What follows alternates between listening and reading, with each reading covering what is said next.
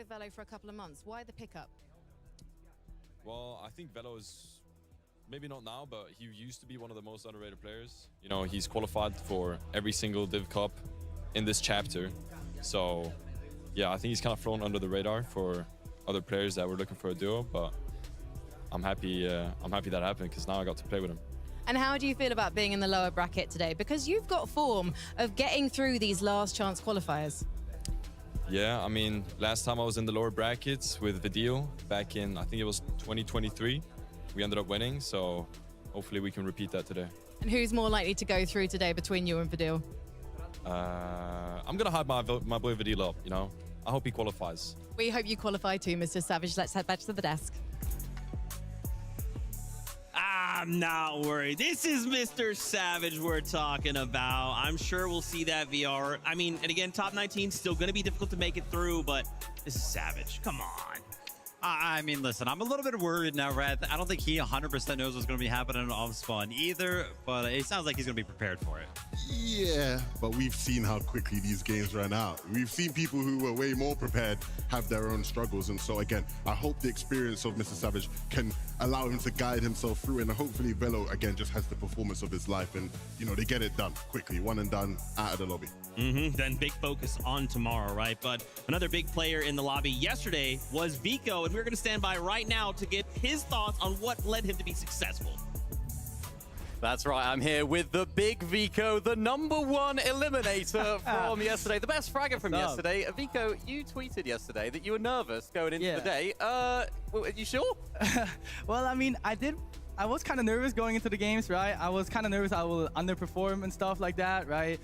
But like going into game 1, you know, everything calmed down. You know, my teammate was giving me some nice ASMR in my ear. And yeah, I was just ready to dominate. You know, I was feeling it, you know? Yeah, I want to show a clip as well from yesterday.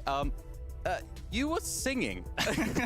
You were singing to go into game 5. Yeah. What were you singing? Well, it's a song called My Chest Is Hurting. It's like I love. It's like a song I have in my Spotify playlist, you know? It's a fire song, you know, I enjoy it. Was Malabuka not singing? Is this why No, you're mad at he him? was hating on me. He was hating on my song. What's going on? Weird. So let's have a look at your best game from yesterday. This is your second place. Now I want to talk about this sort of 7 zone you had right here. You guys were down at the bottom of the map in this absolute mess. You get a max pull 7 zone. What's going through your mind at this point as a fragger in this team? Well, as from my POV, right, I was just thinking like, okay, what's Mally gonna think here? What we can do, you know? Because like, if you look at it like up here, right, it's like, this is pretty much a dead side right now, right? And then like, there's a dead side right here, right? Yeah. But like, we can't go through this, right? Because this is all congested. Like, the middle area is like all congested. Everyone's gonna go through there. So we had like, I had like a medmiss in my inventory, and I was like talking to Mally like, what do you think we can do, you know? And like, I just realized I had a medmiss, so I comped that medmiss, and we had chugs, you know? Yeah. So we built out one floor, we popped the medmiss, popped some chugs, and then, you know, we hit the little dead side rotation, you know? I went all the way around, you know? Got a nice little position. Boom. Well, let's see what you did, because of course it was a really difficult rotate. There's this massive hill in the way. Yeah, it's annoying. How do you sort of navigate that now? Of course, I suppose you're looking for an elimination, you're looking for a refresh, which you get here as well. Yeah, we got to kill a nice little one pump on Pixie right there from me. You know, sadly we didn't get Swizzy spotted though. Would have been nice because, you know, you see after the kill, I don't get any of the loot, you know. Mally got everything. But yeah, I mean, we got the nice little medmiss there, you know, play some nice chugs here. And now you can see, you know, I do the dead side rotate that I just said, you know, go through all the way right. You know, get a nice little bunny hop here as well, a little 50 tag here for the kin stats. Shout out for that as well, you know. That's important, right? Yeah, Now, you get to a point here, end games are about problem solving. At this situation, you've got 16 builds. If we take a look at Malapuka's POV, he's got 27. You're not hard 0, but you still need to find something. You look down here. What are you actually looking at this point as a sort of fragger here? Well, I mean, I was looking at like 2 POVs, right? I had like Cooper right here that I saw was like a solo or a duo, you know. I was thinking like, okay, maybe we can shoot those kids. But then we also had like these guys all over here, right? We had like Reason, Maris, iDrop, King Cringe, all those guys over there, right? So we had like a choice. So either we like focus on the middle more, and then we can like shoot Minori, Darkos, Janice, Cooper, and all of them, right? Maybe get an elimination there, right? Or like we focus on the right side, but you know, as a fragger, I always go with the easiest picks. I decided to focus on Cooper and didn't work out. Yeah, it didn't work out in the end, but you still managed to make the rotate work. And again, you guys are really, really good in these end games. You're always trying to stick together as much as possible, right? This situation, though, you kind of were a little bit split. You're a little bit solo. You had to make a solo play. Is that important in this meta in these end games, right? 100%, especially with the meta how it is right now, right? With the impulses, like pizza boxes, chug splashes, all that, you know. You gotta be able to solo cut, you know, trusting your teammates sometimes. And I mean, yeah, I mean, we got a lot of practice for that in, you know? Yeah, you had 0 builds at this point, Yeah. right? So, like, how do you manage this? Are you just trying to go in old build? Yeah, I mean, I was just trying to, like, you know, figure out where I am. You know, I saw the zone pull back as well, so I was like, wait, we got old builds, you know? Much everything, you know, like you can see folks have pizzas, chug, everything. Malik just plays solo here as well, because we had, like, no mats, right? Yeah. So we were just doing anything to stay alive at that point. And yeah, I mean, now, you know, it's up to my soul clutching abilities. Damage tries to kill me as well. You know, boom, little 110 tag, get the elimination right there, get everything, you know. Now I'm in a top 3 situation, you know, kill Madden there. And now it's just like, yeah, I mean, rough, you know, it's rough out there. I used all my mats, they're just high ground. I could have won that maybe if that's a 200 on bolts, but it just wasn't. Well, it worked out for you overall. 3rd place, of course, qualifying through now to tomorrow's grand finals. What does today look like for you? You're here, of course, watching the game. What are you actually going to be doing today? Well, I mean, we're going to be voting a lot. You know, we're going to be looking at all the teams in lower bracket, especially the good teams like Flixie, Clicks, all them that didn't qualify from uppers yesterday, you know. We're going to be taking a close look at them. But also some other teams like Mr. Savage and Velo, you know. We just talked about them, you know. I'm going to be taking a look at all those teams, you know, see what they're doing, what I can steal from them on strats for end games especially, you know. I'm going to be voting uppers with Mali. And yeah, otherwise, you know, I'm gonna keep a lookout for my teams that I'm coaching. I'm coaching Liam and Jace, you know. They're conning Alex and Reckless at the gas station right south of Sandy Strip. So yeah. Yeah, well, best of luck with those guys. Of course, enjoy watching the games today. I will. Can't wait to see you play tomorrow in the grand Can't final. wait as well. Can't as well. Thank you so much, Vico. But for now, we'll go back to the desk. Bye, guys. 50 tag for the Kinshasa. It's a crazy line. Shout out to the Big Vico. Thank you so much. Again, we kind of got to do this yesterday with Theno, right? Always love hearing from the players, kind of seeing and understanding what they are seeing helps us and kind of get in the mindset, right? So cool. He did kind of call out, though, there, Clicks and Higgs, right? A team we saw drop into the lower bracket. I think it may be a little unexpectedly, right? We had these practice games. We see Clicks is like, I'm going to go check out Wonky. Starts kind of beating Shartini off spawn. Game 1, Viv. You know, it's this super long, drawn-out fight. We're thinking, like, how is it going to go? Then it just very quickly went downhill. Yeah, now it's time to start having some rough conversations about some of our teams that we're going to be re-seeing here today, right? Those that did not successfully get top 25, Clicks and Eggs, of course, being one of them. I won't lie, though. I felt kind of good. Maybe it's a little bit of hopium from myself here, but in game number 1, yeah, we saw that they did pick up that 15th place. When they were going for 15th, they stuck to their strategy that we saw in Major 1, right? Where they liked going for high ground. So they still kind of feel confident in an environment like this to go for high ground. But I also think that they showed their ability to go ahead and switch it up over at Wonky. They started to leave in the later half of the day, try to look for new strategies out of the POI. You NA guys know how to talk good, you know, because what do you mean? You're saying it like, yeah, they figured out the new strategy, you know, they got bossed off sport. That's what happened, and hopefully it doesn't happen again here against King and Phaser. Oh yeah, that's a tough duo for sure to go up against, but we'll have to see. I know right now we're preparing an interview with Higgs, so we'll have to see if maybe his mentals are all ready to go. Frankie, why don't we find out? Yeah, I'll ask him straight away for you, Zeke. How are your mentals, Higgs? Great. They're absolutely great. You know, yesterday does not matter at all. It shouldn't matter. Have you recovered from being pickaxed by Shark? Are you really doing this? Are you serious? Okay, that didn't even happen. That was a nightmare last night. Right? This is day 1. You know, there was never even 2 days. This is the first day. This is the first day. This is the day that counts, because if you don't get through today, you do go home. Have you had a word with Clicks about maybe getting too focused on rivalries instead of the trophy? You know, a little bit, but you know, the rivalries, they don't matter. You know, the only thing that matters is winning. This is the first How are you day. going to win that off-spawn, though, against King and Phaser today? Eliminate them both instantly. Every time you're going to fight? Yes. Okay, I am slightly concerned for you. Come on, 2023, we saw Clicks go out of the lower bracket. Hopefully it doesn't happen to you today. Let's head back to the desk. Will not! Guys, I can't lie. I'm a little nervous. That's not the Higgs I'm used to seeing. I feel like the mentals may be a little in shambles, but look, this is Clicks and Higgs, okay? It's fine. We just need to have one really good game and everything will be okay. Sounds like they still feel good about fighting, right? So they're going to be fighting every single game. Yeah, I mean, these stats on our screen right now are not encouraging for me. Chino and Pablo didn't have the best day. The second place team in the EU finals just want to point out that also, you know, Ages and Rich were the second place team on NA, also had a rough day. Maybe there's a second place curse going on here. I don't know what's going on in EU and NA. But for these two, what I was hoping, Vivid, was that even if things did go bad off spawn with, you know, Canada and Victor V there, Mini Pollo and Fruit on there, I thought maybe if these guys drop into lowers, at least the off-spawn situation will be better for them, and so they could just go right back up into the final. They are contested again by two teams again at Sandy Strip, and another NA West team has snuck their way on into the POI in Salco and Minute, and so I'm at the point where I love those guys. That's one of my favorite duos in the world, but I just don't know what to expect going into today. Well, Lev, we got to move because we got Frankie standing by with Pablo Chino right now. Let's hear from him. Thank you very much, Zeke. Okay, obvious question is first. What happened yesterday, Pablo? Just a lot of small mistakes, and the off-spawn situation was like very complicated. So, well, it's going to be complicated again today because you're expecting to be triple contested once more. What have you been working on to get past this? I mean, we just took a decision last night that we're just going to run everybody down who's cutting us, and that's just what we're going to do today. Is this impacted by the fact that if you win a victory royale today, you go straight through to Sunday? Not really. We're just going to run them down because that's what we didn't do yesterday and it didn't work. You did struggle in terms of eliminations. You only had an average of 1 elimination yesterday. When you were able to slightly make it off spawn, what do you think was the problem there? I mean, we were just scuffed from the off spawn, and then we did like some mistakes that we worked on yesterday, and it'll be changed up for today.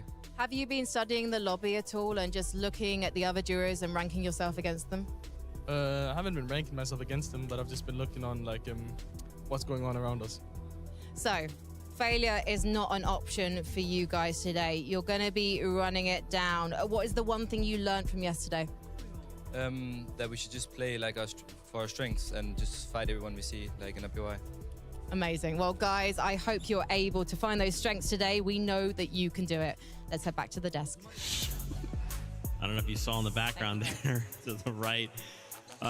Pixie was there chilling, you know, a duo I would not have expected to be in the situation they're in. Obviously, some external factors playing into it possibly, but Swizzy and Pixie is the next duo we wanted to highlight.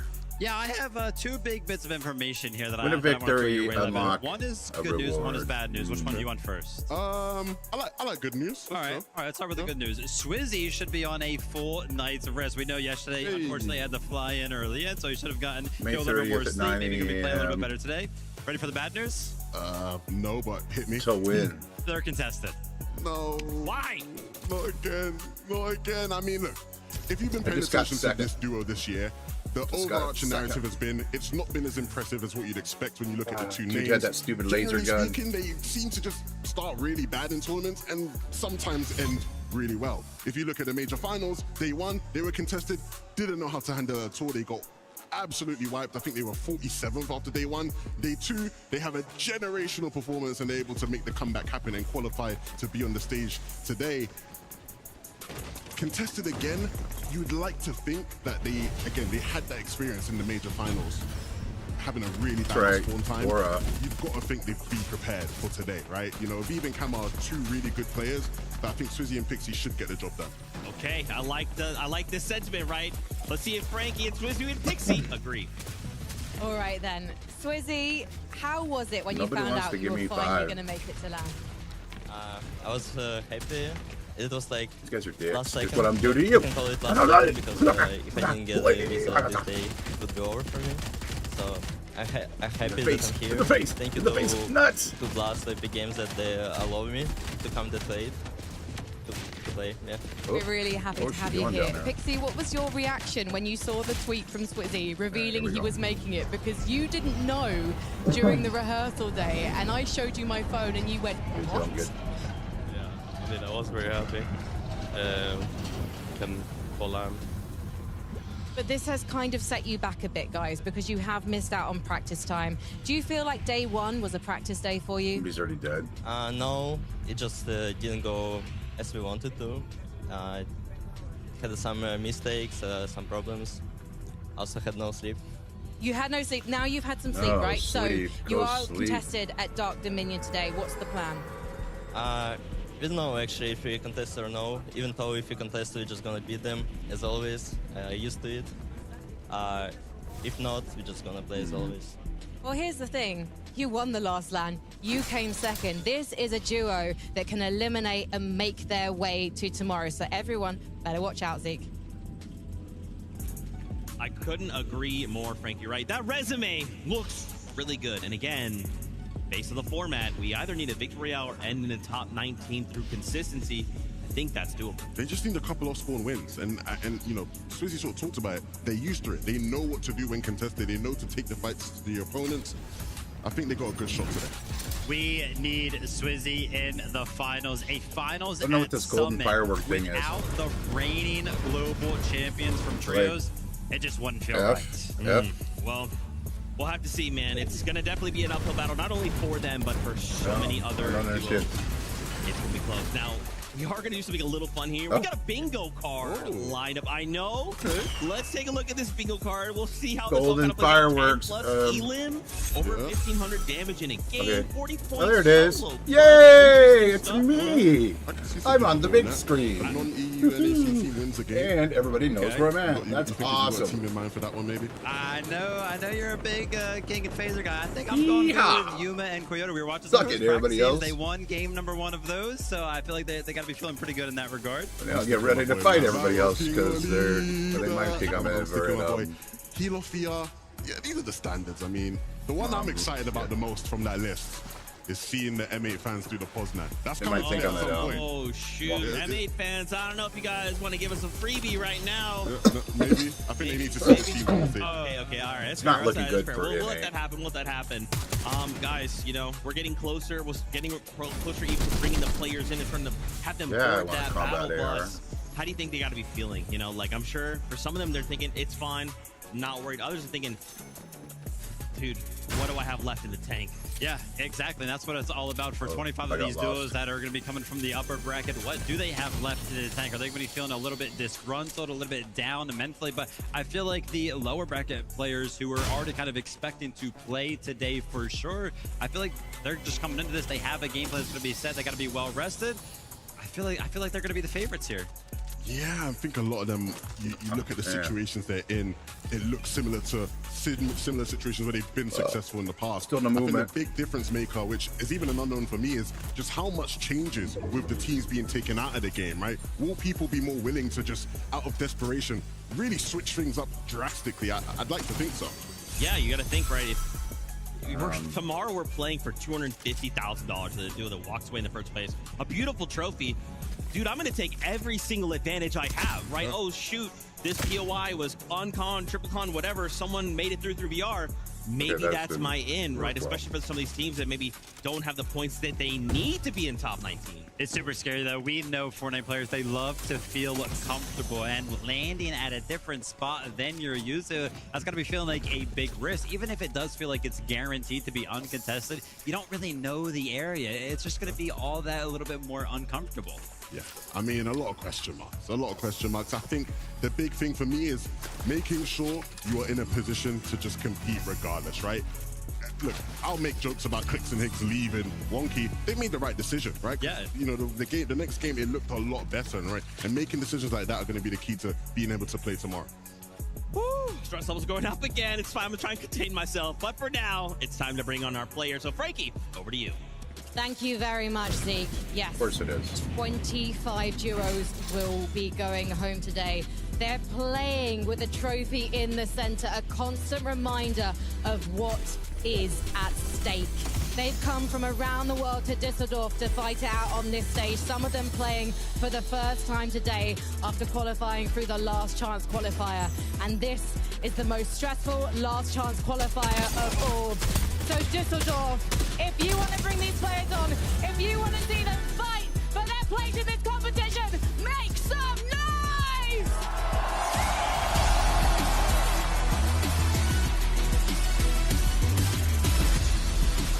It's Muzz and Sphinx. They might not have had the best day one, but with their backs up against the wall, it's time for a lower bracket run. A big hello to Pigs and Ghosts. They're newly teamed up, but their synergy's so strong, they look like they've been here before. So can they keep it up? All the way from OCE, Cassie, and Damo. They didn't come all this way to go home now. This is their last chance to make it count. Looking to adapt and overcome, it's for Strokey and Repairs. They're ready to lock in their spot for finals. From Argentina and Brazil, it's Randu and GRX. With their entire region feeding them energy, they're looking to speed run their way to finals.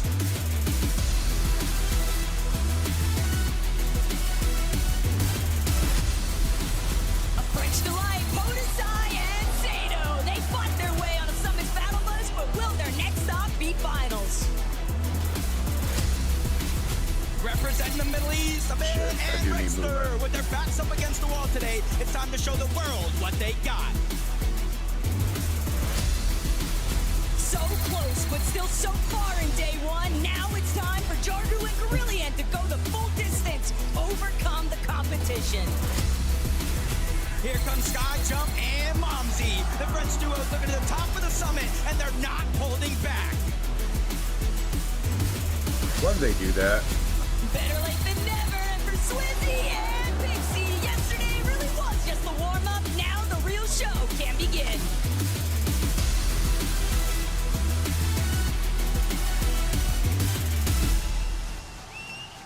After such an epic day for North America, we had to come to these guys on day 2 because Muzz and Sphinx, I know you want to join your friends on Championship Sunday. Sphinx, what happened yesterday? I mean, we just made some small mistakes. I remember Nebs ran off spawn like 4 games in a row and just like would die to another team and not fight us. But I think we're locked in. We fixed our mistakes, ready to go, ready to get right on the teams we're landing on. I'm sorry, are you blaming your failures on the British? Yeah, I mean, you know, as an American, you know, it's kind of like we don't like the British over here, you know what I'm saying? Oh, okay, well, I don't like the American over here. I'm coming over to you, Muzz, because you're Australian. I feel safer with you. What do you need to do today to make it happen and to get your hands on that trophy tomorrow? I just need to start following Sphinx properly. We need to just eliminate Nebs as soon as possible off spawn. Okay, so Nathan and Nebs, I think these boys are coming for you. Let's head over to 11-2K with Fast Strokey and Repairs. Thank you very much, Frankie. For Strokey, Repairs, it's good to see you guys on the stage. Repairs, you have had a fantastic year in Fortnite. After your Grand's performance, you have been put on the map. A lot of people know how good you are. What's been the key to your success this year and your rapid improvement? I mean, I think looking at the game differently, like bodying, having a coach, taking it seriously made me like good. The preparation for this event, what's that been like so far? Have you found it a lot more difficult than preparing for EU Grands? I mean, of course, it's been difficult because I'm with a backup player. I only got to find out like 3 days before, but we've been preparing, so I'm ready. And let's speak to that very experienced backup player for Strokey. Every time I see you today, you have the biggest smile in your face. You have a lot of experience in Grands, a lot more than a lot of the people on this stage. Do you think that helps you in this lobby today? Yeah, definitely helps me. I mean, I'm like experienced. I played those lobbies before. I'm not really that nervous right now. Like, I'm confident, and I think we can do it. Well, good luck off spawn, boys. I'm going to send it back to Frankie. Merci beaucoup, Levin. I'm joined by Sato and Podesai. Very quickly, Sato, vous êtes prêt? Yes, sir. Bien sûr. He is ready. Who's Sato, that? tell me about teaming up. Sorry, Podesai, tell me about teaming up with Sato just one day before the last round qualifier. So it was after the grand final, we both did bad. So obviously Sato and me was the obvious choice. And we're teaming up one day before, and we did well since today. Are you worried about being Thought it was a contested Midas off spawn flopper. by Marius and iDrop today? Holy shit. Like, not at mythic twin siphon Not guns? at all. Interesting. The Well, hell let's is bring this? out some more teams, I think. Exotic, I mean.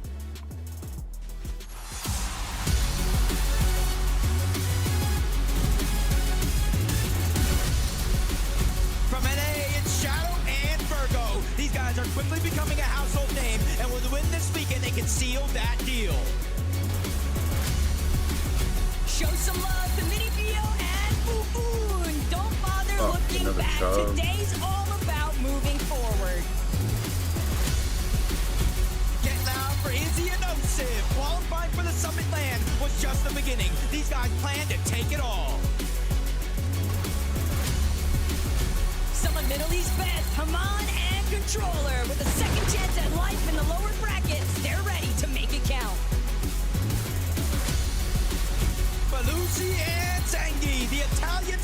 Dragons take their first step towards the summit. Let's see how far they can get.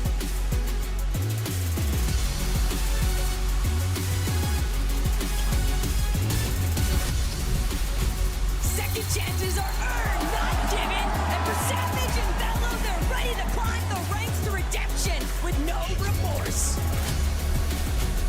Another day, another opportunity. Only this time, Nutty and Gapseta are ready to make it count, and it won't be their last. What is that? Welcome aboard, Tiggs and the Nikush. They came first in the second chance, but now they've got to be some of the best in the world. Oh, this looks good. They are the future. They are Josh and Ianzo. With a perfect mix of experience and firepower, these guys are looking to lead. Dusseldorf makes some noise for Champ and Flixie. These guys don't make the same mistake twice, so everyone had better watch out.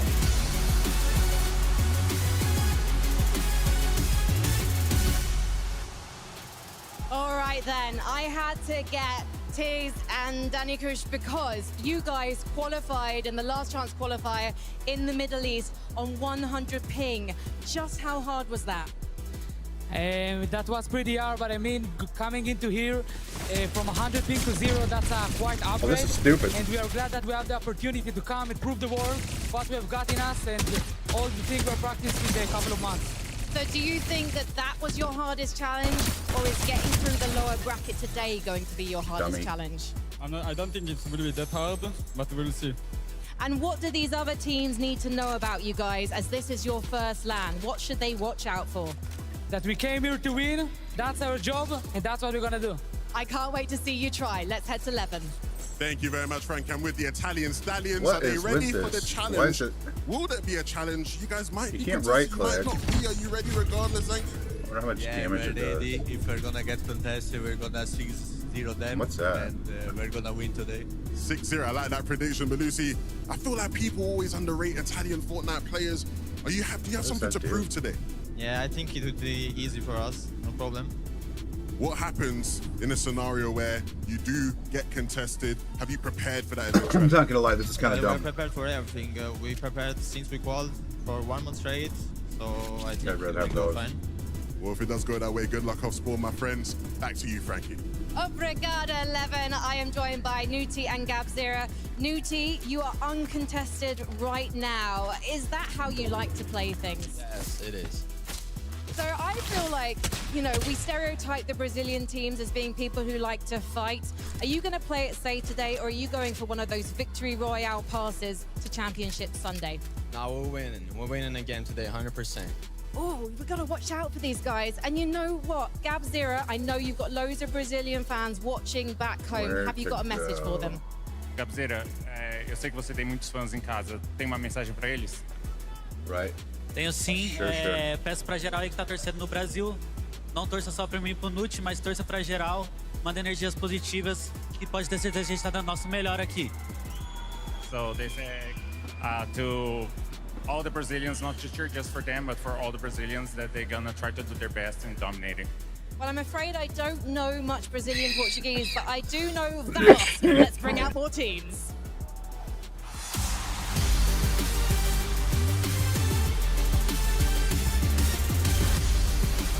It's not about how you start, but how you finish. And for Gino and Pablo, it's time to unleash havoc on this lobby.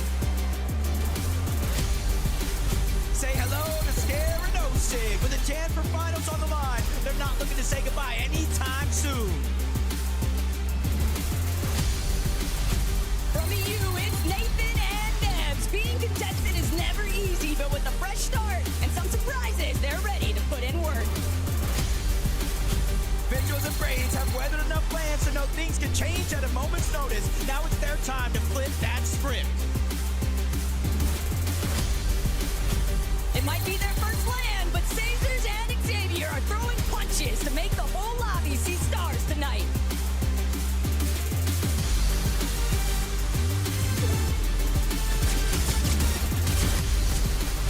Fresh talent combined with a seasoned vet. It's Hobby and a Minish. These guys will need a new game plan if they're looking to advance to tomorrow. Welcome in, Taya and Bobby. After getting first in the second chance major,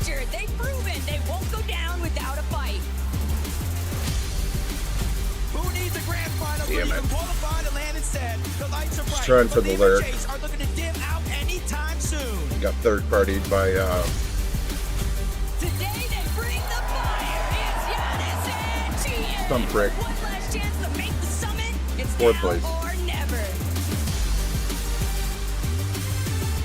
Hey, I got a pickaxe. All right then, Javi, a minute. Welcome to your booth, boys. Javi, this is your first FNCS LAN. How did you find day one? Day one was just kind of unlucky. I feel Pickaxe. like the two teams that like stole our loot got that last. So That's Fortnite, Javi. People are going to come for your loot, aren't they? yep.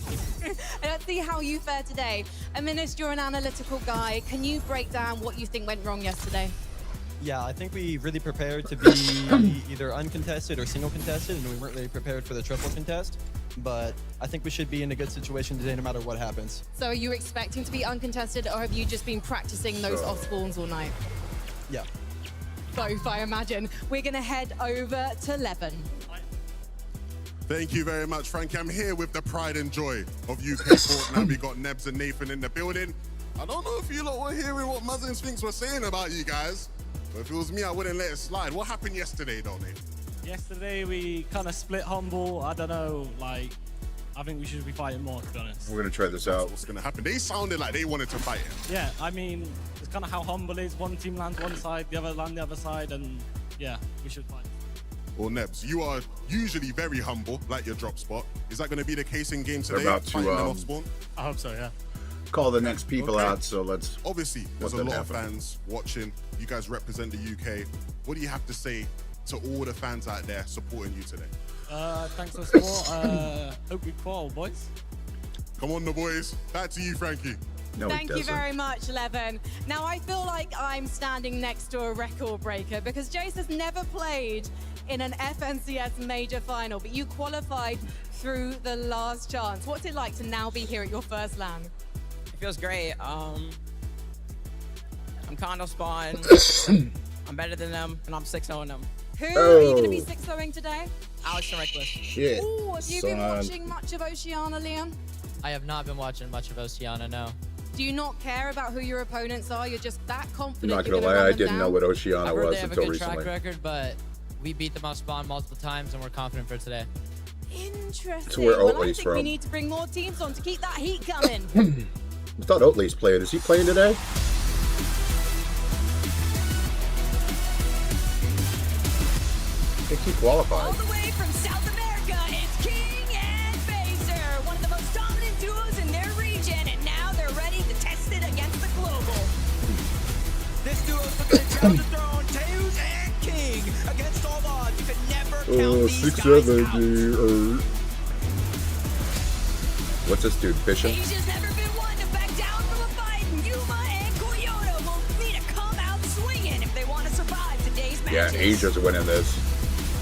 It's Fanon and Jonas. 4 points separated these guys from finals. Are these and guys lower Brazil? bracket. Today they look to close the gap and take Yes. it all. You can't appreciate the highs without first surviving. Yeah. Now there's a real team. Marius, it's time to show the world what you're made of.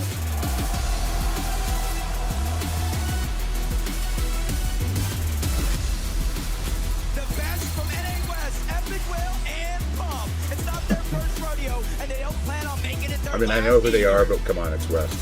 You know. Kanata did really well, though. Surprising. And Nalu are absolutely ready to throw down. These guys will never back off from a fight. From NA West, it's X-Pawn and Doxy. They clutched up their final game during FNCS to get here. Now they have to clutch up the same today. Taking the scenery, Graze and Kingaling. Your gameplay's brought you this far, but now it's time to kick it up a notch. The People's Champ, Clicks and Clicks and Hicks. They should run this lobby. They should just. will either have dreams They should. or nightmares tonight.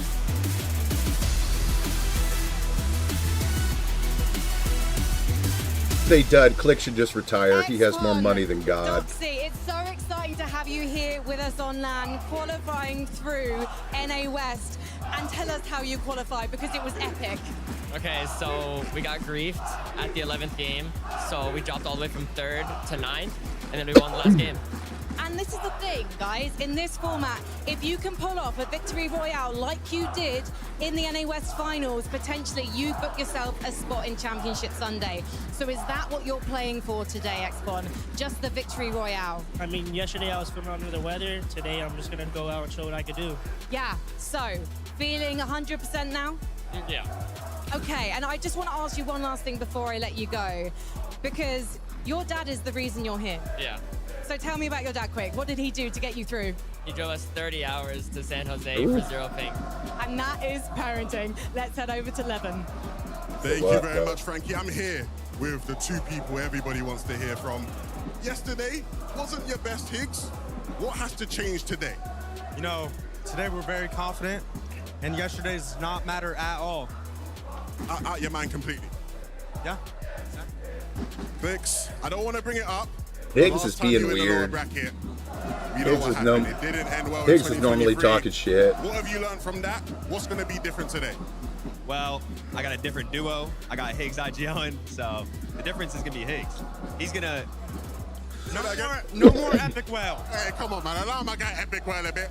When Higgs makes calls for you guys to potentially leave Wonky like he did yesterday, do you have full belief in his decision-making? Do you completely back him no matter what? Yeah, any decision Higgs says, it's 100% factual. I got to stick with it no matter what and play the game. Higgs, the crowd is very loud. They're not loud for you. Do you let that get to you, or do you just have to block them all out today? No, I don't care. This guy don't care about nothing, man. You know what, Frankie? This guy don't care about nothing. What do you got going on your side? I think Higgs is locked I think in. Higgs might care about Epic Whale, because there seemed like there was a bit of a rivalry there. What do you think of Higgs? Of Higgs? That's light work, come on. Yeah, we don't think much of Higgs apparently in this booth. Epic Whale, this is like your 5th LAN. You're so used to this. What made you want to play with Pump after he played at GC last year? Yeah, I mean, if you just look at his placements, he's just the best West player. He's him. Are you him? I am him. I'm playing with Whale. You know, he's a better It's weird in the these game, guys so are like I'm not really worried about today. chanting You like it's a shouldn't be football worried about today, guys. game it is over so there. exciting to have you here. Like, what are they joining even us singing? in Düsseldorf, and I think we need some more players for you to play with. Gross. Make it weird.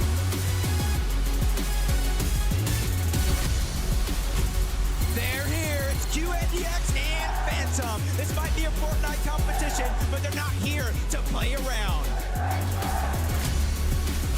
It's time to run it back with Minute and Salco. Rock bottom can hurt, but it also means you're ready to start the climb to the top. OCE's best. It's Alex and Reckless. They have the power to qualify today. They just need to show up and show out. Despite a rough finish, the kickoff summit, Bazin and Gerald are out to prove there's still plenty of dog left in the fight. A brand new day for Rangers and Ritual. Uncontested has never felt so good for a team that's looking to show no mercy.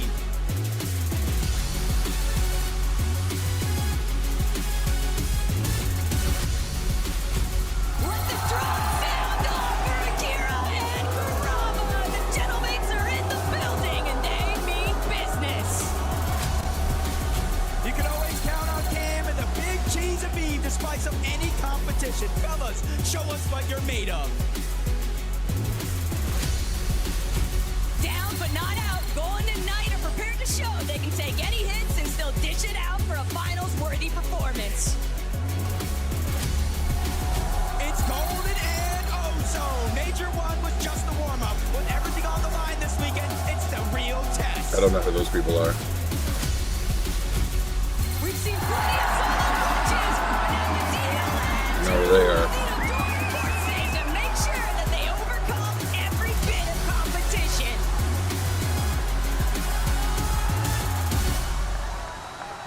I had to grab some of our newest representatives from Oceania. Unfortunately, boys, you found Oceania. yourselves in the lower bracket. And Gerald, I spoke to you before the competition kicked off. You said normally Australian players, Oceania players, they play scared. So how did you play yesterday? Well, we didn't really have a drop, so like we were just going different places, but now we know where to land. So you're prepared this time? Yeah. And what was the best thing about yesterday? What did you learn from day one? Don't fall, no drops. No fall, no drops. Okay, so what's the plan today? Those are 6 out of 6 good points. Okay, and for you, Gerald, have you been humbled at all by your experience yesterday? Or do you know you've got it in you? You're the big dog on top. It's definitely very different to OC, but I think we can qual. It's not impossible. It's not impossible, and you know what's not impossible? More German players in Championship Sunday. Levin's got a treat in store for you, Düsseldorf. Yes, I do, Frankie. I got the team that the crowd went crazy for. Once again, Badil. We have seen this season so many times in formats where you have to win to qualify. You've come so close. You had second after second after second. What's going to be the key to victory for you this time? I mean, I have the best player right here. He's going to carry me this time. So, yeah.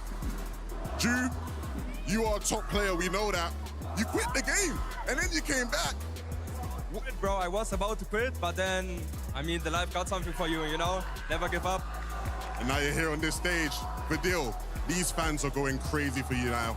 Do you have anything you have to say to them before the games get going? Ich mach das mal auf Deutsch. Danke für jeden, der hier ist. Bruder, ihr seid die Besten. Kommt mal euch an, ihr seid die Besten. Ich danke euch. Vielen Dank. Absolutely crazy. Ju, Badil, good luck today. You got the support of the crowd. Back to you, Frankie. Thank you so much, Levin. First of all, Karama, ça c'est la meilleure équipe, non? I don't think you need it. Well, apparently I don't speak French. I was asking him if they're the best team, but he's not sure. I'm sure, though, you've got some fans behind you who know the answer to that one. Akira, joyeux anniversaire, happy birthday. Would it be the best birthday present to be able to qualify today? The best gift for my birthday, or it will be winning this LAN. Do you think you've got it in you? We can do it. I think after your performance in the last chance qualifier, you've got a good shot. Why do you think you became one of the strongest teams in Europe at that event? I mean, we got experience. We play together since a long time. We have the chemistry, and I think we were just the best. And you know what? En français, have you got anything to say to the Gentlemates fans? Gentle!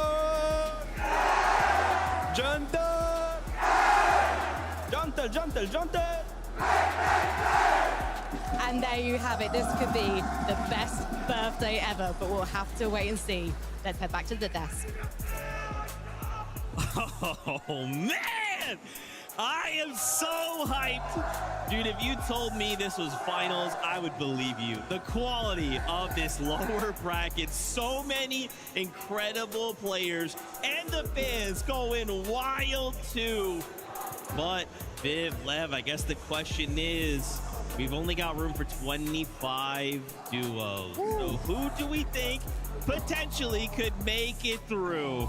Man, it is going to be extremely tough to see who's going to be amongst the 25. Of course, new format today. If you win, you're in. Let's take a look at my personal predictions for who I think is going to be winning a game today. As you can see, a little shocked to see the likes of like Joss and Yamzo in the lobby here today, but I think they're going to be taking home game number one. I feel like the drop spot is just too good. If you guys are familiar with it, yesterday Acorn and Bolts kind of dominated out of there, so they have some players that they're used to kind of watching over on that side. Mr. Savage and Bella, I will say that I went ahead and threw them up there for winning the game before I knew they were going to be contested today, although I still think they can kind of make it happen. I'm big favorites of Shadow and Virgo. I already talked about them a bunch. Aegis and Richard are going to have the opportunity today to be uncontested. I feel like they've got to be a shoo-in for getting a victory royale. Cheeto and Pablo, triple contested. I personally still believe. And then, of course, I feel like we would just round the day out so nice if we saw Swizzy and Pixie get that last win. I like your picks. I think we have a lot of similar picks. Let's take a look at mine, though. because there's a couple names that I threw in that I don't think you had. The first one, Vidil and Drew, man. I asked Vidil, if you've been watching EU, if you were watching some of the last chance qualifiers, the second chance qualifiers, this guy just comes second place after second place after second place. It just feels like a pattern with him. I think on the stage, with the backing of the fans, a first place is coming. Akira Karama, the birthday boy, I would like to see them get that done. I'm not gonna lie to you though, again, when we're looking at the likes of Swizzy Pixie, Shadow Virgo, Josh Yomzo, they are players who we can agree on. You'd expect them to come through in this lobby, get a win. Clicks and Higgs was the first name I wrote down though, because I think of all the teams in this lobby, regardless of the off-spawn situation, they are the team that has probably the most experience winning games in set lobby finals, right? I feel like of all the teams we've seen on this stage today, they've probably done it the most of anyone. And I don't know if you, maybe I'm reading a little too much into this, right? I love you kind of had a moment to talk with Clicks and Higgs, and is it just me, or is Higgs maybe on his Venno arc a little bit? Is he a little bit on that, like, I'm gonna turn heel, I'm gonna turn villain, let me just see what that feels like, Lev. You know, I think it suits him. I really do think it suits him. And you know what makes it better, Viv? It's believable. Like, I believe him. When he says he don't care, and when he says it's over, it's up for anybody, I really do believe him. And so I hope Clicks, again, has that same belief as far as just following every decision he makes and delivering the goods. And this has been actually a continuous conversation, so I'm happy you guys kind of brought it up, because it seems like it's completely flipped in terms of the mentality for both of these guys. I feel like going into major number one, it was just all about dedication. They really felt like they had a super good chance to win it, and they did. Then after that, I feel like, you know, hitting the socials and hitting the streams for these two, it kind of feels like they got a little bit more lax and lost a little bit of that, hey, listen, we're just the best. We don't care what's going to happen today. So I'm not entirely sure. I talked about it yesterday. I'm not entirely sure that's a good thing for how the kind of performance can happen in the server. It's going to be a bad thing. They're in the lower bracket, so I feel like so far it hasn't worked out, but maybe today we'll see them a little bit reformed. I want to see I got to see a VR out of Zoe, Josh. Yeah, I mean, come on, man. You know, that would just up that confidence through the roof, set them up nicely for tomorrow. This is Zoe, right, babe? This can happen. Dude, I would be super, super stoked to see Yamzo and Josh in the finals. I mean, obviously, Yamzo, a veteran of the game. He knows exactly what to do in a lobby like this, but picking up those players that are a little bit less experienced than Josh.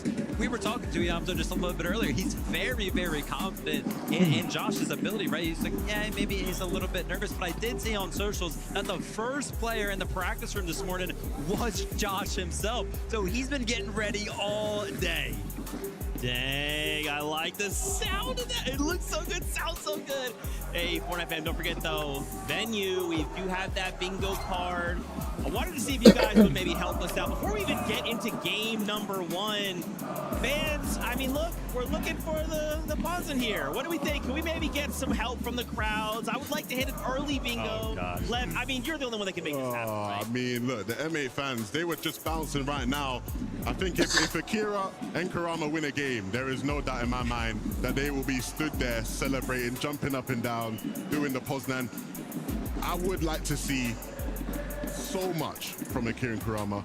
I think they will win a game, and so we might not get to see the most from them today. Oh, man. Fortnite fam, I'm getting word. The games are ready. This is the lower bracket. Casters, take it away.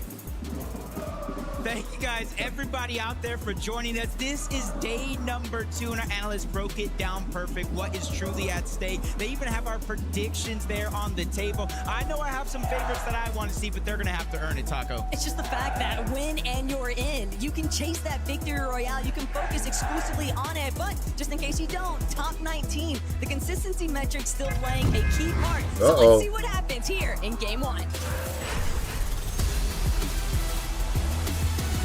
Taco's got just a good announcing voice, I'm not gonna lie.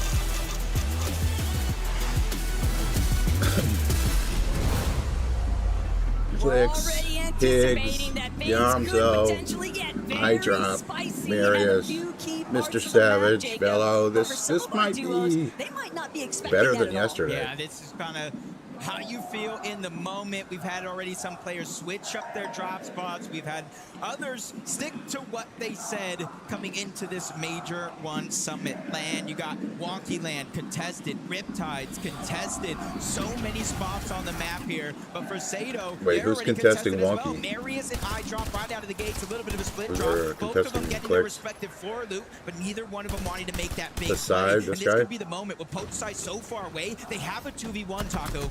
Let's see how much of that Prodoxy coach assistance for iDrop and Medius in the player lounge pans out this week, because now it's their opportunity to showcase exactly what they've learned. He's But back. Potsai, Sato, they're not trying to fold over anytime soon here. Medius, iDrop still applying a bit of steady pressure. It's all about finding the first opening shots. Both of these duos don't really have much shield, but it's going to be iDrop who actually exchanges the elimination onto Potsai. Sato is left scrambling. He's got to try and bail out. Man, that's just so Their unfortunate. drops on Potsai today. moved on over to try to help Sato take the 2v1, but Sato had different plans. He I'm not sure though.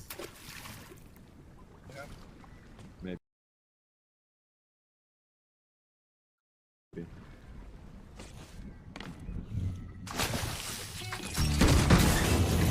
I didn't realize you could stream this like that.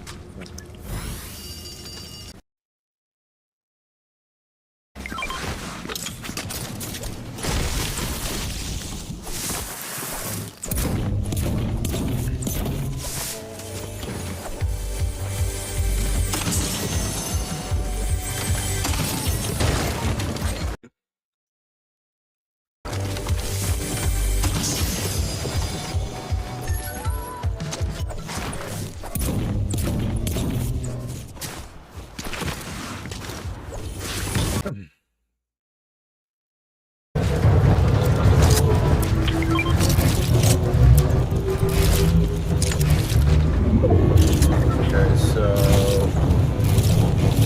the wrap and whatever that is. So it's like 3 drops you can get.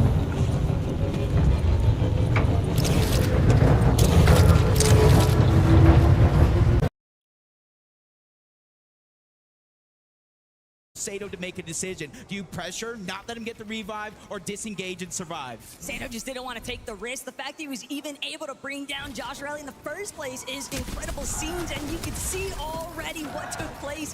The lurk, the playmaking opportunities that Sato's trying to bring to fruition. But of course, Chino, Pablo, right back to it for Strokey repairs, trying to see if they can Weird, hold they're down. letting a couple people Smacks post repairs stream. straight for the first elimination, and now it's all It's not up weird. to Chino to see whether he can close things out. But Paulo, he's not finished. He wants to see if he can take out for Strokey with it, and sure Drops on eliminations to start the day. Perfectly Fortnite played by drops Chino and Pablo there in that situation. on Twitch. They realize that fast Roki lands over towards 4 fields, which is a contested fight. They have It looks staying like alive. stuff They just in went the on over item for loot, shop, and they like just got caught actual out stuff of in game. position so many times on almost every region. Like a that sandy back strip wing or jump that surprises so many people, catch them wrap off and guard. something. As you jump on board King and Phaser over towards the side of the mountain, they already have that first elimination, and it looks like they're trying to chase down the second.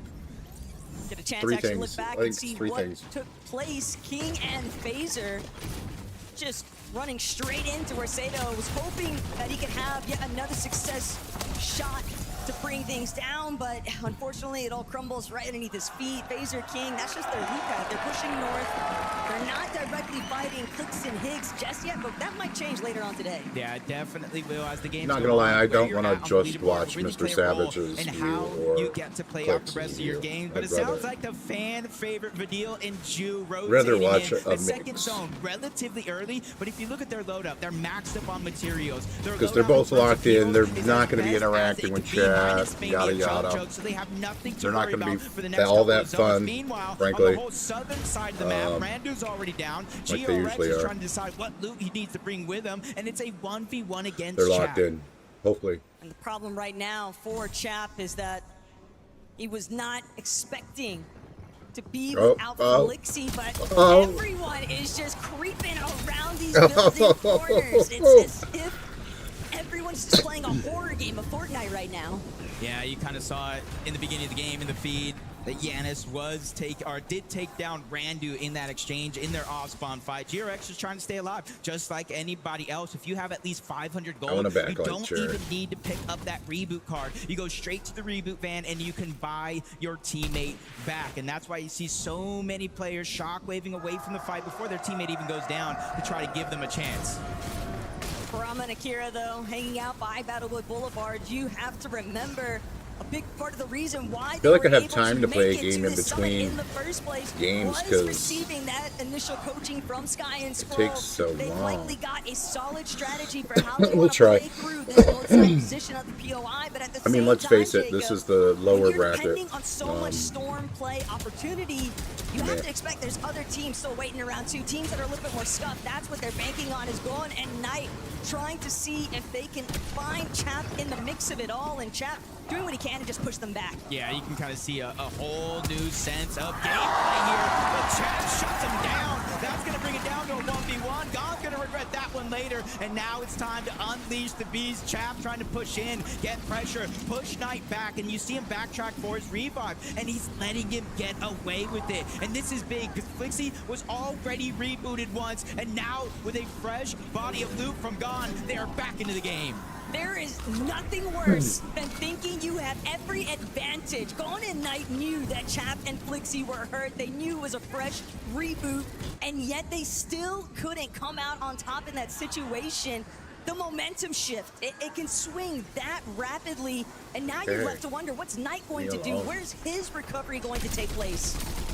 Yanis and cheating again. They got that one elimination off spawn floating around. They probably heard the reboot and all that action going down around New Sanctuary. And the way this side of the map works, New Sanctuary is like in a canyon down below, and you got all these mountain ranges up above, and they're using that to their full advantage to try to get damage. Storm Surge, that allows them I have a feeling the reason Fax wasn't co-streaming Definitely a is little that bit worried though for their surge strategy. They spent a he'll be lot switching of time off. investing into playing for that reboot, right? Dick They ride just absorbed a clicks. lot of damage in the process of that Or talk first shit. escape, so Depends on his mood. have to wait and see Fuck what him. takes place Psycho. next. But Bello and Savage, Squibbly Shores, contested, uncontested, it's all up in the air right now. You can't expect anything to stay the same. Bello. Not with only 6 matches to work with, and Bello. obviously because of the Victor Bloody Royale format hell. here, Jacob, teams might just send the Hail Mary. Sphinx, Muzz, maybe that interview was all a distraction factor, because these guys are creeping around Squibbly right now. They're trying to figure out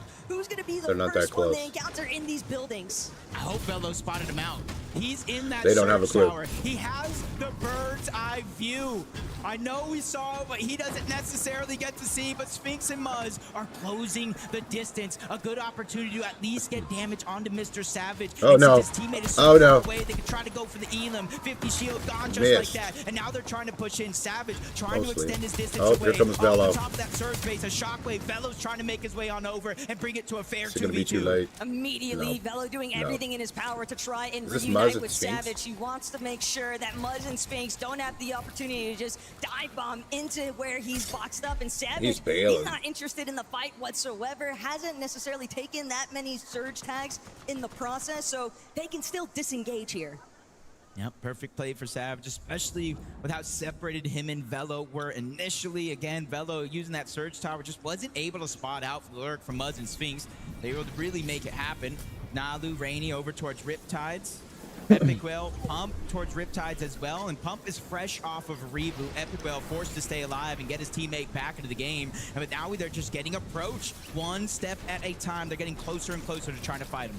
A big momentum swing here too, though, for Jace and Liam. One elimination apiece tells me that they got the better end of the exchange between Daya and Bobby, and it's always going to be a rough start, but Liam, Jace, whether or not they actually managed to find one of those original Painted Palms teams, could be left to say, but at the same time here, Jacob, it's your first LAN, right? It's your first real appearance, and yet they're playing like there's no pressure at all. Yeah, playing like he's at home. I bet you got his shoes kicked off, pockets empty, and just kind of feeling himself. In that interview there in the pregame, he was feeling confidence. Yanis cheating, staying around Sus Studios. It is a vending machine nearby where they are going to use it to either buy some med kits, patch up, or any shields if they do need it, so they can extend their stay here inside of the zone versus some of the other teams on the outskirts, including the one they just got tags on. They don't have that same luxury. If they've been keeping an eye on the elimination feed, though, investing some time in Storm here at Sus could definitely work in their favor, because that initial off spawn over at Brick Tides, it's so easy to third-party commit to, but for So ready for a new they've season. also been largely just trying to play for the leftovers after that initial hiccup off spawn, and now Flixie Chap, they might not realize that these vendings are already still being camped out. Yeah, and you see them kind of staggering their med kits. First it was cheating, Janice ready to hold the wall, and then Yanis was able to do it as well. Chap and Flixie know they're there on the other side, probably got the auto visuals of the heals, but they're 200 above. They don't want to force the fight and force themselves in a bad situation. Like no, wait, Oatly qualified for 54 below. Their material count is not something good either, reload. so it's almost in a situation here where they have to win this fight, because if they disengage, they're going to be left with scraps. But Nikush already called it out, though. They're looking for the win outright. They could find it. Minute. A little bit overexposed here, but Nikush still having to push back. Now Salco's going to actually be the first to fall, and just like that, Minute and Salco find themselves eliminated from the lobby yet again. No chance to see what's actually going to unfold for them in the remainder of this lobby, but just a great opening from Tiggs, doing an excellent job to really catch Salco off guard. Yeah, they were so worried about Danny Kush that they just lost track of Tiggs, who had control of the wall. You see back-to-back shots to take them both out of the game and can start to build that confidence, just like Clicks and Higgs here. Even though they were contested Not their by little King and launch through Phaser Wonky over at Wonky Land, they didn't want to fight it out early. They're just sitting straight to their strategy. On the other side, though, fresh off the reboot means you're likely below that damage threshold. For Epicwell and Pump, this fight is everything for game one. They're just running out of time. They don't have the damage. They barely have the heals for it. Nalu and Rainy are just continuing to stall out, and Pump is even out for the count entirely here. Nalu, Rainy, they'll also have the benefit of the Siphon now ticking over. They've got more than enough pizza slices too, and Jacob, we're in a 2-tick. This situation just is so compromised right now. That initial off-spawn fight for Whale and Pump, it's just not boding well. And you see Pump just trying to go for a quick shot. Needed a miracle, doesn't get it. Nalu and Rainy, they're able to win that one, but they have about 50 or so seconds to make it to the zone. You said it yourself. By now, it is going to be a 2-tick, but once this one closes, we're going to be moving to a 5-tick, so it doesn't matter how many heals you have. You don't want to have to expend it early before you reach the zone. See, that's what I wish we would do more with, like, me and my friends when we play, is Definitely a do little bit more pep in their step, double though, shot. after It's finding not that those 2 hard. eliminations. Maybe the surge damage will help them overcome the rest of the obstacles Who still am I left kidding? We're to very deal with close, here. that close to each other. Skyjump and Momsy, a very scrappy do it. French duo. They've got Sphinx and Muzz in their sights currently, but Cliffface will Plus, we have set the that pocket line of shot sight. usually playing Still, CB. maybe a little bit caught if they decide to clash with the Kira and Karam. There's no guarantees, but the way that they were kind of trying to set up against Muzz and Sphinx, it almost seems like they need the damage, and sure enough, 42 below on Surge. Just one tag.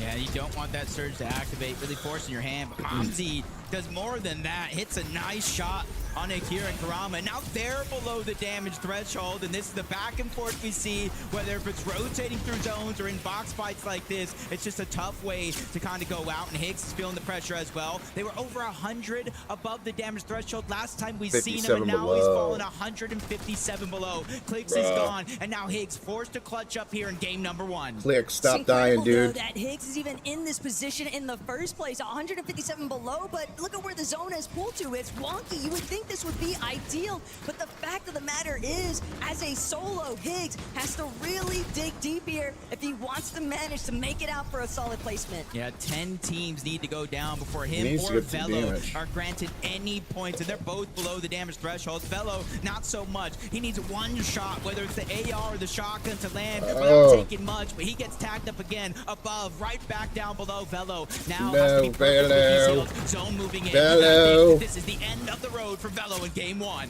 Just didn't have any other options here, and Higgs might meet a similar fate. He also needs damage, but he also has to stay moving, trying to see if he can catapult himself somewhere else in the lobby, trying to build up. Supply crate, fortunately, going to drop just in the nick of time here, but he's still getting lit up by these surge tags.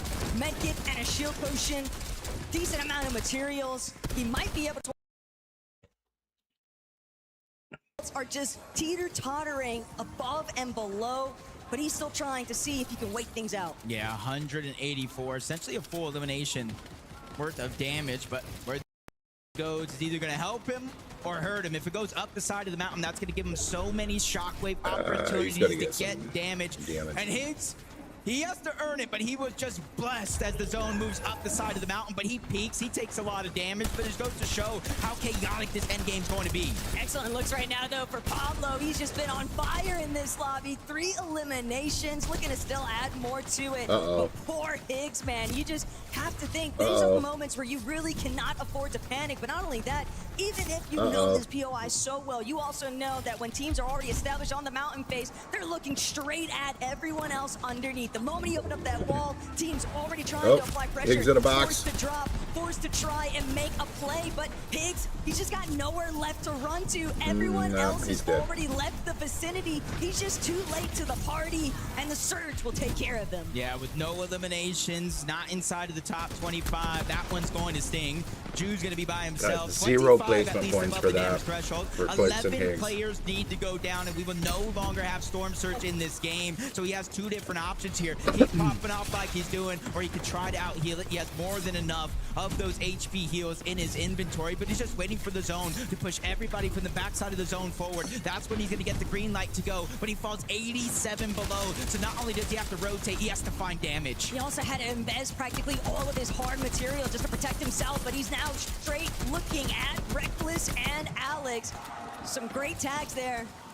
Going to permit him to be just 21 above, but Chino, Pablo, disaster has struck. Maybe they got a little too fraggy with it. Chino still hunting for more, but he's not going to be able to find it. Still 5 eliminations, decent amount of points just for game 1. I think everybody out here is feeling that feeling of deja vu from day 1 with a lot of these zones going towards the top side of the mountains. That first one, it was steady. Now we're going towards the back side of those mountains. It's going to be hard for players to survive, especially the ones with no material and is a solo. Karama needs a miracle to happen here. Some sort of siphon. He needs some sort of help, and right now it's not what he wanted. It's the complete opposite. They're pressuring him out, getting to expend everything he has left. The one silver lining is that the threshold for Surge won't be coming into effect. We've already had enough players get eliminated, so one big shot could be the difference maker here. He's going to need to find the perfect opportunity, though, and he doesn't necessarily have time because the longer it takes him to get into zone, the more established other players are going to be looking towards that backside of zone.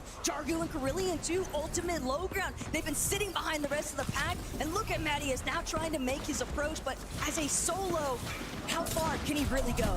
Yeah, with no extra shockwaves, no real material to build up or protect himself. He's just crouching, trying to hide the audio and the visuals so nobody can sneak up, but now the zone's going back up over the top of the mountain. You can try to recycle builds, but it ain't gonna be easy as Drew's able to get it down onto 1. Pix is gonna fall, but he's not going to get taken out. Teammate saving the day there as Marius lands a shot in the Virgo. That's a huge warning of where he's positioned.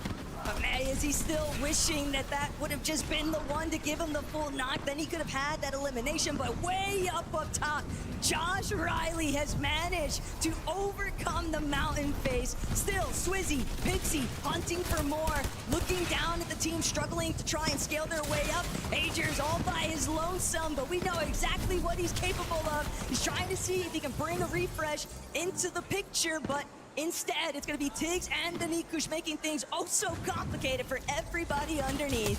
1 of 5 solos left down below. Danikush and Tiggs all the way from OCE. This could be their moment to shine on the big stage, but they still got to go through Pixie, Swizzy. These guys are here to make a name for themselves on the international stage like they haven't already. Pixie, Swizzy, they're still being challenged into the box. Ghost gets taken out. They are part of the global champions for a reason. Not only that, but they're one of the only fully intact duos left in this lobby. Virgo, Agers, solos underneath them. Josh is fallen, but with 4 eliminations, decent placement to boot. Tiggs, Danikush, they start dropping. They needed to get those siphon materials. Now they're gonna ramp back up. Tiggs trying to see if he can provide a little bit of air coverage here, but Pixie and Swizzy are 2 men on a mission. Pixie trying to see if he can connect. Needs one more, needs the siphon match. He knows that he can't afford to keep taking those peaks. He knows that the angles aren't in his favor, but Agers cut off in the process. Virgo's still falling to Swizzy. Pixie gets Agers. A 2 versus 2 to try and round things out. 9 eliminations already. This is the chance to get your spot on the bingo board secured,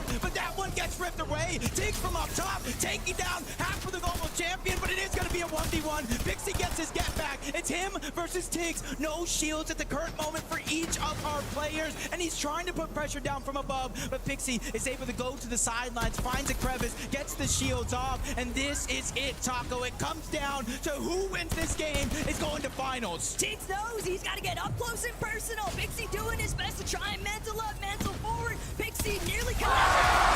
Tiggs is out of here. Swizzy and Pixie, maybe that night of rest was on him. We have Swizzy and Pixie. There's one thing I've learned. You don't poke the bear, Frankie. Don't poke the bear. Poke the Gross. bear, indeed. My word, Pixie, you as a solo up against Tiggs in the 1v1. What was going through your head there? It was a cat and mouse game. I mean, Why Higgs? it's a 1v1. Like, it's a win for me. You are known as one of the best fraggers in you.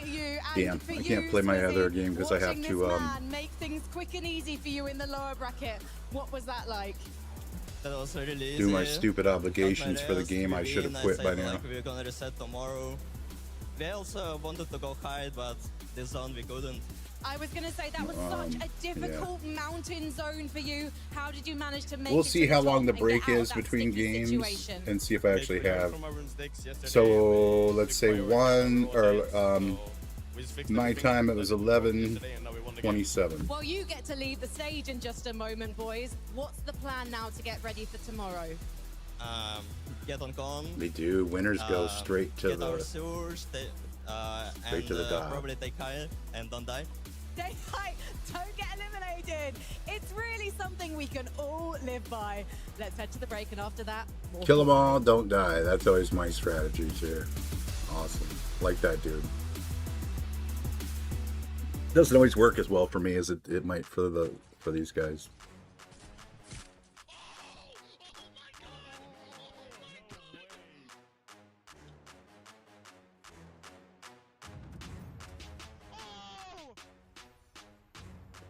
These are so boring. Like, you could have mixed it up for one. These are the same ones that they played the last 5 events, like during the last FNCS, the Grands. And like only one of them is good, honestly, I think. This one, I think. Cause like he gets this guy right at the end. Boom! And then boom, and then boom, over there, boom. Oh, that one, see, that one's good. The rest of them are like mid.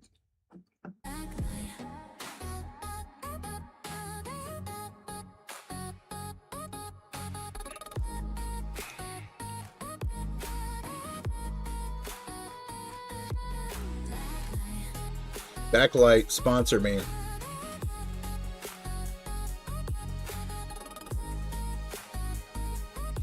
I would be your greatest pimp to like all 8 people that watch me.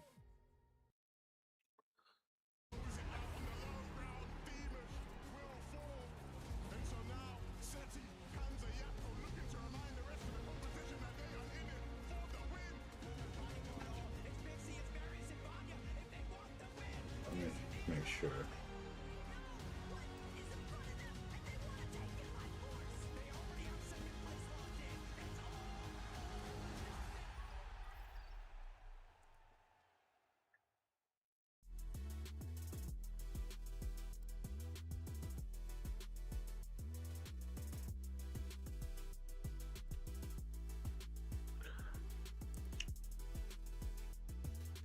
All right, so far it's only been 4 minutes. That's about how long my matches last.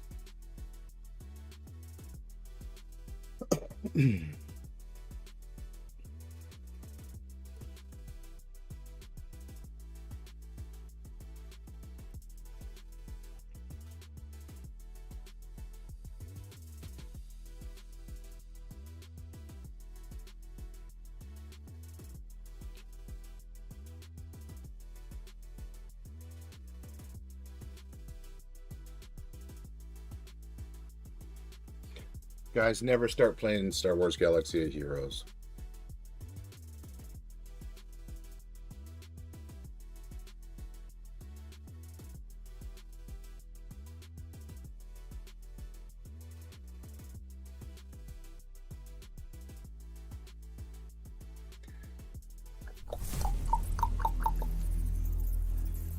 Absolute cinema!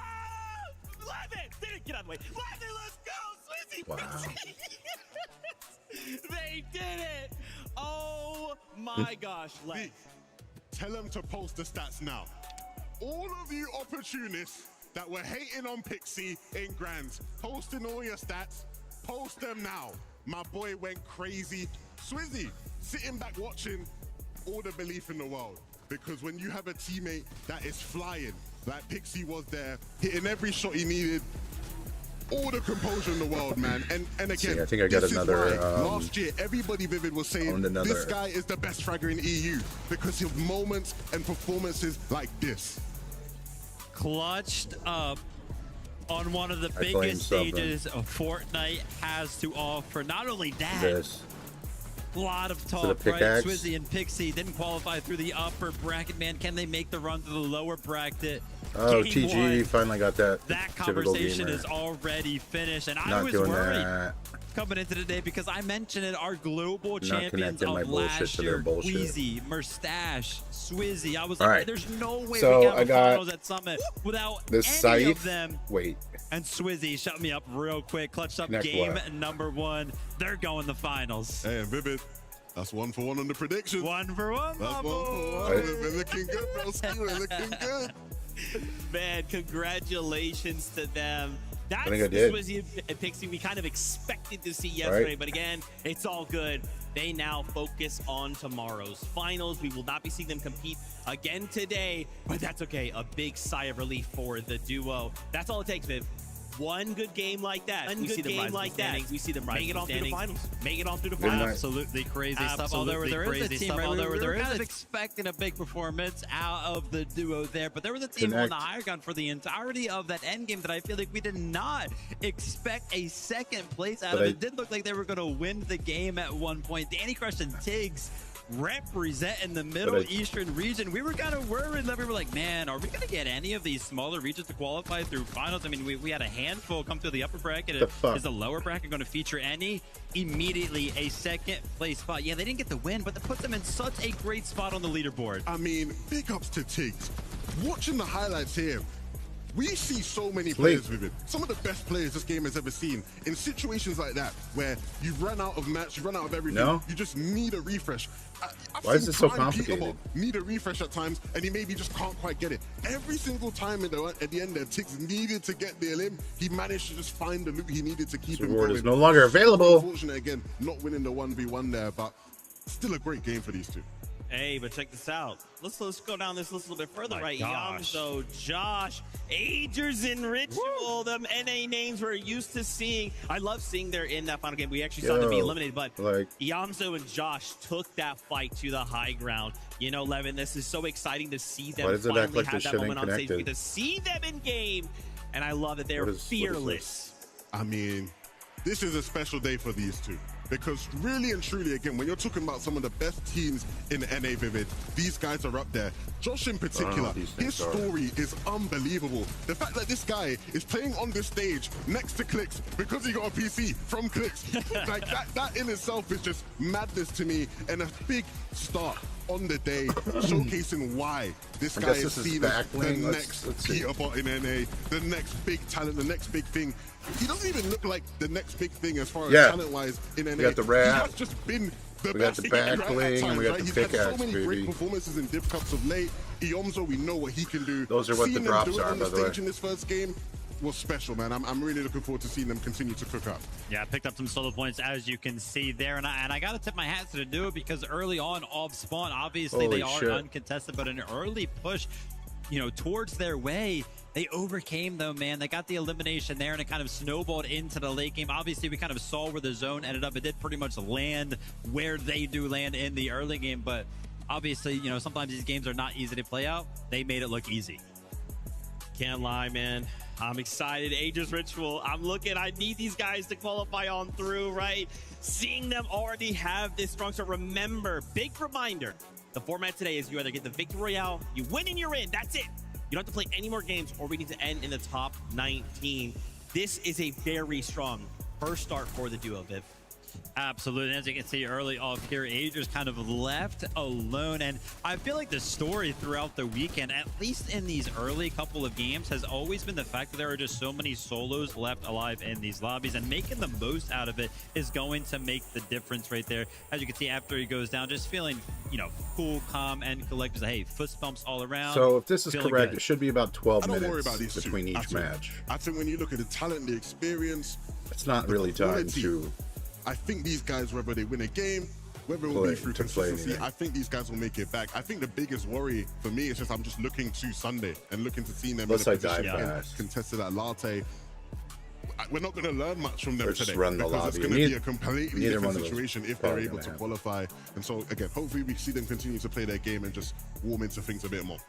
Couple of duos there, though. I'm a little worried about, right? We saw Clicks and Higgs fall a bit short. Akira, Kurama. Yeah.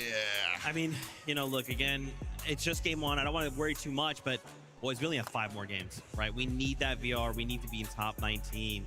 Very, very tough, but it's all good because we've got game number 2 ready to go. Whatever happened in game number 1 doesn't matter. So- every game can be a new game for Yeah. these duos. So let's About get 11, ready to 12 hop into minutes. game number 2. One thing I can't help but notice here, though, Jacob, is the fact that some of our duos that weren't able to actually have that standout performance in game day number 1 have managed to succeed here in game day 2. So the best benefit of that, you know, a duo like Ritual, Aegis, I think that you have to remember they're already high up on the leaderboard. Now, if you want to get through on consistency, one more performance like that, and they're in it to win it. Yeah, basically locked and loaded. And typically at this point in time, I'd be like, if a team wins, their drop spot is open. I'll tell you more about that in a second because game 2 is ready.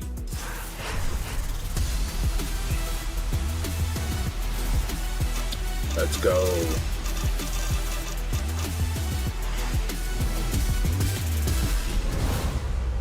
As I was saying, usually a drop spot opens up when a team wins a game because they're no longer in the lobby. They advance directly to Championship Sunday. But if you look at where Pixie and Swizzy were landing, it was kind of a triple contested fight. So it's not going to get easier game 2.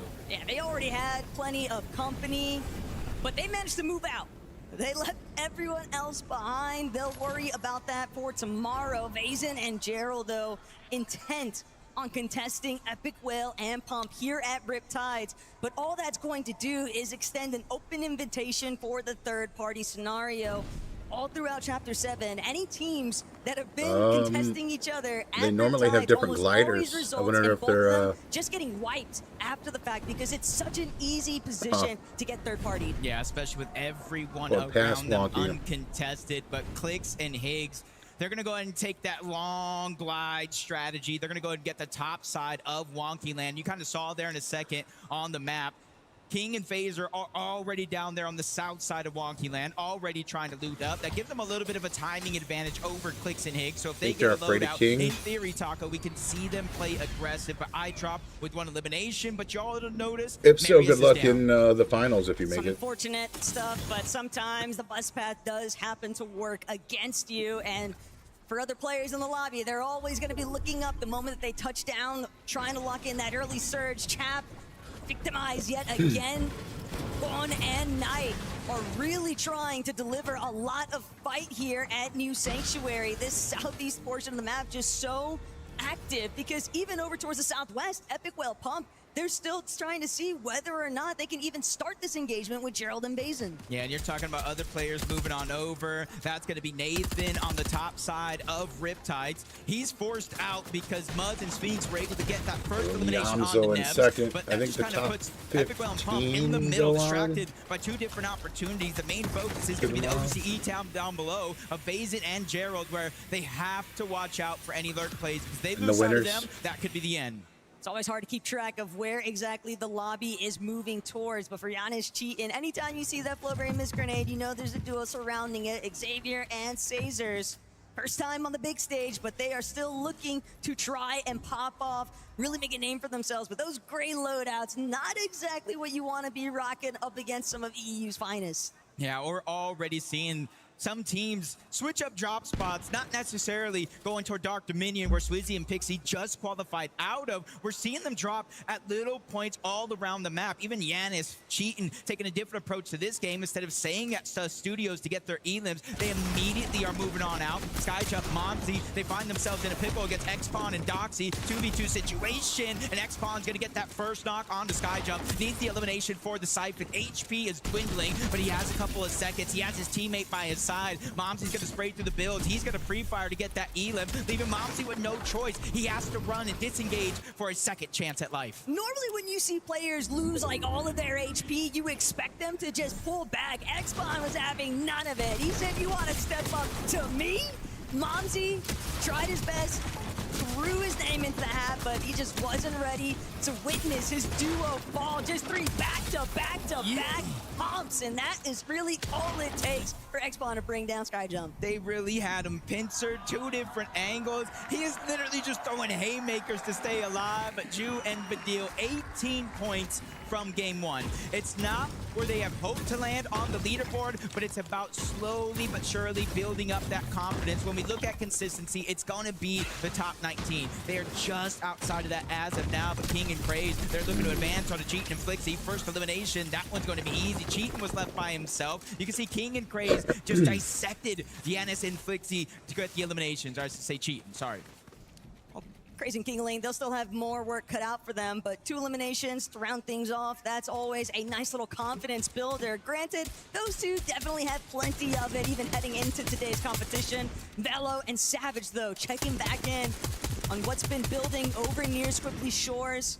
Not surprised to see Velo in the Surge base, and Agers with another elimination here onto Veloz.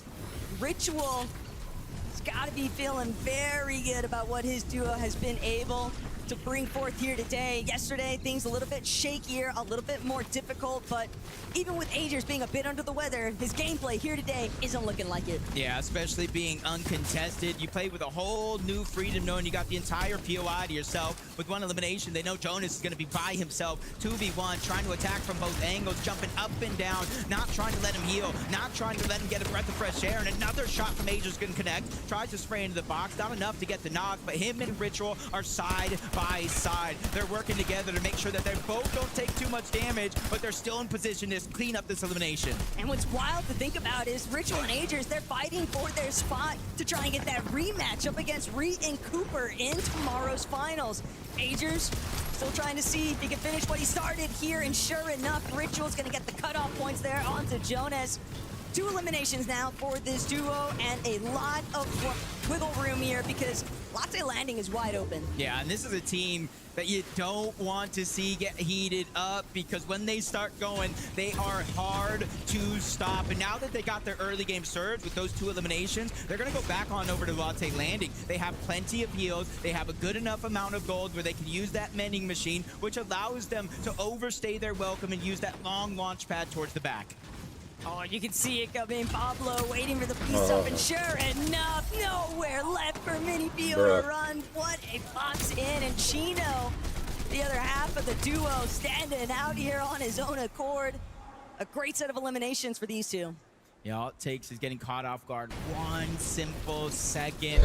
And that's what we've seen, you know, for the past couple of months. A lot of these lurk plays come into action, especially when players with these new surge changes, they're kind of just boxed up. They're in their towers, they're at their POI, and they don't expect to get snuck up on. And more it continues to work and find success here in this game. But just like I was talking about, Aegis and Rituals, long launch pad, Josh and Iamso have the same thing. It takes you further, it takes you farther. You throw the lurk. Fizz in the mix, and you can across the map, but Xavier Sazers, they're trying to sneak attack onto Liam, and that first one looks like it was gonna work, but Liam turns, he burns him down, leaving Xavier by himself. 2v1 situation. That didn't work out well. Before the game for a reason. This is the nightmare scenario now, because that should have been it. Liam, though, he might still wind up being knocked here if he's not careful. Xavier is still just fighting, maybe even to restore a little bit of pride after that one. You think that you get the sneak attack, instead it's 180. Jace instantly dropping that Fizz bomb. They're not in the zone just yet, so HP, you can see them trying to get the elimination, save it for the Siphon, but it's getting a little bit too risky. Liam 1 shot away from going down by Xavier, so he's instantly trying to pop that Chug, and they're not necessarily pressed right now to move quick. They're outside of the zone, not taking damage, and they have about 20 seconds before the zone forces them in, but they have to be careful. Another team in the distance, and that's Gone and Night, and they've already switched up their drop spot. They contested Chap and Flixie, they eliminate him out of this game, and now they're ready to do it again here. But if you're Liam and Jace, you don't have any reason to leave anytime soon. You know that Xavier is a solo. You know that you have more than enough white heals to actually extend your time inside of the storm. And not only that, but why not get more surge if you can? An isolated solo is going to be your best bet for another points opportunity off the elimination. Xavier trying to see just how much time he can really bide here, but Liam, Jace, they are feeling very aggressive, and I can't blame them. I mean, trying to sneak up on me? Yeah, for Liam and Jace, though, I agree You with said you. what now? At first, when it was a 2v1, you got to kind of take the fight, but the longer this one goes, Xavier is actually landing shots back. So even if they get this elimination, Taco, what does that do to their surge plan? Especially since Gone and Night are still waiting just outside of this fight to beat anybody that breaks through those builds. So Liam and Jace, they have to make a decision, and they have to make a decision quick if this fight is worth it. Could be possible for them to just opt for a further east rotation. We try and avoid where Gone and Night are actually situated. Sometimes you gotta look elsewhere. Somewhere that has opened up just a little bit. It's going to be Dark Dominion, but it is bumping as ever. So many teams already in this POI. And for Koyota and Yuma, I think there's a lot of questions up in the air. Are they going to be able to have some of that practice game success? We saw them collect at least an extra bando off of delivering a victory royale in that performance, but this is the best time to do it. I mean, you want to be in the finals. Yeah, and typically we kind of look at these guys, so when it comes to these international lands, they usually have some tricks up their sleeve. They're probably trying to save it for finals, but boys, we got to make it there. This is going to be your best chance as we go back on over towards New Sanctuary. Liam and Jace, they're still busy off the side of the map, but Salco and Minute have now gained the attention of Gone and Night inside of the New Sanctuary, and Minute and Salco went down last game because of Storm Surge. They're not trying to make the same mistake twice, but he over-peaks. Knight lands a good shot, punch after punch. They're just taking too much damage before Salco answers back with a shot of his own. That's going to be enough to deter Gone and Night, waiting to see whether or not they'll be able to actually continue this conversation. But there's still a decent amount of fighting left to be done here at New Sanctuary, because even the situation a little bit further southeast has seemingly cleared up, and I have to expect that that was very likely Liam and Jace finally finishing that elimination onto Xavier. Now we can see if it's worth it when we tune into them. When Storage Surge pops up, Epic Whale and Pump, even without that elimination at Riptide, you see them immediately try to rotate out of the zone. They know so many players usually do rotate around Battlewood, through Riptides, and even towards the North Humble Hills, and they're just trying to get as much surge as possible. But just like I was talking about Liam and Jace in that fight, if you keep trading shots, not getting elims and not getting the better, you're going to end up in a position like this. You're above the damage threshold, but only by 49. It's really just the damage ratios that have been the peak storyline for this weekend. because teams that are just eating as many shots as they're sending out, it's difficult to try and stay even. But right now, Clicks, Higgs, utilizing everything they can off the map itself. A bit of a campfire, try and get some health restoration here. They've got pizzas, they've got med kits, and it looks like they're fully intending on trying to make a dead side approach, or they might be looking to see if they can find Pix and Ghosts, who are known for sticking around in surge bases deep from toy box docks. Yeah, and 186 damage, that's good for now. But as the game progresses, they're going to need to find just a little bit more. Salco minute, they fall further and further below that damage threshold. 394, essentially 2 full eliminations here are going to be needed by the team from NA West. And we know Minute, he's a good fighter. Salco, he can lead the pack, but right now it's go time, because when that Storm Surge activates, they're going to be on the clock to try to get some damage or the elimination. Salco breaks into the box, good damage on the Gon. He gets saved by Minute, but only for so long before Knight trades on that down. So it is going to come down to a 1v1. Minute looking to play aggressive, and it's going to be worth it. But he might not even get to reap the benefits of this survival, because the third party has already decided to play an entrance here. Minute scrambling, trying to see if he can escape, but so much work is being sent his way, and now having to also deal with the surge itself. He doesn't even get a chance to try and heal up. Just unfortunate, almost 500 below. They get one knock. They get another Elim back to back from Minute, but it's still 229 below. That was just disaster waiting to happen. And this is where I say you just got to take as much control of your game plan as early as possible. And I think from the online majors to here, we're seeing more and more teams rotate to the zone early on so they can get the position and not have to get that position. Kick the It's position. always just a little bit rough when you do finally win such a drawn-out battle, and then if it's not the third party fully clearing you up, you're still having to deal with the likes of Surge. But these are the sorts of adaptations that players just have to naturally try and overcome here. As Nathan, he'll at least have a little bit of Surge to work with, but the clock's ticking. He's got to make it into zone too, and there is a decent amount of traffic in front of him. Yeah, he's just barely above, and honestly, that's actually pretty good for what Nathan and Nebs have been through so far in this game, being above the damage threshold. A little bit of survives, but a pleasant surprise at that. Kurama and Akira, again, just barely above 73. That's not much, and that shot is surely going to put him below. GR Rex, surprise attack out of nowhere. Kurama just going to get the shot from the side, but even though they get that elimination, they are now still below the damage threshold, and there's other players pressuring in this direction, not wanting to let them get full HP and shield. We want to see whether or not they'll have an opportunity to try and take out Hamed too, but instead they're fully aware of the fact that there is some action taking place just a little bit right from where they're currently faced up. Josh and Yamzo, though, find their first elimination onto Golden. They are above on Surge. It's really just about finding the perfect moment. You don't want to get lobbied on your next rotate in. Yeah, this team right here is a little bit of a full circle moment of Josh and Iamzo. It was years ago, Iamzo kind of being that fragger for Rise in the mix, getting close to the FNCS championship. And now Iamzo is that IGL, picking up the young fragger in Josh, who honestly has Clicks to thanks for popping his career, because it was Clicks who got on the PC and really started his whole trajectory. So crazy? for Iamzo and Josh, this needs to be a big day. Pablo and Chino. Clicks gave that kid, I think I watched that actually. Clicks gave that kid a PC, and now he's a pro. Boulevard. Playing with They're gonna Yamzo. opt for a more low ground position currently. Definitely doing a great job at avoiding a lot of folks in the rest of the lobby. That is until Mason and Gerald finally spot them out inside. Little sewer opening here, and now that's an open invitation. Everyone else in the lobby looking their way. Yeah, kind of going from Speaking of uncontested Clicks, in the are they finals to alive? here. Pablo and Gino just having a little bit of a struggle here in day one, and kind of breaking through the mold in day two. They just need a little bit more consistency. Badil and Ju, same thing, 26 points, 118 above the damage threshold. Relatively close to it turning off, but a couple of quick tags there is going to put them right on the line. 32 damage above. They're making their way in towards zone. It's not going to be hard to find a spot there, but the next zone is really going to be everything, because if they get a max pull, good luck to them and their Surge clan. Good luck to everybody in this lobby just about. There is so much congestion that is already pooled on this edge of the zone, but Badil. Clicks. Oh, Clicks just got hit. Here. Clicks and Nah, Higgs. that's They the took showing. the scenic route to make Higgs it into dead. zone, but they're having to deal with so many surge Clicks issues. dead. Clicks, he won't be able to make it out.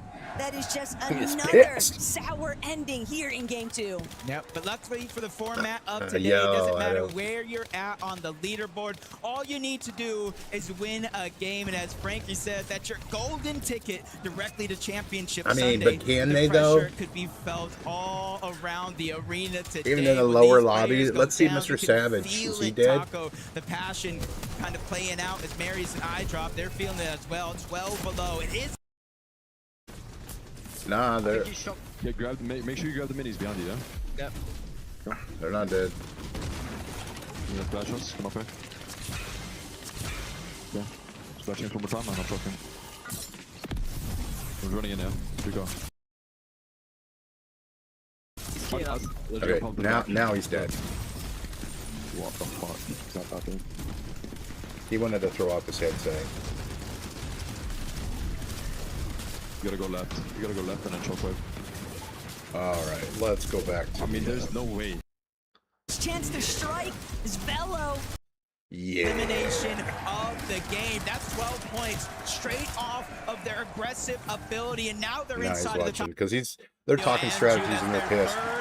He's pissed. He's not happy. The game. That's 12 points. Except not having a good show in here, except for Muzz. I think Muzz did well. Now they're no? inside of the I don't top know. 25. Placement points are starting to come in. And with each and every Fact team City's that falls, they start to fucking cascade going further alright. and further. And of course, you get that 1,000 points With his for the victory 20,000 viewers or royale. whatever. And it goes to show, like, looking at the leaderboards yesterday, I saw a team qualify to Sunday. It's just 3 decent games, but it doesn't feel like that in the moment.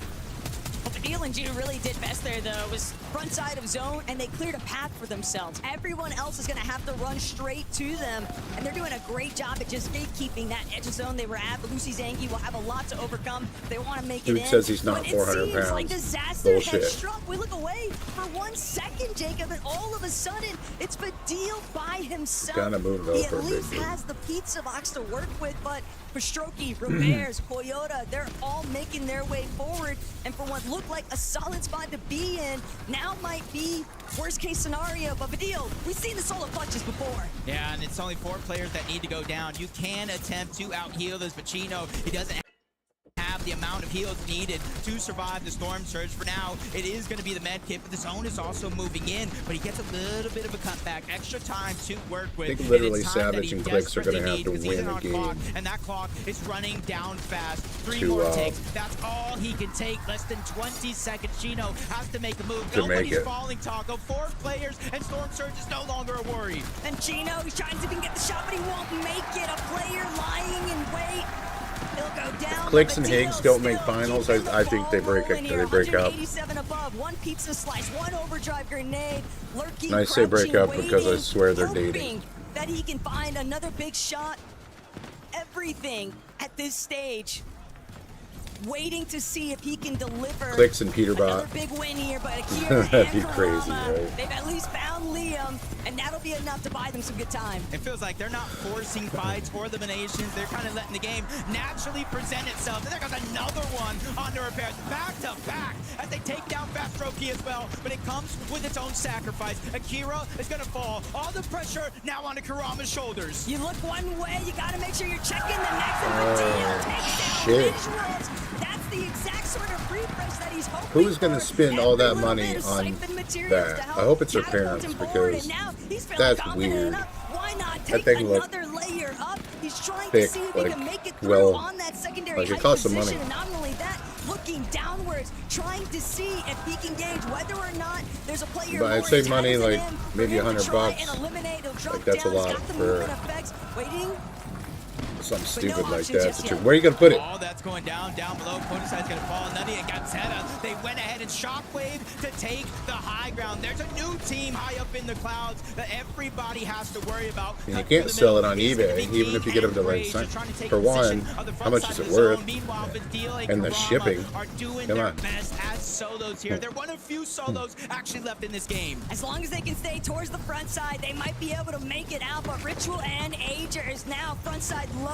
They'll have the best opportunities out of everyone to see who is more scraps than them.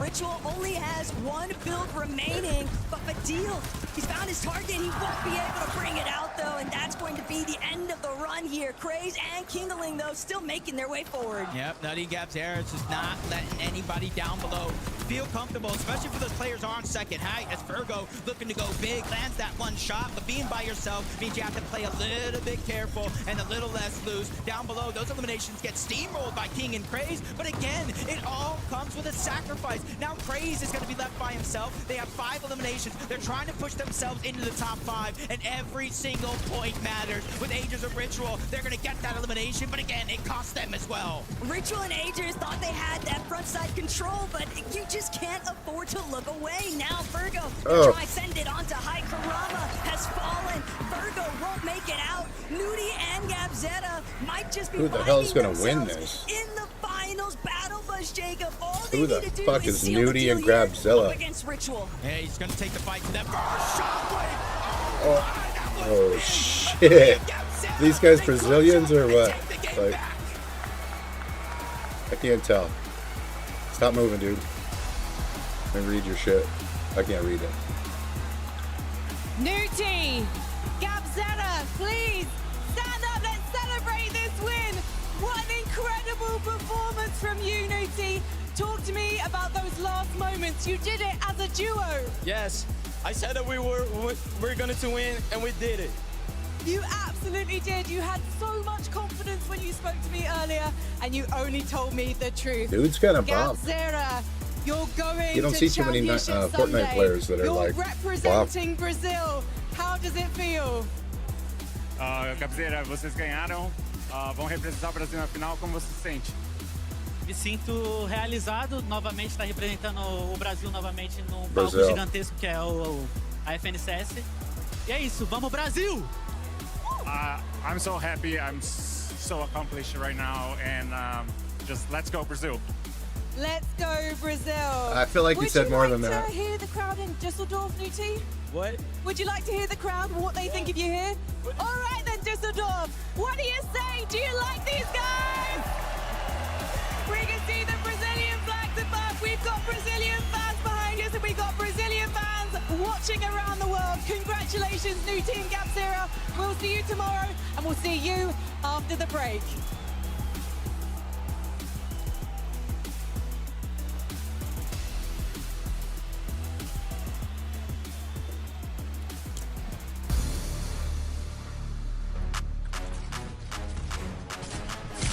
My God, he's still playing. Like, I wonder if he's hang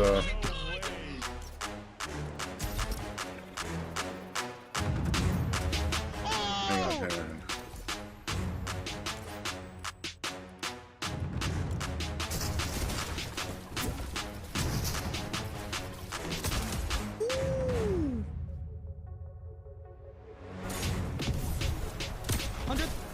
I'll go here. I'm popping in It's fucking loud. Wait, got 6 builds? No. Wait, if you're mid, wait. 100? 100? 17 left.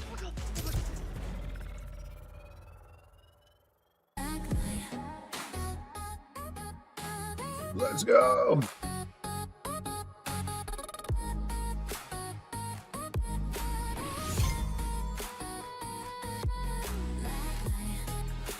All right, so we got about 11 to 12 minutes.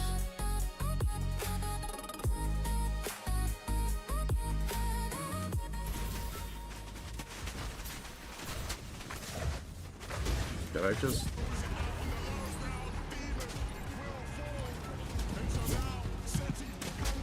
What's up, Max? Hello? Can you... Is this thing working? Max? Hola. Wait, are you in a game? Yeah, you're in a game.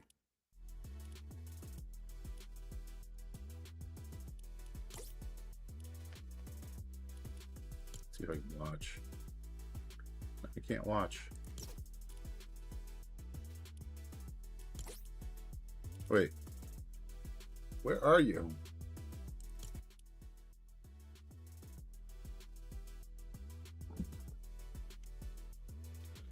Is this working?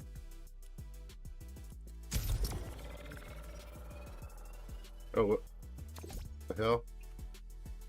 I saw you talking on the little thing below, but I didn't hear anything. Oh!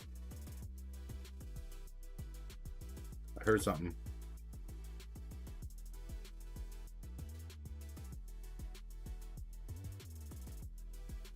Not confused. As usual.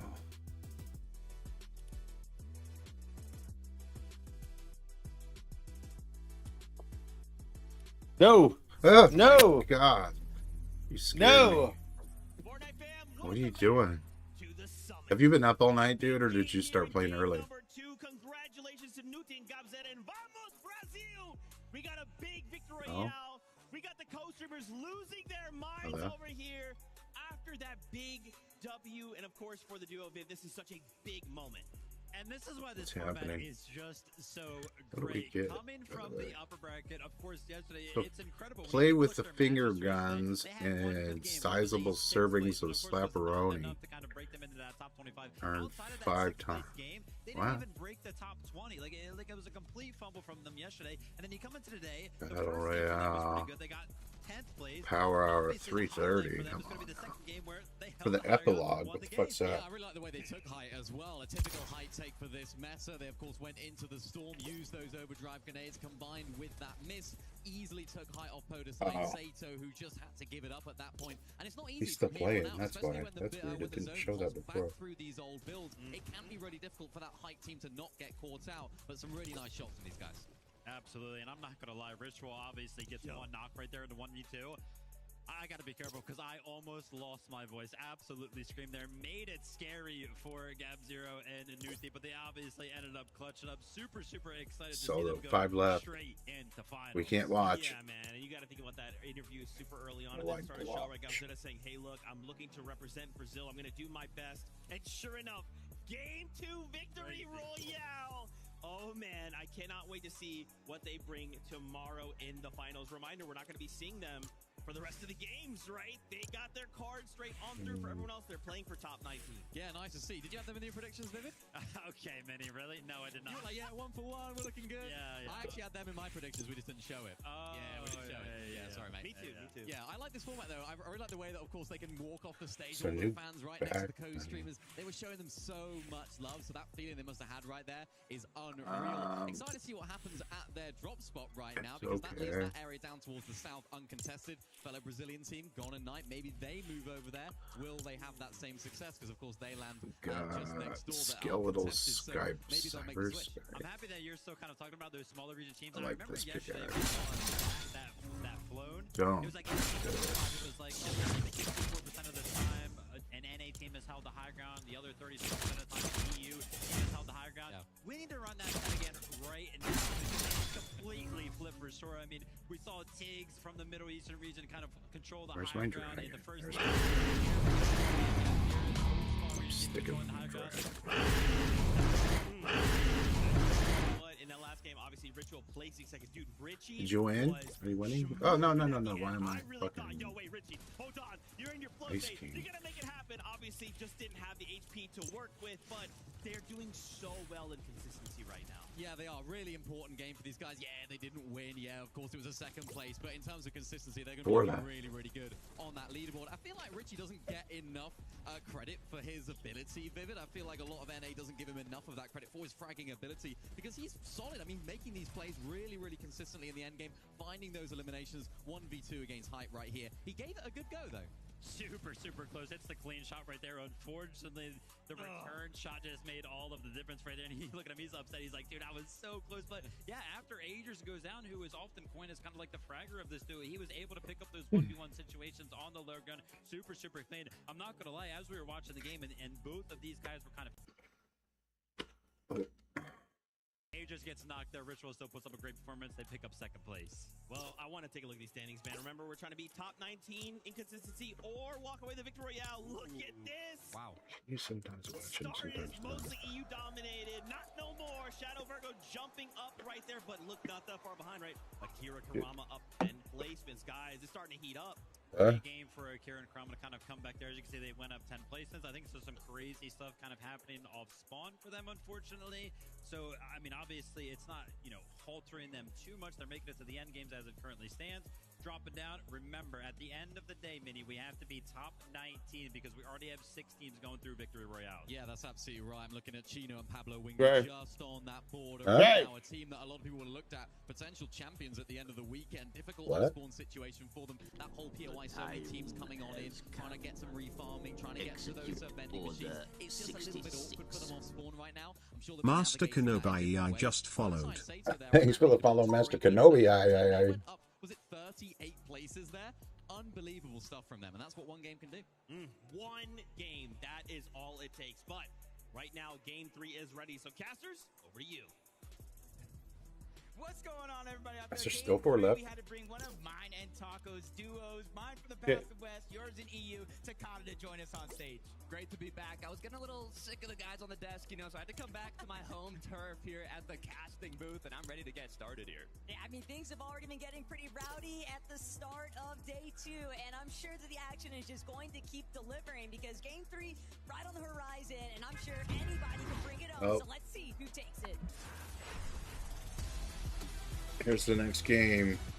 I'm gonna switch over to that.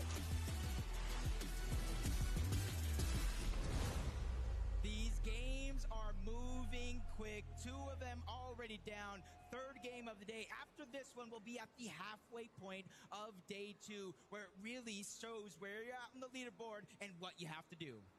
Big things coming to mind. I mean, we had some surprise cons with Akira Kurama and North Boulevard. Same thing that actually happened in the EU Grand Finals leading up to this event. Also now, with Nudi Gabzera already having qualified, maybe another Brazilian duo will take over their spot. But we're going to kick this is things cool, off in the the Frigid drops. Fortress, and it's not going to take long. Now, Podesai just barely managed to escape, but he ran straight into Marius, who finishes the job for iDrop. Sato and Podesai just cannot withstand.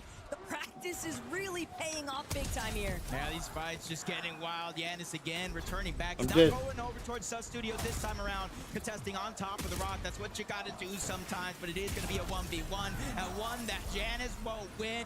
Rex punching up big. Great way to close it out. Going to pick up his teammate there as we move on over. Are you there, Max? To the other side of the map. It's going to be Muzz, Nathan, Nebs. There's a Alright, well, long I'm gonna battle go for going. now.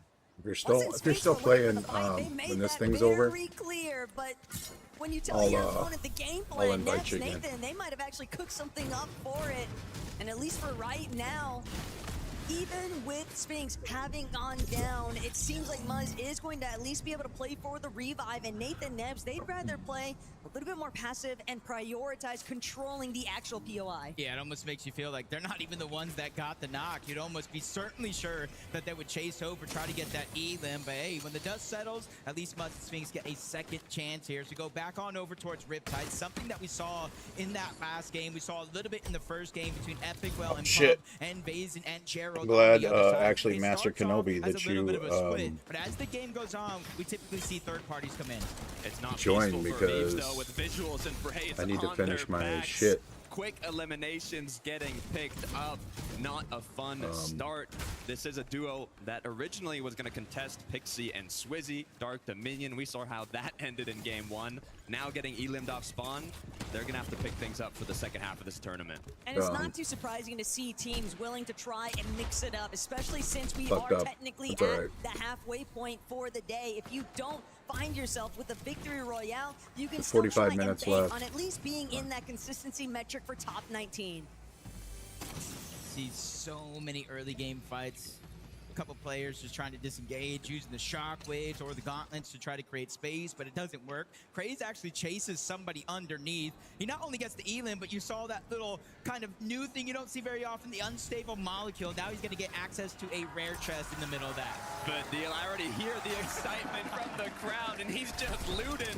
Hold that thought, though, because Gino He's just getting started. Quick knock. Pablo now disengaging as he's almost cracked.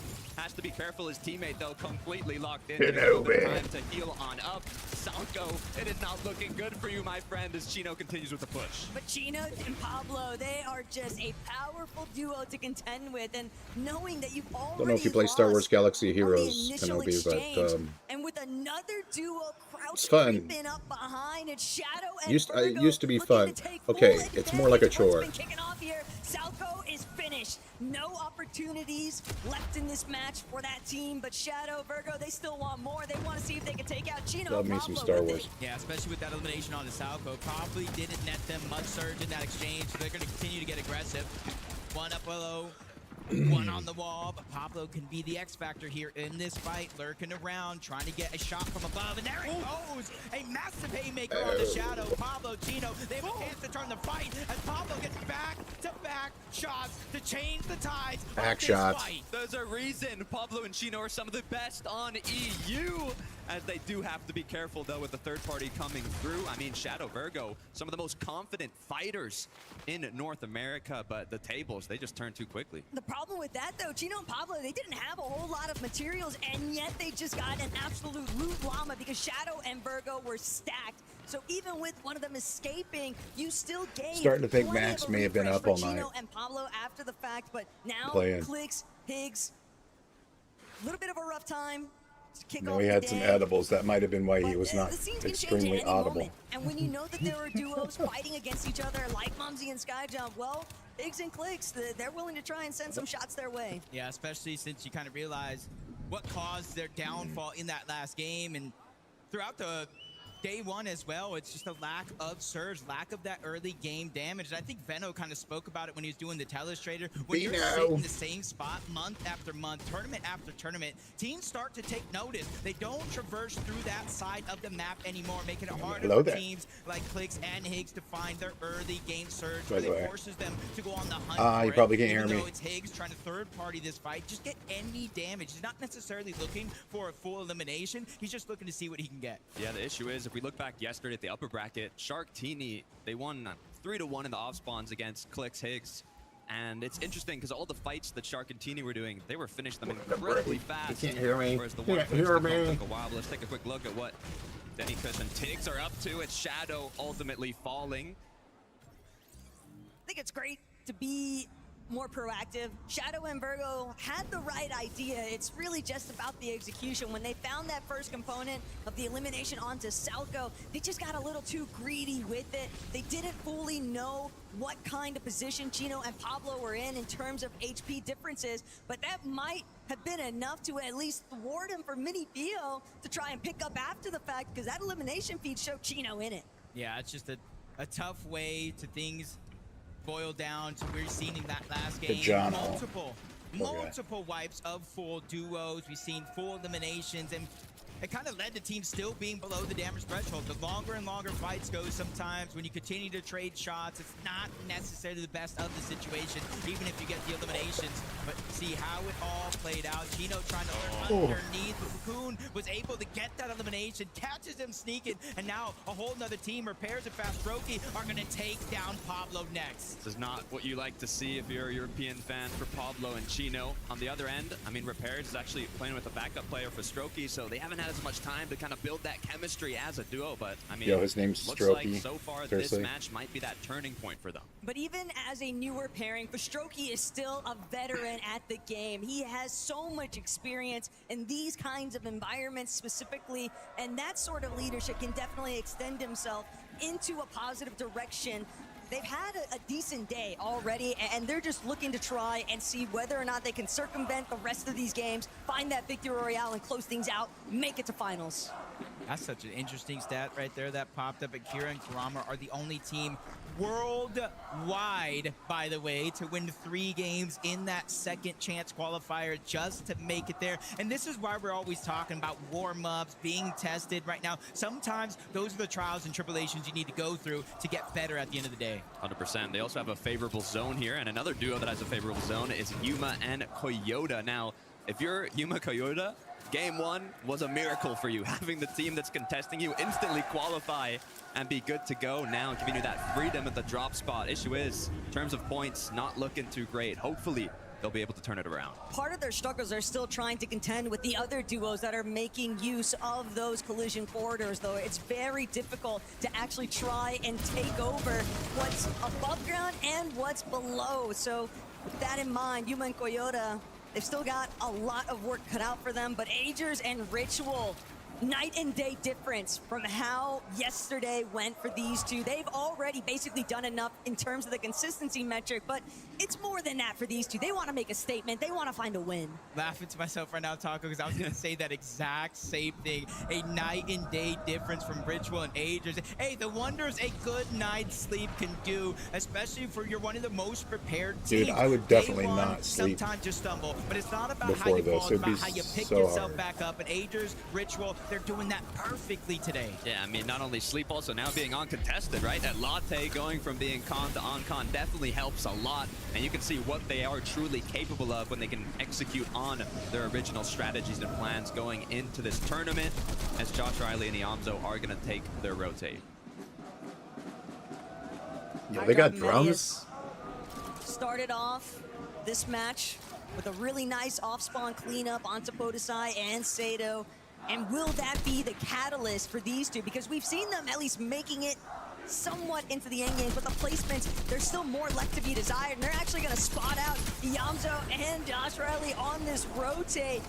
A bit brutal here for Josh and Zoe, because they were hoping to just skirt by unnoticed. Yeah, that's preparation at its finest. I'm honestly thinking for them to look up. We got that point of view of Josh and Iamzo looking the launch pad, and as I'm thinking it, they immediately know it, and that goes to show they prepared for this moment. You don't just qualify for the Summit LAN and do everything the same to get here. You have to one-up even yourself in a competition this big, and that's why you see more and more teams trying to rotate to the zone early, which leaves a lot of freedom inside of the zone, and that's why a team like Scare and Osid will be able to benefit from this position. Yeah, also Scare Osid, I mean, they have Shadow Virgo directly south of them, and having them already been taken out of the match, they have a bit more freedom on this rotate, considering the zone is pulling more towards Dark Dominion. They don't have to make a long rotate. They have a bit of time to get extra mats, extra loot, and prepare themselves for that end game.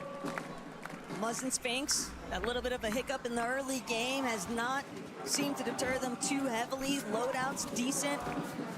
Fully aware of the fact there is Surge Base just up ahead.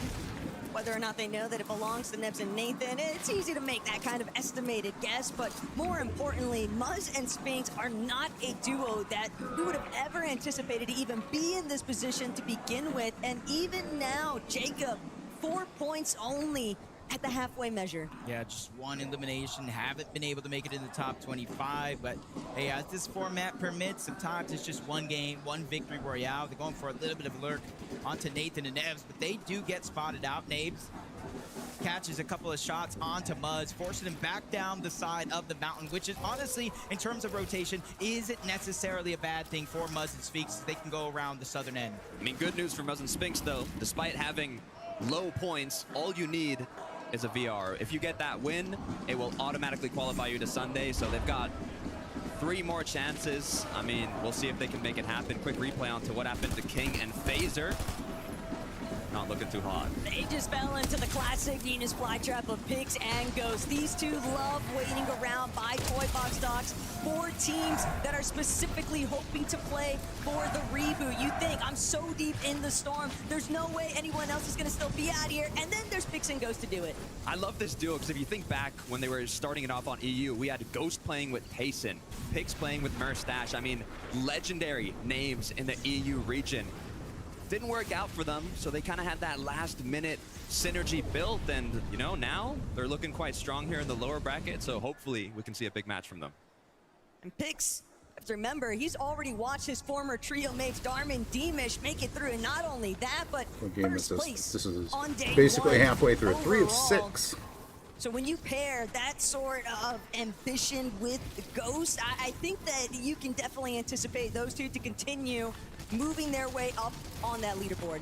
Yeah, I see Night and Gone right now. They just outside of Sus Studios. You can tell just by the loot they have on the ground, and even more so in their inventory, they're able to get as much as they could out of that mending machine. And you guys all know there's only a certain amount of actual med kits and heals and even usages for those recharges in those mending machines. They went ahead, grabbed all that extra, moved it to the Fishy. line Something of the smells zone. fishy. Is that what that said? When it continues to pull further, moving into that 5-tick, they have more time. That's what I and space saw. to work with.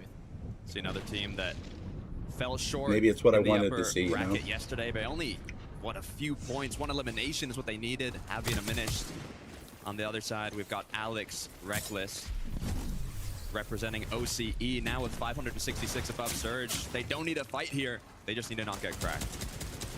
Fortunately, they do have so much surge, like you just called out, Takata, that they can just take a moment to try and breathe. But Alex shut down. One of the most difficult aspects of making it a little bit later to that edge of zone is trying to avoid those shots from the players that have already Clicks is still alive. themselves, along with other teams that are also a little bit late to that extension point. But Reckless now gonna have to do what he can. Higgs is Two low. judges, though, to work with, so he'll at least be able to take things out for a bit. But that big buffer zone that they built up of the surge threshold just disappearing so quickly.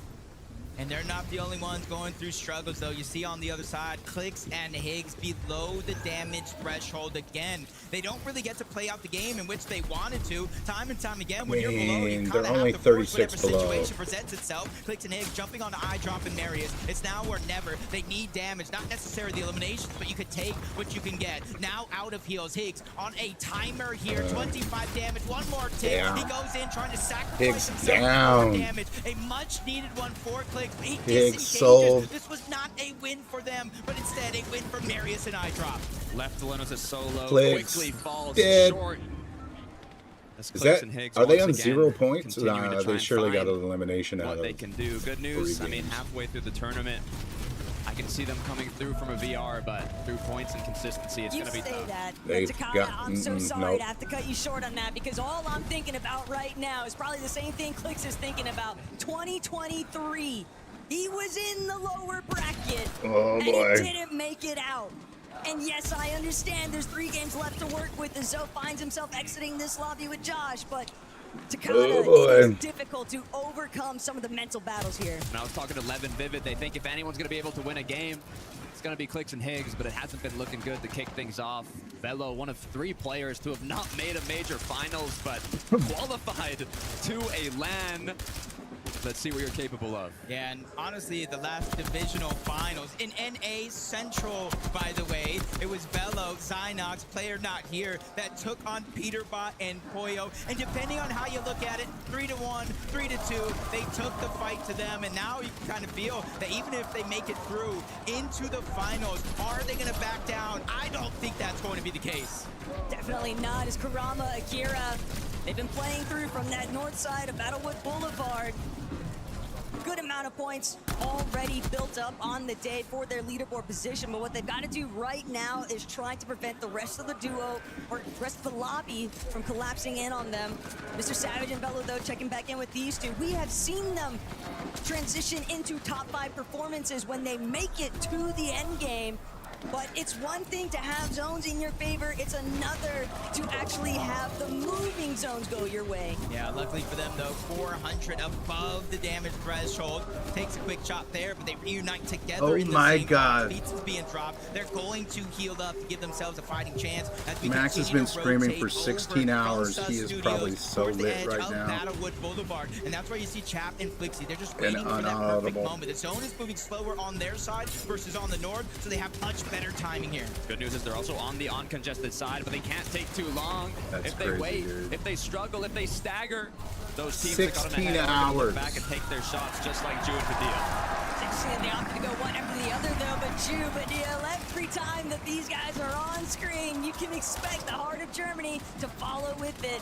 Now it's all about ensuring that they stay together in some of these endgame moments. Nebs, Nathan, though, what a great position, trying to see if they can take over high More importantly still, when they actually make their move towards front side, they want to be able to stop anybody else from challenging them while they go forward. 302 above the damage threshold. Only 7 players need to go down. Storm Surge will no longer be a worry. They're just building up. They're solidifying the high ground, but Scare out of nowhere, trying to give a little bit of a jump scare to Nev, but he's able to deal with that problem quickly. No time loss, only a little bit of heals. Nebs did not get frightened. Velo in the feed, though, has gone down. Mr. Savage is now left as a solo. Good news is he still has a bit of mats. He's still got a chug as he gets on ahead. He just has to be careful that he doesn't get caught in the den of a duo. Savage is one of the most wiggly players, though, when it comes to a solo's environment, and he'll be able to at least restore back to 200 HP. Eye drop on the other end. Great elimination there onto Golden. So much time has just been bought because of that refresh. Yeah, if he's continued to get messed up, I don't. Lucy and Zangy there, but Savage still popping off. Braids has been claimed. Yo, Savage. Visuals knows that the spoilerino is taking place, and he's the lead his duo behind. Yeah, Mr. Savage realizing, hey, I don't want to let this one go for free. That's a good amount of loot that I need access to, and you can see him watching out each corner until he finally solidifies that elimination. And now he's a little bit more stacked than he was before, giving himself a little bit more of a chance. Top 21 situation here. As a solo, this is a daunting experience, but if you're able to stay alive, you can steal away points from players all around. Now or never, Savage. You started this endgame with 4 points, already almost at 30. This clutch means everything is Jew in a similar situation. Takes out Gone. Second elimination racked up, but he is running low on mats. And there are so many players still surrounding him. You can expect that there's a lot of paranoia following suit. But for Lucy and Zangy, as scuffed as they had looked originally, they've managed to work their way up onto height. But the material count is just so low. They're going to have to drop Overdrive Grenade, trying to see if they can remain towards that front side. But a big surprise! The elimination onto Jargu delivers the exact kind of material count they need to keep things on the high ground. It's King, it's Craze. They want an invitation to this party, or they're gonna crash it themselves. Onto the high ground they go. It's not just them, but Lucy, Zangy, Hobby, and Minus. There's so many players down below realizing this could be my chance. High ground wins games, and we want to go to the finals. Jew continuing to move on forwards. You have to be careful, though. Only 4 builds, 1 big shot. It's what it's going to take. No more materials left to work with. You have to be careful. It is a full duo. You've got the pressure from above. You got the pressure from below. What are you going to do?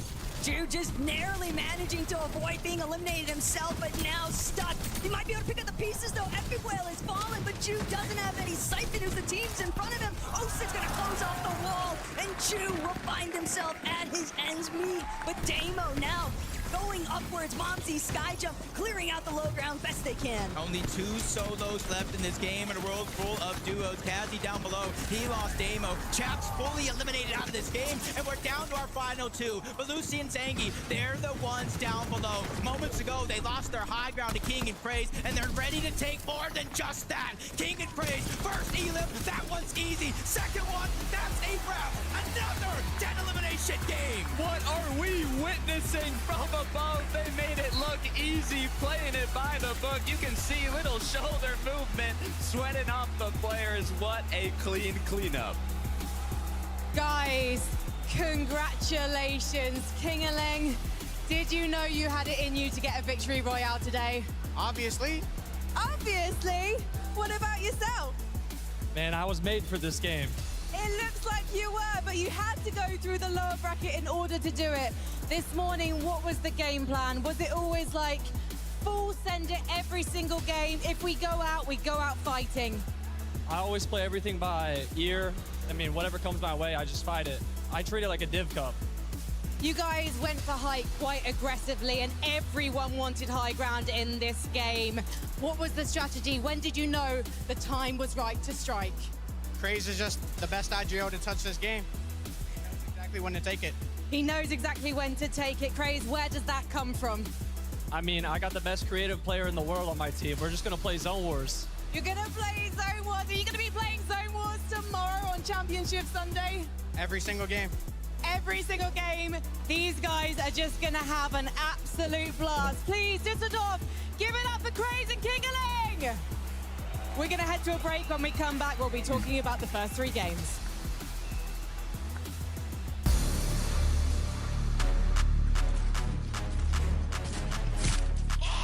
So this is the halfway point. I wonder if they They actually take a longer amount of time.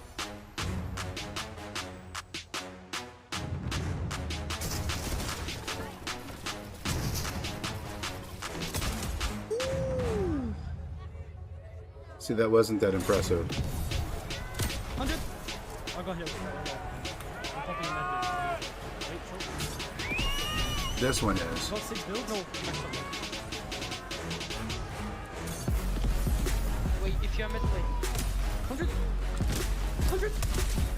Oh my god. Oh my god. Oh my god.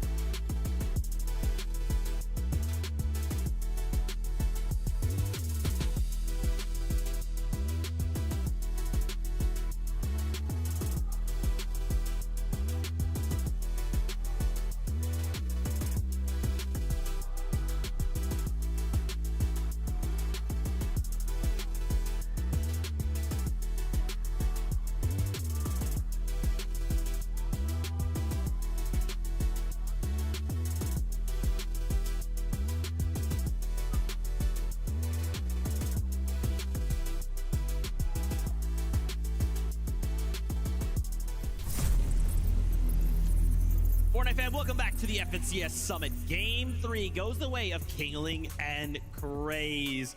Yet another duo to find a victory royale when they needed it, right?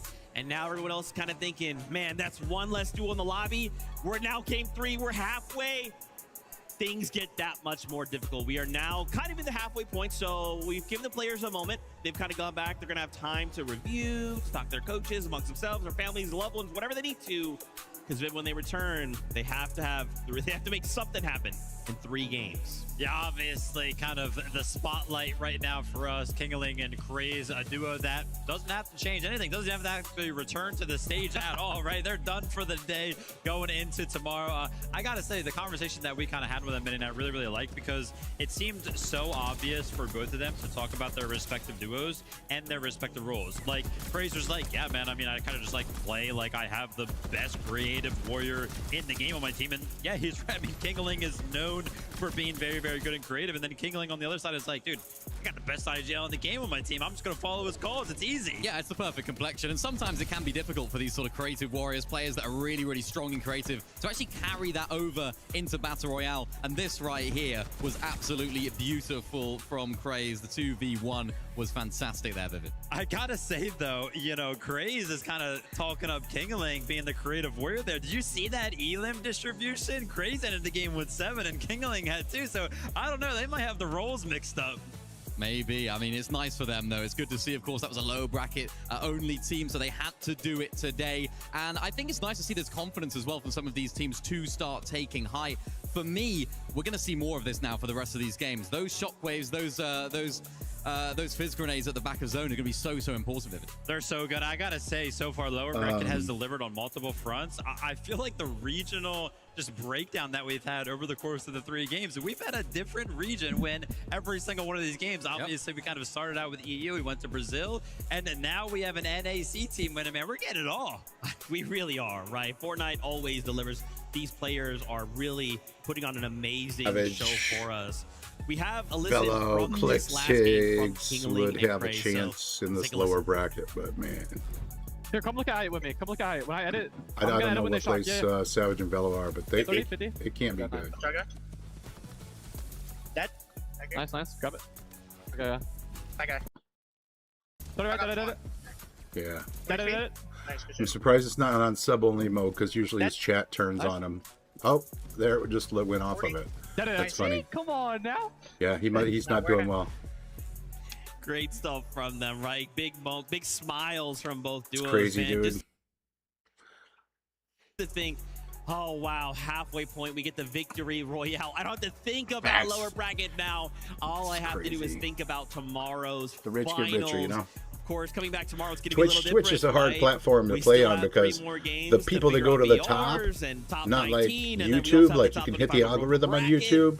A lot to figure There out is for no many of these algorithm duels, on but Twitch. let's Twitch turn just, attention to these standings. you know, We gotta see basically how it's things are going popularity, in the lobby you know, right goes to now. the top of Agers the page and when you're searching Ritual, Fortnite. they're holding it down. They're leading the pack right now. Yeah, nice to see from Ages and Ritual. You'd like to imagine that they've pretty much done enough here, right, to qualify on through. So it's going to be really interesting to see how they actually navigate the rest of these games. To me, that's an here issue is on of 4th place, Zangi and Belusi, an Twitch. EU team that are moving up in the standings here, as well as moving up in the rankings in terms of EU prowess. We know about these guys on EU. We know they've come through. They've had a little bit of a rocky performance on both ends, coming together, and now, of course, performing well on the big LAN stage. Excited to see if those guys can maintain that position, because they're a team that I want to see in the grand final. I'm happy that you're kind of talking about teams that have surely already done it. I went ahead and I took a look at the upper bracket yesterday. I was curious, right? Because remember, that sweet spot throughout the day is going to be top 19. So I was like, oh, what did you have to get? How many points-wise did you have to get to be top 19 yesterday? It was 134. Okay. So, you know what I mean? Something for us to kind of think about as these games continue on. Okay, maybe some of these teams might even look to say, hey, Viv, I know that number looks good, but we got to up that, right? We're playing for a ton of prize money, $1.3 million tomorrow, and shot to auto-qualify through the Global Champions.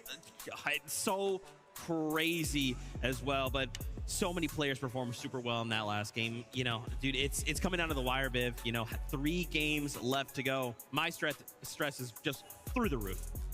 Absolutely. I know one of the duos that I feel like every single time they're on the screen. Actually, I know for a fact every single time they they're kick on the me. screen. I just want to I stop don't even have to playing look at the Star screen Wars. to know that they're on the screen because the crowd lets me know. Yep. Of course, it's going to be Vadil and Jew. Yeah, Vadil and Jew, a crowd fan favorite here in Dusseldorf, and for good reason. They're a fantastic team, as well as, of course, being German. We saw Vadil solo clutching so many points. I think it was game number 1, and he did that during that second chance at qualifying, that last chance qualify for the grand finals in Major 1, and he couldn't quite find the victory royale. Of course, going down here in this game left it all up to Jew, and I mean, this is a team that have done so much already today. Of course, Jew doing fantastically well getting inside that box. Nice to see that Jew can also solo clutch as well. I can't lie, though. I specifically remember the interview that we had at the start of the day between Vadil and Jew. I remember Vadil saying, listen, I'm looking over towards Jew. I know this guy's going to carry me through. And as you can see, the solo clutch right here, going to be picking up enough points to go ahead and do just that. I think they ended right there with 114 points. So if we use that kind of metric from yesterday as an idea of where we need to be, only 20 more points for the duo, and we'll see him in finals. It's not terrible, right? 3 games to try and get 20 points. Again, that's if that 134 stays the way that it is, but even still, you can't get comfortable, right? Like, you have to keep pushing because anything could happen. And even just think, Viv, we could get a player in the top 19 that suddenly gets a victory out, pulls the whole leaderboard up, and maybe you were outside, but you were thinking, oh no, I'm not in. Wait, I'm in suddenly, right? Like, this will come down to the final game to kind of to see how everything ends up happening. Yeah, I mean, tracking the points when we do have these types of formats is super, super difficult because those points kind of disappear from the leaderboard once one of these teams win, right? That was a point that Mini was kind of making earlier that, yeah, if any of these top teams do go ahead and pick up a win, they're gone. All of those points kind of disappear and it kind of change up the threshold. As it currently stands right now, though, Mini top 19 looks like it's 64 points. Yeah, it's getting close, though, isn't it? I mean, looking at Sato, Podesai right there, Momsy and Skyjump, another French team way up in the standings right here. 35 places up. I'm sure a lot of the French fans in here will be very happy to see that. It all comes down to one individual game, you know? It's like, yeah, we talk about getting a win and you're into the grand finals, but what one game can do, even just taking height early on, if you don't hold it for the rest of the game, all those placement points that you're getting into the later stage of that game, even if you don't win, it's still going to be a really good benefit for you because you can move your way into that top 19 like we've seen those guys do. So even if you don't win here, you have to sort of think about, are we going to be a win team? Are we going to be a team that's going to try and take height, give it up a little bit, but claim those placements and then try and get in through consistency? And even if we're kind of one of these teams outside of that top 19, maybe we're thinking, hey, that win might even be enough. I don't even need to be top 50. It doesn't matter because even if you have 0 points, you get the win and you're in, Vivid. So literally so many very fluid ways to try and make it to tomorrow's finals. Absolutely. And yeah, I feel like I like the point that you kind of brought up about the high ground. You'd be able to hold it the entirety of the game. You do pick up enough points to kind of justify it. Right now, the winning formula does appear to be coming from the high ground almost exclusively. With this break happening right now and team strategizing, I'll be curious to see if high ground changes up at all. Interesting stuff here. Dude, this is a long break. I could have played. This being the halfway point, we got to check in with our team in first place. Agers and Ritual. Frankie is standing by with them now. I am standing by with them. Guys, you're on an absolute tear today, leading the lobby in damage, currently sitting #1 in consistency on our leaderboard. Is it due to the fact that Reet and Cooper qualified yesterday and they're no longer contesting you? Well, I was a little sick yesterday, so I don't think I was playing the best, but now that we're on con, games are pretty easy for us. Has Ritual been nursing you back to health? No, yeah, he's been open a lot for sure. He's been carrying the load. That's weird. I can imagine. Ritual, what's it like now? Feeling refreshed, feeling healthy, and knowing you had the motivation of making tomorrow? I mean, it feels great. It's not the route we wanted to take to get to the finals, but we got to go through it, and we'll pull through tomorrow. It's great to see you guys showing up the consistency we know you on for when you're playing back in North America. What's interesting to me is the teams that are getting through, they tend to be contesting for high ground. I don't feel like we're seeing that as much from you at the moment. What's your plan? What's your preference? You know, if we have the fizz bombs, we'll go height, but we tend to like mid ground and low ground. You know, I've always played that through my years of playing, so that's like home to me. Well, you look at home. Is the aim, though, to actually get that victory royale, or do you prefer the safety of knowing you're going to qualify through consistency? I think we're going to just play the games out, not focus too much on the win, and just try to fight all the teams that we can. Well, you're looking really comfortable, #1 of 19 for consistency at the moment, but say tomorrow you're facing that Osborne battle against Reet and Cooper again. What's going to happen? I mean, yesterday was 3-1. And, you know, we're both under the weather, so if we're both max health, we'll probably be 6-0, 8-0 tomorrow. Somebody get these boys some vitamin C because it looks very likely we're going to see that Osborne battle tomorrow and we want to see the best fight possible. Let's head back to the desk. Thank you so much, Frankie. Obviously, you know, hoping that they recover very quickly. They can wake up feeling refreshed tomorrow for those finals, but they are currently in that #1 spot in consistency, right? I think that's a great way to kind of view it is I'm out in front. I don't, you know, we play the games out the way they are. We don't necessarily need a win, and for them, this is even a good chance. Fluffy Whale. Yeah, absolutely. I'm so jealous, Minnie, because, you know, we're interviewing all of these players throughout the week, and they all seem so confident. Like, we're talking to Ages right there, and, you know, it's kind of talking about the quality of the games in the lower bracket. And he's like, well, since we're uncontested, the games are just easy for us. Yeah, like, wow. It makes a difference, cool. doesn't it? It helps them, and you can see what they can do now when they are uncontested. But like Frankie was alluding to right there, if they do, of course, qualify through, which they pretty much are now already, it's going to be a difficult 70 spawn ping. Oh no, how am I going to take walls and easily? shit? But think back to yesterday, wasn't quite as smooth for them as they would have hoped. So I think they're going to have to use a lot of that experience to their advantage, and even the fact that now they're not going to know what tomorrow is cool even that you can looks do the like in terms of fireworks who's going to be thing. around them. So I think they, of course, missed out on an opportunity there yesterday in qualifying through. I'm going to take a quick moment right here because we were kind of watching that interview interview, and it's so funny to me because, you know, we've talked a lot about the players that are already qualified through finals, and one of those players, of course, is Acorn. We started the show, and Acorn was kind of in the back of the interviews, making all these funny faces, everything like that. The guy hasn't moved. Like, we just did that interview right there with Ritual Natures, and he was still sat down, seemingly reviewing games and everything like that. So a quick little sneak peek into the practice room I saw right there from Acorn. I'm a little worried for everybody playing tomorrow. Well, Viv, what's funny is we can actually see if Acorn is still there because Frankie is standing by with Shadow with Virgo. I am, and these guys are discussing what happened Pew, in the pew. last game. I got the pew, pew because guns. apparently, Shadow, you griefed it. Oh, yeah, Pew, we pew, got pew. keyed, or we keyed them, and then kind of died, but it's all good. We got next game. They have pew pew I guns. think it must be quite hard because you know you've got this amazing fragger in Virgo. So surely sometimes you just want to say, W key it, go and eliminate everyone. I mean, yeah, I mean, he's like the best fragger in the world. I could just IGL him. He could just solo clutch whenever, so it's fine, yeah. It must be hard to keep you on a leash sometimes, I have to say. Virgo, She gotta the make first two shit games, weird. though, placing 3rd and 4th, looking incredible. What do you think is the key to those consistent placements? I mean, honestly, like, we just have our whole game plan down. We know what to do early, mid-game. We're quick on everything. Like, there's just zero nerves because we're just so confident. We prepared so well. I mean, it just feels really easy, honestly. Well, here's the thing. Sometimes when players prepare really well, they want to stick to the Fortnite. They forget to trust their instincts. What happens when things don't go to plan, Shadow? For us, that's not going to happen. So yeah. Well, I hope that's not famous last words. You're currently yeah, 5th out of bring 19th it. at the moment. So Bring it it. is very probable that you'll get through, but anything can happen in this particular format. coming? But you were saying I to wanna me fish. before we got into the interview, Virgo, you think you're going to win the next game? Yeah, I mean, we can choose when we want to play good and when we want to just have fun, you know? I mean, we're on a hot streak, so we just had to calm down a little bit, but I think next game we're winning. Okay, that means you guys aren't going to have fun, but we're going to love every minute. Let's head back to the desk. Thanks. Thank you so much, Frankie. And yeah, Bolts, don't worry, we see you too. Man, I like seeing the confidence out of the duo. You know, Viv, do you believe that to be true, though, right? They're thinking, hey, we can kind of have fun when we want to. We can play hard when we want to. Yeah. Now we're going to come in and get a VR right here, right now. Is that possible? Dude, I feel like we have to believe them because throughout, you know, we started off the day kind of talking to Virgo. We were kind of curious as to how he was going to be kind of feeling coming into the event. Only a couple of lands under his belt now. He was like, dude, listen, after playing so uncreative, I feel so confident. I feel like we're seeing just that. I mean, the duo looks pretty confident to me in game. They sound confident out of games.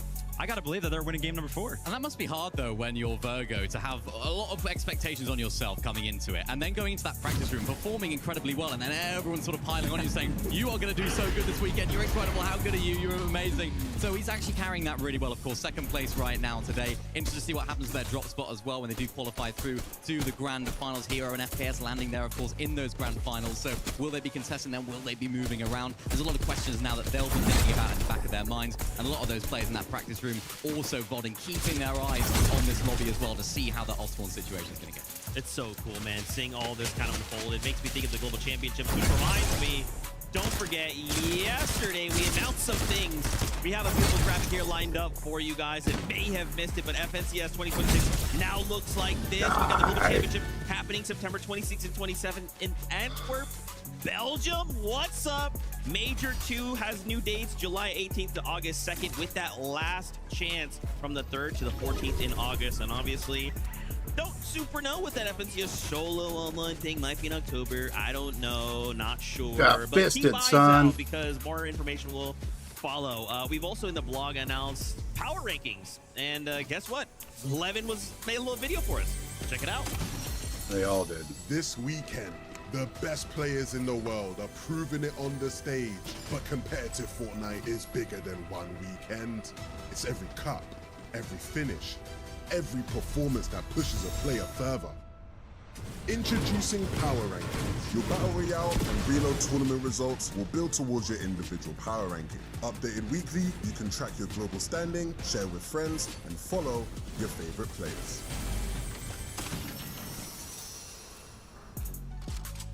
Shout outs to Big Man 112K for that video. Yeah, power rankings. What's really cool is this was built for the players. We got to show them a little early when one of their rehearsal days, hey, this is power rankings on the way. And man, it's so cool. It's basically just like a player's competitive resume, right? Just being able to look at a number and be like, oh, you thought you were better than me. Hey, what's this say right here?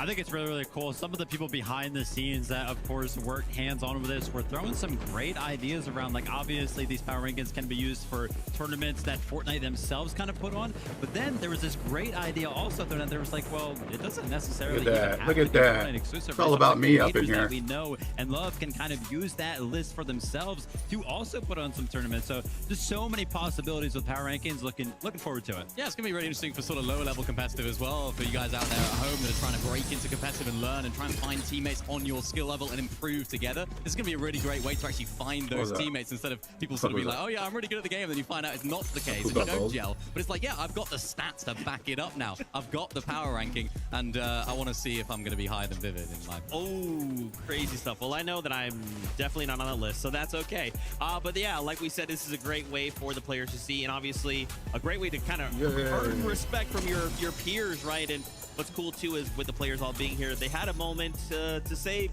how much they respect each other. Check this out. It's one day, 8 games only. A lot can happen. There's so many contenders, so it's gonna be hard. The secret would definitely be experience, being able to consistently perform under pressure. It's all you got it or you don't, and we happen to have it. These are the best of the best, but I think we're ready to compete against them. I'm good on ammo, I think. I'd say the biggest competition is probably Sky and Give me gold Scroll. pew-pews or something. Sky Do and they have Scroll. that? No, this is Sky Scroll. They've been the most consistent team by far. I think their average placement for the past season is top 10, which is just insane on EU. They have really good team play, especially in endgame. It just sets them apart from everyone else. I've known them for some time, but then they just suddenly became the best. They have the best duo chemistry. If without a doubt, they can play 12 games in the hardest region to make it up here. Biggest competition. I mean, I would probably say Shark and Teeny. Maybe Shark and Teeny, to be honest. I mean, it's got to be Shark and Teeny now. Shark and Teeny, just two very good individual players. They were conned last rounds. We didn't get a chance to really see what they're about.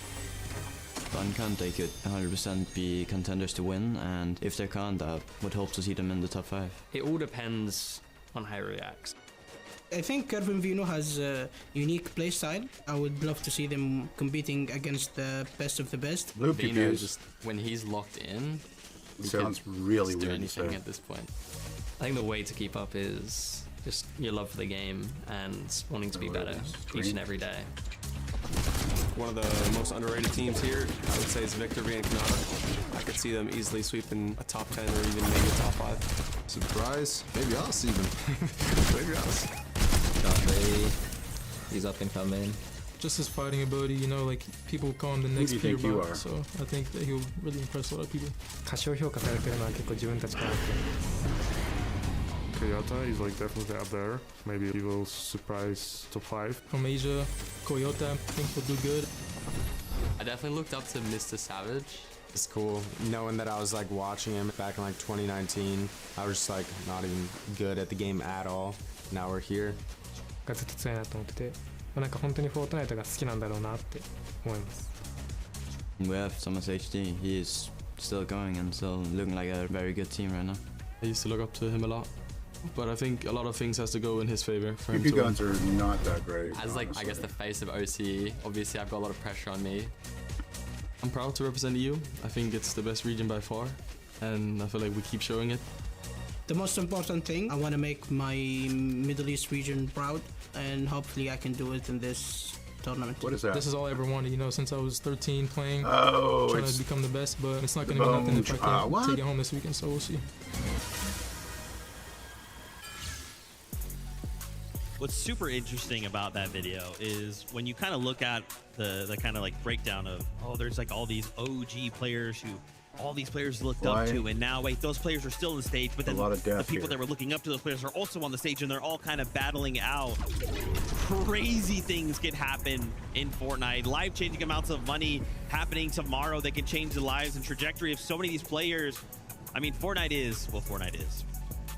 Fortnite is crazy, man. Obviously, there's a lot on the line this weekend. I know there was some regional love coming out of there as well, right? Some of the players kind of playing this weekend, it feels like for their region, right? They want to represent there. Also love the last little tidbit, Cold being like, listen, man, like, I've been playing this game since I was 13. The only thing I've ever wanted to do is to be the best. But all it does is ping? I mean, we all look up to Cold. I think he's literally like one of the best players in the world, like probably like top 5.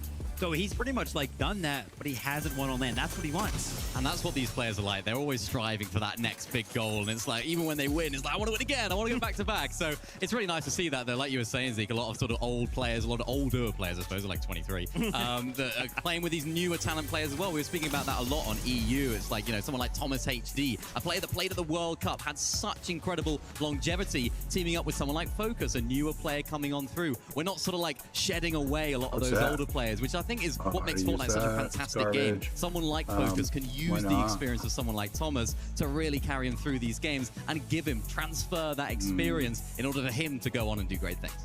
I love that. And shout outs to Thomas. Happy birthday, by the way. Don't think we didn't not know, Thomas. Happy birthday. Man, such a fantastic time. Now, obviously, we've got 3 games in our belt. We're still during the halfway point period. So why don't we look at some stats and see some of the categories some of these players are currently leading in. Eliminations going over to Zangy, 13. Damage dealt, Atrus. Well, that's pretty much why we're seeing them in first place. Yeah, I mean, no surprise there. We did kind of talk about the dynamic between Ritual and Aegis. Aegis usually taking on the role of the fragger right there. Super cool to see builds placed by some of our teams as well. Craze with over 1,200. You could kind of imagine that, you know, with King Link on the team, maybe Craze is kind of taking the lead there, kind of building for the duo. Yeah, you can see that in the stats right there. Even with Mr. Savage, of course, leading his duo, farming a lot of those materials. So many of them as well. And it's really nice to see Mr. Savage actually playing well in these end games as well. One of the problems that they were having in EU was Mr. Savage was actually going down too early in these end games, and of course leaving his teammate Virgo to try and solo clutch as much as he possibly could. So, or Velo, I should say, solo clutching as much as he could. So it was a difficult situation for them, but now they're seemingly coming together now and having a little bit more success in those end games. And I'm happy that you're kind of talking about solo clutches right there, because we saw that last stat, 60 solo clutch points for Virgo. I mean, what a better storyline, right? We were kind of talking about him all week as being this player that just seems so mechanically gifted and creative, and he jumps into the lobby, instantly is showing off that individual prowess. Love to see it. So sick, man. What a fantastic, and just, I keep thinking like, man, it's been already so much fun, but tomorrow we also have a finals, right? Tomorrow, after 8 games, we will have a brand new duo with a brand new title, Summit Champions. Crazy stuff. The players are currently starting to make their way back into the lobby. We'll get ready. We'll get them back on that battle bus here shortly. Why don't we check in with our bingo card, see how things are going after the first 3 games. Turns out we've got a couple of these already ready to go. Let's hit it with the stamps. Boom! 10 elimination wins. Swizzy coming out strong. Pixie game number 1. We saw that go over early. What the hell is the shape of the storm? A penis? We got to double stamp that one. 10 plus eliminations. Of course, we did have the Swizzy and Pixie game, but we did just see Craze and Kingling also go ahead and pick up a 10 plus elimination game as well. Yeah, we also had, of course, the non-EU or NA team in Nuti Gavzera. They, of course, got the victory royale in game number 2. That was great to see. I love to see the sort of smaller region fans coming together, because there's some here. We have, of course, the viewing party streamers that are watching along as well. The vibes when one of those teams wins, because you just know how much it means to them. So super happy for those guys. Hopefully we get some more smaller region teams in the grand finals. That's my rival, man. I love looking. I love this is like, obviously, you know, as a fan, and we're trying to have all the cameras watch the player faces, but we get to be right here, right down in front to see them walking back in. A lot of them, you know, some smiles, many more super focused, back up, locked back in there. Why couldn't I shoot the fucking pew-pew guns? So vivid. We have 3 games left to go. Even in just 30 minutes, that's time, right? That's time to take a step back to kind of reassess. What do you think are maybe just some of the things they may have prepared or changed up? Those things. Yeah, I'm trying to get a read on some of the players kind of walking around looking for some emotion. Yeah, it is.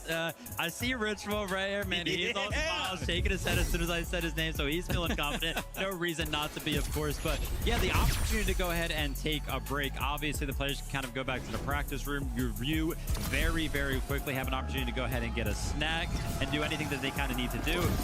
What can you possibly kind of look at in just 30 minutes when Fortnite games themselves almost take 30 minutes. That can kind of help out the second half of the performance here today. Good It's timing. optimization. And I Good feel like it's timing. not something that we speak often about because we're not in these situations about enough, I suppose. But like being proficient in the Fortnite replay mode as a pro player, super valuable. It's a genuine skill gap because if you can get those replays, you can get that information sooner. You can actually get all of that information way quicker than some of the teams and some of the players that maybe aren't as proficient at it. I mean, Vivid, if you're of course an ex-pro player, if you're not having as great of a day at the beginning of the day, do you then change things up now in this sort of format? Dude hit me a in the couple second half times of the pretty day? Do you hard, mix but everything up? I know those Levin's pew a fan pew of guns, just ripping everything fucking up and throwing it out the window, but how would you approach it? No, I actually mentioned myself. I initially I was like, nah, man, was going to don't go rip for it all the up. fist, I but he was just too personally- far listen, away. Always went into tournaments absolutely prepared, right? I usually performed pretty well, so usually whatever I was doing was working. So I kind of just usually. So you're never in that stuck with it. situation? Yeah, exactly. Never Great have a bad answer. tournament. Yeah. Still 4 minutes. Oh I had my time to goodness win gracious. that. Well, Damn it. hey, as we continue to load them onto the battle bus, let's keep reminding ourselves, right? 3 games left to go. The standings will tell us all that we need to know. The bubble is top 19. We do still have 3 VRs on the line. Right now, though, Viv, Sato, Podesai, they're holding on. It's a tie, but they're holding on. They are holding on. Listen, I'm going to go back to that first page real quick because I saw something that we didn't have the opportunity to go ahead and talk about, which is absolutely crazy. When we do make our way back there, I'll go ahead and bring up my point. Alex and Rekas have actually been top 19 throughout the day so far. It looks like after game number 3, they did unfortunately drop outside of that. I was looking towards them because I feel like the big conversation throughout the 3, they did unfortunately drop outside of that. I was looking towards them because I feel like the big conversation throughout the day so far has been those smaller region teams. Quick comment here on King and Phaser. I have not seen Clicks and Higgs on the leaderboard yet as well, so maybe Wonky Lane is not really working out for either of them. Yeah, it's tough. I mean, looking at Chino and Pablo, of course, as well. Sandy Strip losing 8 places right there, falling outside of that top 19. The second half of competition now for these guys is going to be so important. We spoke about them a lot yesterday. A huge team in EU coming into the major finals. They didn't really show too much. We didn't get to see the best of Chino and Pablo Wingu. When it came to those major finals, they turned it up to 11. They were so strong. They nearly won the whole thing if it wasn't for Sky and Scroll's excellence of Spawn in game number 11. So now they're going to need to have almost that in a more condensed way. They clutched up at the second half of Major 1. They're going to need to clutch up in the second half of this competition. And of course, they've got 3 more games to do it. Thankfully, though, it's not down and out. They're not all the way down at the bottom of the leaderboard. I think that kind of would mean they need to try and go for a win. For them, they can continue to try and play their game. Keep an eye out for them off spawn, though. Yeah, exactly. I mean, well, really, no matter where you are all at the leaderboard, it does not matter. You can qualify no matter what game number it is. As you can see, Mr. Savage finally taking a seat. Listen, we were watching these players kind of walk in, and I'm not going to lie, Mr. Savage, I think, was the last one to make it to the stage. So potentially a couple of extra minutes of preparation spent right there. He sat back down and instantly got focused, started to communicate and talk about something. And I'm happy to kind of see them planning because it feels like they do need to kind of have a different approach. He is currently outside of that bubble. Yeah, he is. And it's a team that everyone wants to see, of course, in the grand finals. A lot of people have questions about Velo, of course, picking him up as a newer coming player. This is a team that we were talking about earlier, the old guard pairing up with this new talent. And it seems like the new talent always step up to the plate. But for now, this is better than ever. This is the time to step up to the plate. The ultimate test in these final few games. Can they find it through a win? Will they need to stay consistent? It's all up to what Mr. Savage has discussed and looked at in this break. Mr. Savage has been getting a lot of love from the crowd. Somebody else has been getting a lot of love from the crowd when he walks out. Clicks alongside Higgs. I think a lot of us had big hopes for the duo coming into the weekend. Honestly, kind of expected them to do better in the upper bracket, especially after game number 1 because they look good. But Mini, I don't want to have to say it, man, but 44th place on the leaderboard right now. Well, we spoke to them. Levin spoke to them at the beginning of the day. He said in this sort of format, Straight the lower up bracket, you win. haven't had the greatest success. Think back to 2023. He asked Clicks, what's different? Higgs is different. It hasn't been working out for them so far. And I think a lot of that off-spawn situation, they've been struggling in the early stages of the game, right? They haven't been able to make it to those later stages to show what they can do. I think they're one of the better teams in this lobby, if not the best, that hasn't qualified through. And of course, all the way down in that last page of the leaderboard. So they've still got more to give. Like Vivid said, doesn't matter what place you're in. You just can get a Victory Royale And you could be seeing that battle bus heading on to the finals tomorrow. Game number 4 is ready. So Fortnite fam, lock in. Casters, take it away. For some of our teams, the dreams are still going, but for others, it could end here tonight. Obviously, we are still looking to try and figure out who's going to secure these last few placements for the Victory Royales and bring it to tomorrow's preparation. Yeah, this being the second half of the day, where you're out on the leaderboard means so much. You might look to get a little aggressive. You might have to get one of these Victory Royales. Let's let this game begin, because it all starts here.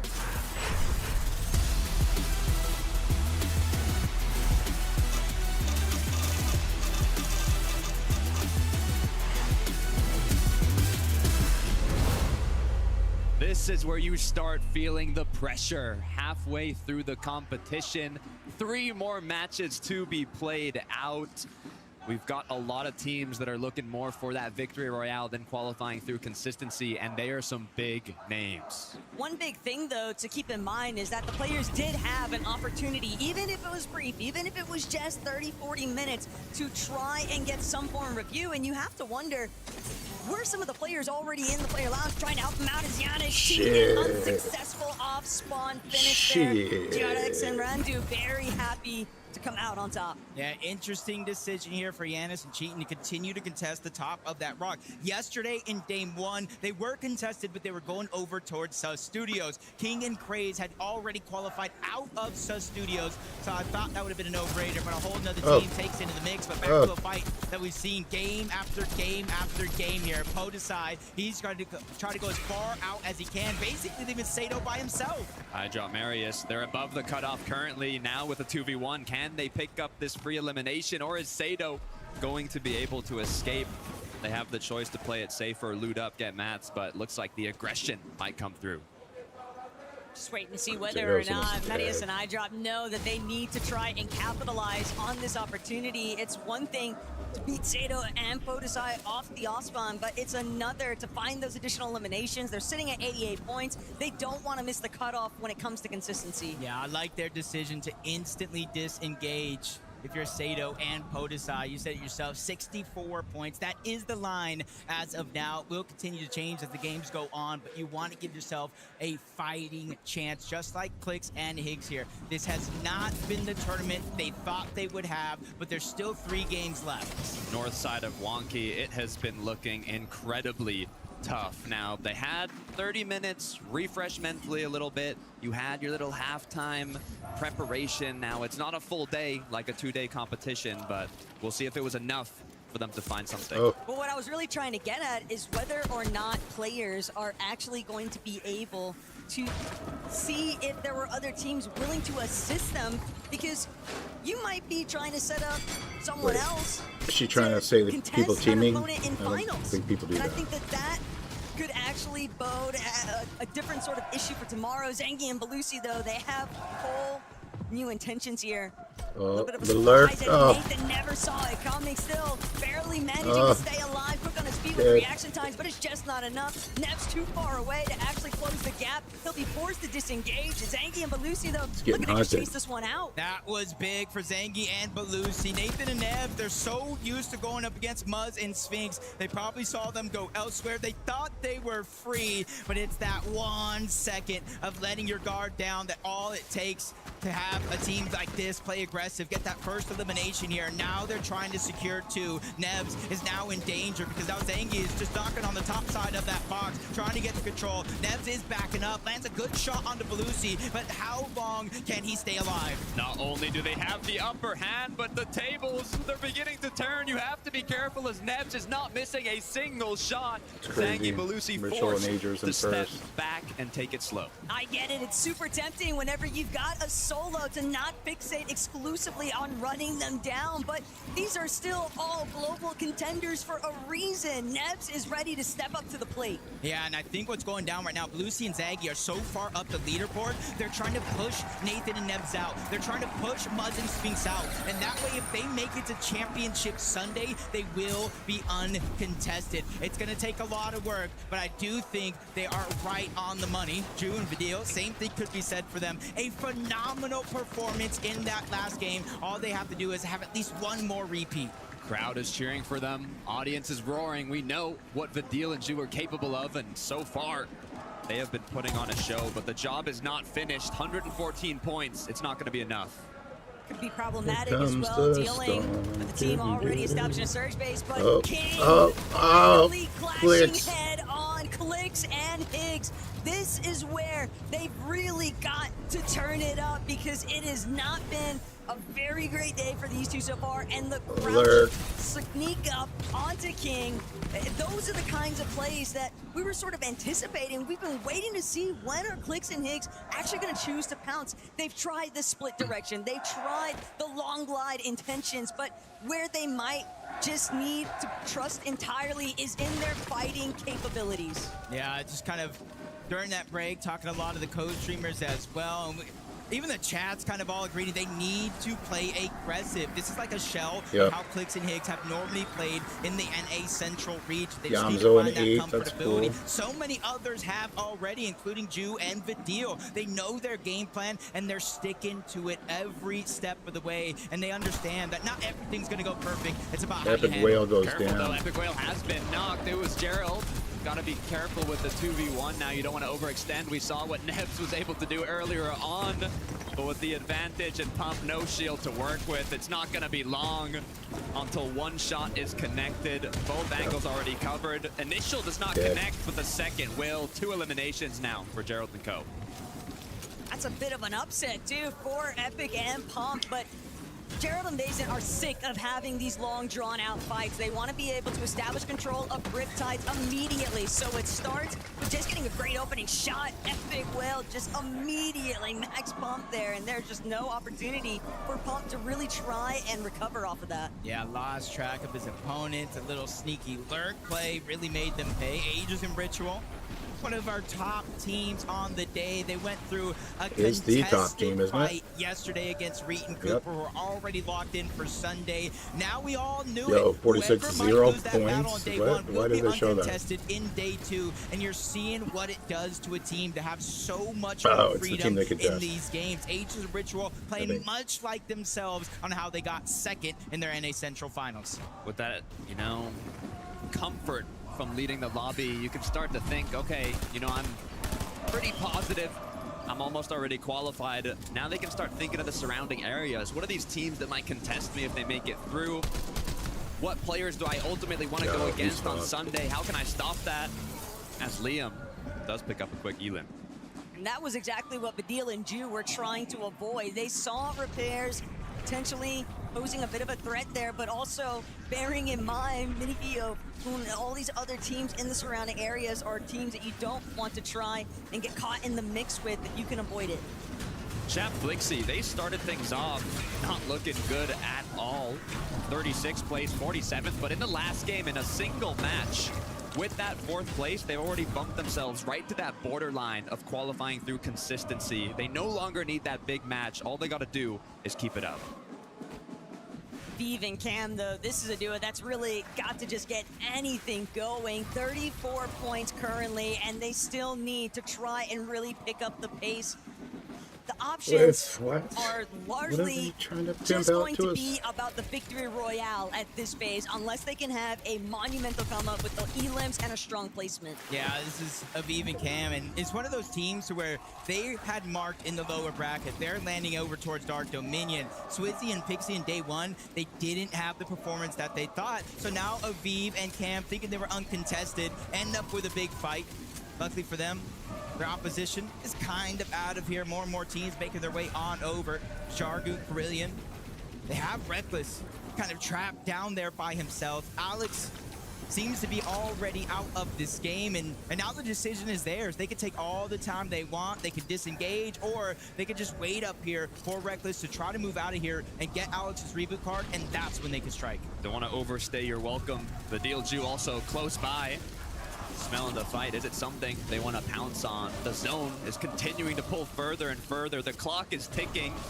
Don't know if this is the right decision, and they felt that exactly as they start to disengage. Whether or not they it's even crazy knew that we're not Vidil and even Ju are on the move, it doesn't paying matter. that much They attention don't need to stick around Savage to and find out. They've already Clicks, got the surge like- they were after. Same case scenario here guys for are- Zengi and Belusi. Two I think Savage is eliminations, probably trying to rated see as whether or not they higher can than come out on top. They've been so close already on the day. They've definitely done a strong performance here, but Clicks. Sado, they need this. Podesai having By the way, been drops playing on by Champ Twitch. and Flixie, Also, now puts Community Sado Day, back you get into free the shit for sticky logging of in. whether or not he can actually escape. Fortnite. But luckily for him, Flixie Jap, all they wanted was damage. Yeah, sometimes all you need is that break in between games 3 and 4. But look at this peculiar loadout here. 6 It might splashes, double 2 XP or different some shit. slapperoni pizzas, 4 shockwaves, and no, it's not an iron pump. It is a purple pistol here, and even a gold loadout. So they realize how hard it is in some of these games Can to only not only imagine get what power surged, hour but is gonna make be. it through Oh, boy. relatively healthy. So now they're having a change in their game plan, hoping to make it work here. Coming from the 4th place, though,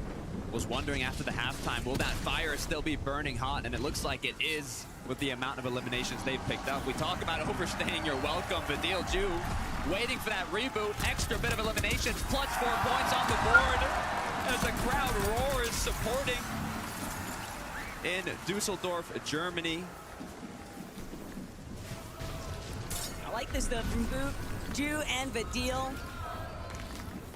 Whether or not they actually choose to continue the pursuit up against Minfield, the damage has been done. Then he's gonna have to just keep trying to see how much space he can actually create between himself and Ju and Vidil, but they don't really have to wait for Minfield. They can choose to just try and capitalize on the fact he's a solo, not let him go for another reboot opportunity. If they keep trailing him though, that's just going to make it impossible for Minifio to really bring this one back. Yeah, just a scenic stroll through the zone, past painted palms. They're looking over in that direction. They know he's somewhere around the vicinity, most likely the closest reboot van, but they want to make it as fast to zone as possible. They'll worry about that later. There will be second opportunities as Phaser King, they're both back up and standing after that off-spawn fight over towards Wonky Land. But in order to get that reboot, they had to move south, further and further away from where the zone looks like it's going. Despite King having gone down in the early game at Wonky, they're still 200 above currently. They know they are going to need more, though. They're playing that sneaky route. Will it work out? Medius and iDrop, though. Muzz. They've been doing a great job handling their off-spawn situation up against Podesai and Sado, but now how will they fare against the likes of Muzz and Sphinx? They're already trying to see if they can establish priority control of these boxes, but so far, no good. Muzz, Sphinx, still trying to see whether or not they can actually break through. We know that these two definitely love to get a little aggressive when necessary, and they are in dire need of some comeback points. Yeah, that is true. Marius and iDrop, they missed out on that top 25 qualification due to a tiebreaker that went down to average placement, and it wasn't even a full placement separating them and the upper bracket. Muzz and Sphinx, you can see why they're playing so aggressive here in this situation. 281 below the damage threshold. Half of their HP already gone. You can see the desperation start to click in. Active surge, that's gonna hit Sphinx before Marius eventually takes him down, leaving Muzz by himself, and he's about to face that same fate. Marius and iDrop, 1100 above, and with 2 eliminations now. There's only so much you can do. You're 300 below, and the opponents on the other side of that wall are over 1,000 above the threshold. They have all the time in their world, and that's exactly how they played it out. Chino and Pablo, on the other hand, recognizing Sado, trying to crash his way into where they're currently boxed up. Likely another solo, desperate for some surge, but he won't get the chance to try and recover here. Chino and Pablo, still, they're gonna need a lot more on the day if they really want to try and finish strong. It's an okay first half, but let's see what you got for the second. Yeah, but this is the type of game we're needing to see out of Pablo and Chino. A little bit more aggression. Get up early on that Storm Surge leaderboard. It's been the primary thing that has been taking them down, causing distractions in their game plan, forcing their hand when they might not want to. And I feel like a lot of other teams are going to start to feel that pressure here. It's going to go from a 2-tick zone into a 5-tick zone. So if you're not already down below that damage threshold, you need to beeline it there, because that's a lot of damage coming your way. Great job job from Osid and Scary, though. Not getting shot, not getting cracked at all on their rotate in. Issue is 21 below. They have many duos in the surrounding area, so there will be opportunities, but they cannot take any damage here. Scary and Osid, though, clinging on.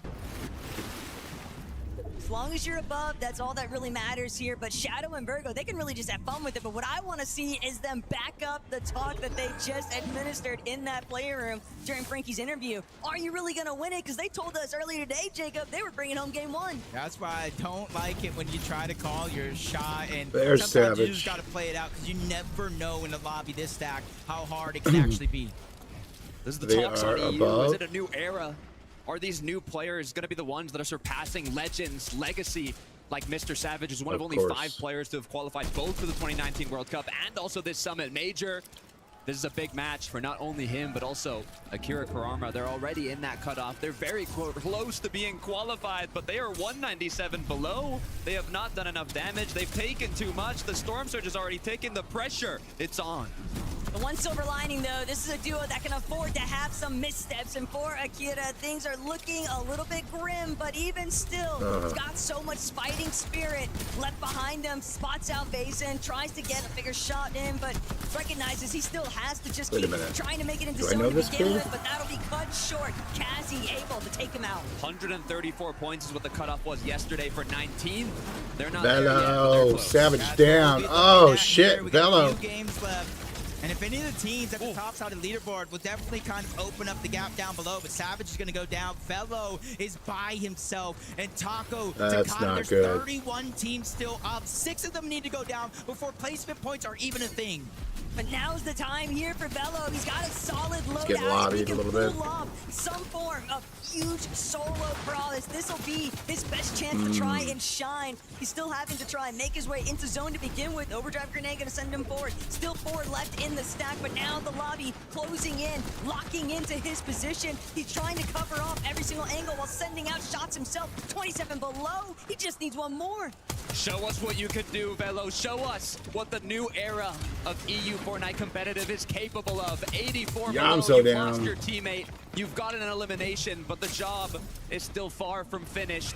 Getting cracked, forced to pop this Chug Jug. The pressure, it might be too much. Yeah, and I think Josh is feeling that as well. Yamso's already down over 300 below the damage threshold. No extra heals. He has to go, and he has to go now. Koyota's there on the other side trying to block him out, and Josh goes down. And that was a big one for Koyota and Yuma as well, because now he gets a chance at the revive and much needed surge.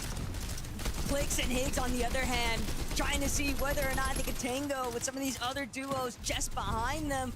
This is the first time we've really seen them try to be a little bit more proactive with the off-spawn. And while that did net them a general success with that first elimination, it's what you can do with it after the fact. But they need a big-time endgame performance here. They need so many placement Clicks points and to Higgs play need catch-up. something huge.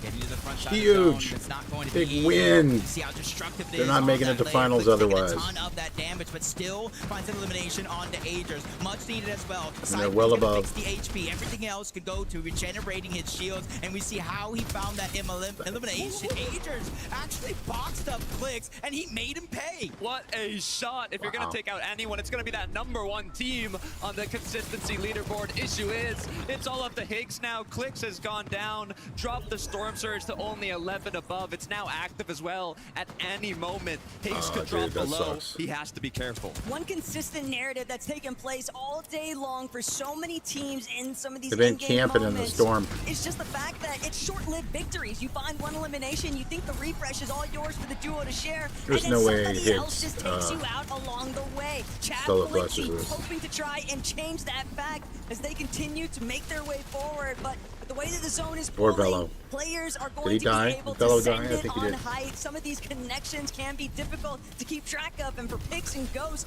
they're Maybe looking not. to see if they can actually take over. Yeah, from where the zone was to where the zone is at now, there's a little bit of a hill that they are having to go up, and that's where you're seeing a lot of shockwaves come into play and an opportunity to try to steal away the high ground. But for Chino and Pablo Wingu, they're just taking what they can get. This is one of their best games so far on the day today. They really need to continue to make Higgs this one Damn. Takes falls, Ghost and picks. It's looking bright up in the clouds, continuing to rain it down above while that chaos unfolds below. Velo, he's still up. The solo clutch continues. He's got 43 builds. He's got enough rotations, heals. He's got everything he needs. It is all on you, Velo. We've seen Virgo get 60 points off the solo clutch. Now Velo trying to see if he can take it one step above, but it's going to be difficult with so many other contenders still in the lobby. Visuals finds a refresh, trying to see if he can send it forward, but the team on height doing a great job at limiting his options. Sports to try and box up, but immediately gets caught out by Nosip. Whether or not he survives it is another story entirely, but Flixie and Chep, they are fully in control of this secondary height layer, a little bit isolated, trying to remain directly underneath the team on height. Also looking to take advantage of the other duo surrounding them. Alex, Reckless going to have some issues here as Flixie and Velo? Chep refuse to give up front side. And Velo running for his life. Velo slips by unnoticed up until now. He gained the attention of Flixie. Oh, they got him. Well. They're on him. Now putting pressure. He's out of build and needs a miracle. Now's your here time, to kid. because he has no extra heals. 63 HP. His run will come to an end. But for Chapman Flixie, this is the Okay, run well, they there's were next looking game. for. It's just getting started, already pushed up to 112 points. They started off the day with nothing last game in fourth, and now once again we're seeing them to continue thriving in the end game. Meanwhile, Shadow Virgo, they called it. We're winning next game. They said it's gonna be easy. Let's see if they can make it happen. Was it a pre-fire or was it just straight up premonition? Shadow Virgo trying to make sure that they can bring this one home, but they'll have to deal with the swords of Flixie and Chep. Eliminated They King? are really building so much momentum right now on this front side layer. 7 eliminations in total. Still trying to track down more. Every single edit opening up, leading to shots sent into other players, and nobody is anywhere near chest yet, but can they make it over this next clip phase? Trying to make it as calculated as possible. Fizz bomb going down. They have their eyes set in the clouds. High ground we go. And you can even attach to some of these trees. They got to use that to try Interesting. to get the high ground. Interesting. This is chaos in the trees. Shadow and Virgo, they want some of this fun. They get the elimination. Flixie's down. Dropping them down further and further into all that chaos. Chap, he's now the only hope for their team. Issue is he's left as a solo. 5 elims on the board. Can he continue racking it up? I mean, that's not bad. To rain down from above. The issue is it's a full do on low. Pablo, Chino, can you make it happen? This is the moment they've been waiting for. It is their best position Final 8. on the day. Still more yet to come. Pix just on the other side of their wall. Pablo trying to find the opening shot, but Pixie's just so incredibly low. Finally, Chino will bring him down. Chino and Pablo have the world at their feet, but it's all up to whether or not Shadow and Virgo decide to actually shut this one down. Shadow goes up. 4 High left? ground control still heavily in their favor, and Yep. Pablo's finished. It's 2 all teams up to fourth, whether or not 2v2. Chino can actually bring this one back, but No. he only has a sliver of HP. But yet still, 3-2 victory. Royale. final shot. They called their You guys can hit the shot. lockers. They said, Nice. We are qualifying for Sunday. Whether it was consistency or victory royale, they have kept their word. They have showed up and showed out here on the big stage. It's rare that I am speechless, but you made a prediction before this game that you were going to take the victory royale. Virgo, you just said, what did I say? You said you were going to get the victory royale. What was that last moment like? I mean, we just went for a power play on height. Shadow just said missed up. We went up, eliminated them, and we just won the game finally from went there. to It was sleep. pretty easy. You're always keeping your eyes up top, boys. How are you keeping calm in those last moments? I don't think we have that long. Like I said, we're the best team, and I knew we were going to win that game no matter what. So yeah, when we try, we lock it. You definitely locked in. Obviously, you're through to Championship Sunday. There's just 8 games now between you and that trophy. Do you really think you don't have tough competition? No, we definitely do, but I think we can compete with them. So yeah. But why does it feel like this is your year? How are you guys managing to be so confident? The fact that you just victory royale is something else. I mean, it really is just all.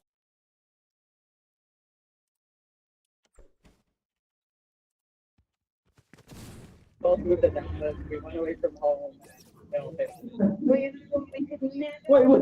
Predicted this back in 2024. You guys as a duo placed 30th. Now they're looking like they could take number 1. More games after this break. Why can't I?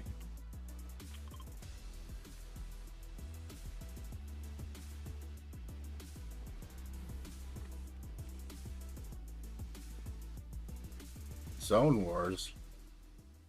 No.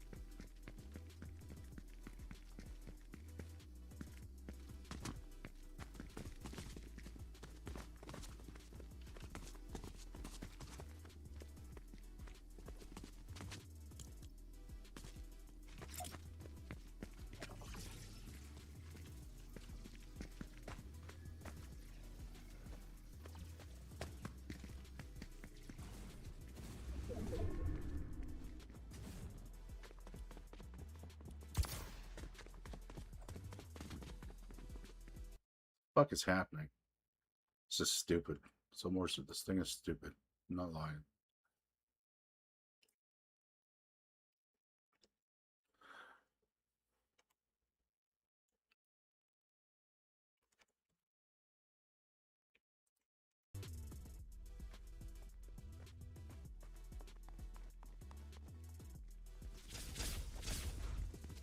Oh, this is so like buggy.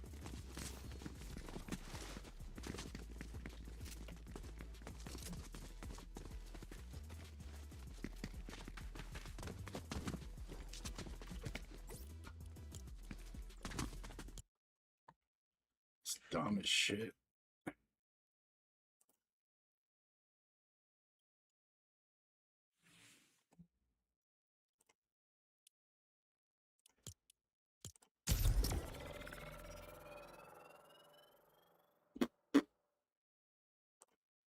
Damn it.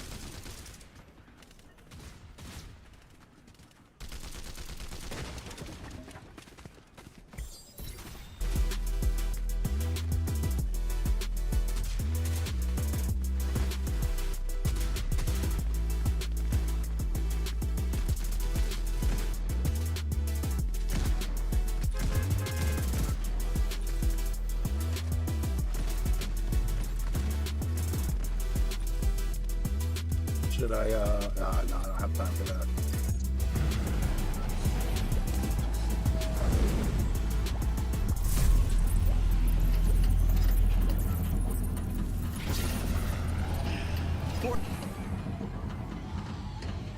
Fortnite fam, welcome back to the FNCS Summit. Game number 4 goes on over to Shadow and Virgo. Do you understand? Listen, Fortnite fam, come here. Camera, zoom in more. Do you understand what, as a player? No, more. Players in the halftime show, Shadow and Virgo are like, hey, we're gonna go in and we're gonna win this next game, and then they go on to do it. Do you understand how crazy, as an idea? Keep zooming, keep going. You understand?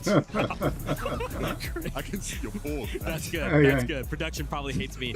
My gosh, Shadow and Virgo. What? They just did a close up, super close They up on are the screen. built different. You again. At this level of competition, Dakota, to be like, yeah, man, we're really good. We're gonna go ahead. We'll just win the next game. To then win the next game. They're not liars. That's one thing I can confirm. They do not lie. You've got arguably the best in the world in creative Virgo, IG held by Shadow. I mean, they called it, they did it, and they did not disappoint.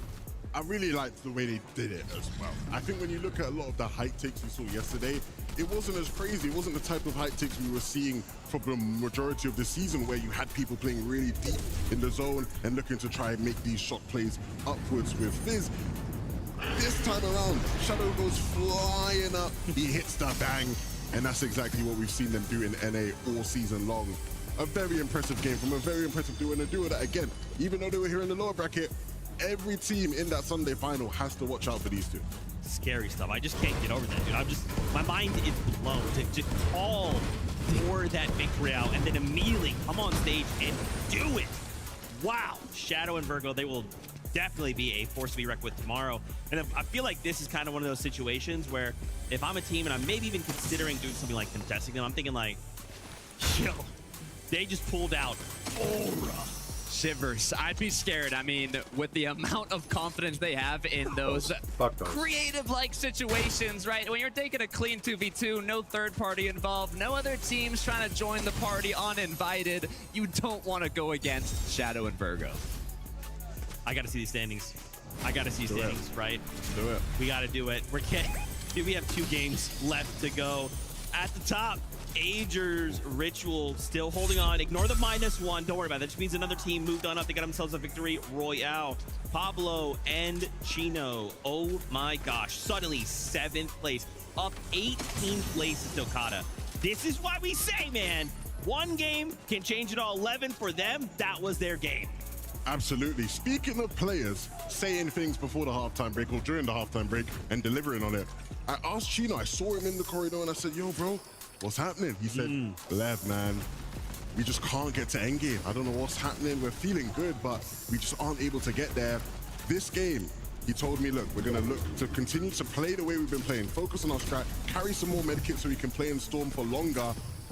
And look, they're in the end game. They have the game that we know they can have. These are the types of games they were having on EU when they did incredibly well in Grands, where even though you're looking at them here, they don't have many builds to work with, but they just stick together. Both of them playing in the same box, shotgun in hand, and they're always going to hit the key shots that they need. These are 2 of the best individual players in this region. I mean, they have the experience. They've shown they can perform online. They've shown they can perform at international competitions with the best of the whole world. And it's been surprising that, you know, it's even taken them this long to get a big match like this, but I'm excited to see how it continues. And that's a great game. Like the timing of that game is so crucial because you mentioned it's 2 games remaining. It's crunch time to move up that rapidly there. It will be a big boost for their confidence moving forward. And that's what gives me hope, right? Not even for just them again. I'm going to keep thinking about all these duels, right? We only have 25 spots. We get through on a victory royale, which means that we're done. We don't have to play any more Fortnite today. We can just focus on tomorrow or Tokata. We need to play out these games, try and end in the top 19. So many of these other duos are well outside that bubble, right? They're thinking with 2 games left, maybe we can't even get points enough. Maybe we need to strike and try for that victory royale. Maybe that's our only way in. Yeah, I mean, the pressure is on. There's 2 more spots left, but for the teams like Pix and Ghost that are in 5th place on the leaderboard after jumping up 8 positions, I mean, it goes back to the narrative I was talking about in-game. On EU, a lot of our veterans, our legacy talent, I mean, 2 of our global champions didn't even qualify to here, and now we've got players like Ghost, this up-and-coming rising talent. I honestly thought, Lev, I thought they were going to win this game, but Shadow Virgo, they were too good. Yeah, I think the great thing for Pix and Ghost is, again, they've been really good. They've been really solid. They haven't had much of an opportunity to showcase the type of talent they've had playing together, but we've seen it in bursts when they've been playing with other people. Pix and Ghost, Pix in particular, right? Yesterday we saw a great day for Polish Fortnite as far as Dom and Divash, Camaraderie doing as good as they did. Pix looking to try add himself into that crew as well. And for a player like Ghost to have this day, to really get used to the feel of the stage, get that experience when, you know, 11-2K's waffling in your ear and you can hear it in the speakers, right? He can handle that. He can handle anything. It's tough, man. It's definitely tough. We saw another duo as well. Chap and Flixie popping off. We've already seen anytime this duo comes up, the crowd goes crazy. Man, I just keep thinking, man, 2 games left. We need to hang on. We need to make some changes. We need to go all in. I mean, for Chap and Flixie, rather, I feel like they're doing okay, right? We got to stay the course, right, Lever? Or maybe it's that time. Maybe we go crazy. Like, I mean, I don't know. Like, are the Chap and Flixie fans still in the building? I mean, it's a bit quiet for the Chap and Flixie. When they walked out, it was loud. And they need that support going into these last couple of games because, again, we know if you've been watching EU, their performances have been inconsistent. But more often than not, Zeke, when they need to get it done, they do just enough to push themselves over that line. When they kicked it off, too, the fire, it wasn't fueled up, it wasn't roaring, but after that 3rd match, they got the 4th place, and you can tell how quickly it turned for them. The motivation, the confidence, it was instantly back. to where they're in their own element. Another top 5 placement now jumped right up that leaderboard in literally 2 matches, Z. Yeah, some of these players are players that they're not going to come out and just have this crazy pop-off performance. There's almost like a period of heating up. But Tokata, I'm scared, man. 2 games left to go. Let's check out that standings. Let's see who is currently in that 19th place.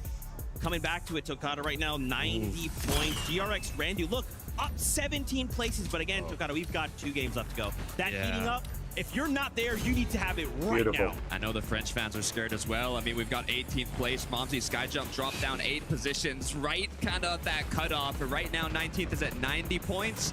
Yesterday, if we look at top 19, it was around low 130s, that bubble, but will it be the same today? Mr. Savage and Velo sit in 24th, not the spot they want to be in, but within touching distance of being able to push themselves above. Still so much talent on this page who's yet to do it. Nathan and Nebs, big names there. Harpy and Diminished, again, a duo that you would expect to be able to have made it through. We have the likes of Sato, Podesai, Epic Woe, and Pump. I mean, for some of these teams to not make it would be a big, big upset. I'm scared for Javi and Diminished too. I mean, yesterday they were like 1 elimination off qualifying, and now once again they're right outside of that bubble. I know they're feeling the pressure. Man, 2 games left to go. It's now or never, duos. We need to put the pieces on the table, because after this, 25 duos will be going home. Casters, second to last game. Take it away. I think at this stage of the game, I've seen so many third parties. I have to continue the third parties here on stage. Vinny, welcome. I'm excited, man. I'm not quite as tall as Levin, so we can't really do this height gimmick as well, but I'm excited. We got 2 more games of competition. So many big teams that are actually outside of that top 19. It's going to be really exciting to see what happens. But so many teams that are also just so close. I mean, the striking range, it's right there. It's visible, but can they actually overcome? We'll find out here in Game 5.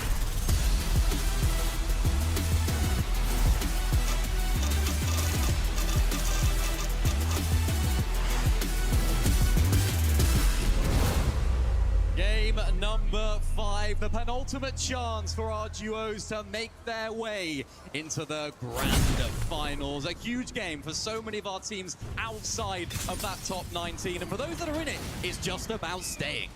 And it's coming as no surprise that yet again, Medius and iDrop are looking to try and see whether or not they can win out on an off-spawn battle they've been dealing with all day long. But more importantly still, Jacob, whether or not Podesai and Sato are going to be able to have any sort of comeback potential, because we are in Game 5. Medius and iDrop are nearly there, and it starts right here, right now. Chi and Giannis so committed to this rock fight, but it is just sticks and stones for both these teams. Giannis gonna depart first of all, utilizing some of that bush tech to avoid taking any kind of fall damage, but the damage has been done. Both of these teams definitely injured. Yeah, unfortunately enough, Giannis, the down that they were able to get on top of that rock, he has a chance at the revive. Interesting enough, he's not necessarily going to go for it just yet. He's just trying to drop down and keep pressure. He does have a loot advantage here, and his teammate is down below. So yes, he is going for that revive. So Giannis, you're definitely on a timer here about how many decisions you can make. Giannis going to do right there. We're going to have to wait and see as we move on over to a team that had a fantastic last game. Pablo and Chino all but qualified through, but they need to make something happen here at Sandy Strip in order to stay in this game.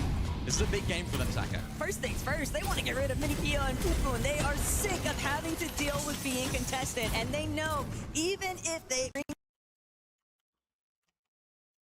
make it for their seat on that Battle Bus in finals, they still have to deal with Victor V and Kanata. So it's not like the off-spawn contest is ever going to let up. It's about ensuring that they don't have those small little mistakes in the next stage. Yeah, and at least they're getting a good amount of, to say that loosely, because we're in a live tournament on LAN across so many teams from around the world. So if we can get a 0-kill win. More and more like themselves in each and every passing game. I said it during the action in that last one. This is the best we've seen them play so far. And I want to see more of our teams, especially the ones that might be a little bit further on that leaderboard than you would expect. Get a little bit more aggressive. Take control of your destiny. this, though. Bit of a fight here. It's Alex Reckless down. Alex is a solo. Liam and Jace having to close on in here, but taking it very, very calmly. Playing up on above as Jace drops on down. Alex looking for the revive onto Reckless. Not quite going to be able to find it. The pressure keeps coming through from up above. Alex trying to do anything to find that initial shot. Hit an angle, but not quite connecting with the shot. And Reckless is able to get finished there as well. So huge moment here for Liam and Jace to close out this fight. Alex just stuck between a rock and a hard place, though, and dealing with the likes of Jace, just too healthy. The HP advantage working against him entirely. 160 points. Liam and Jace are just freaking of confidence right now, and they have good reason to do so. But Clicks, on the other hand, it's all going to come down to a Game 6 performance. And it's not even about consistency. It's not about a strong placement. They have to win.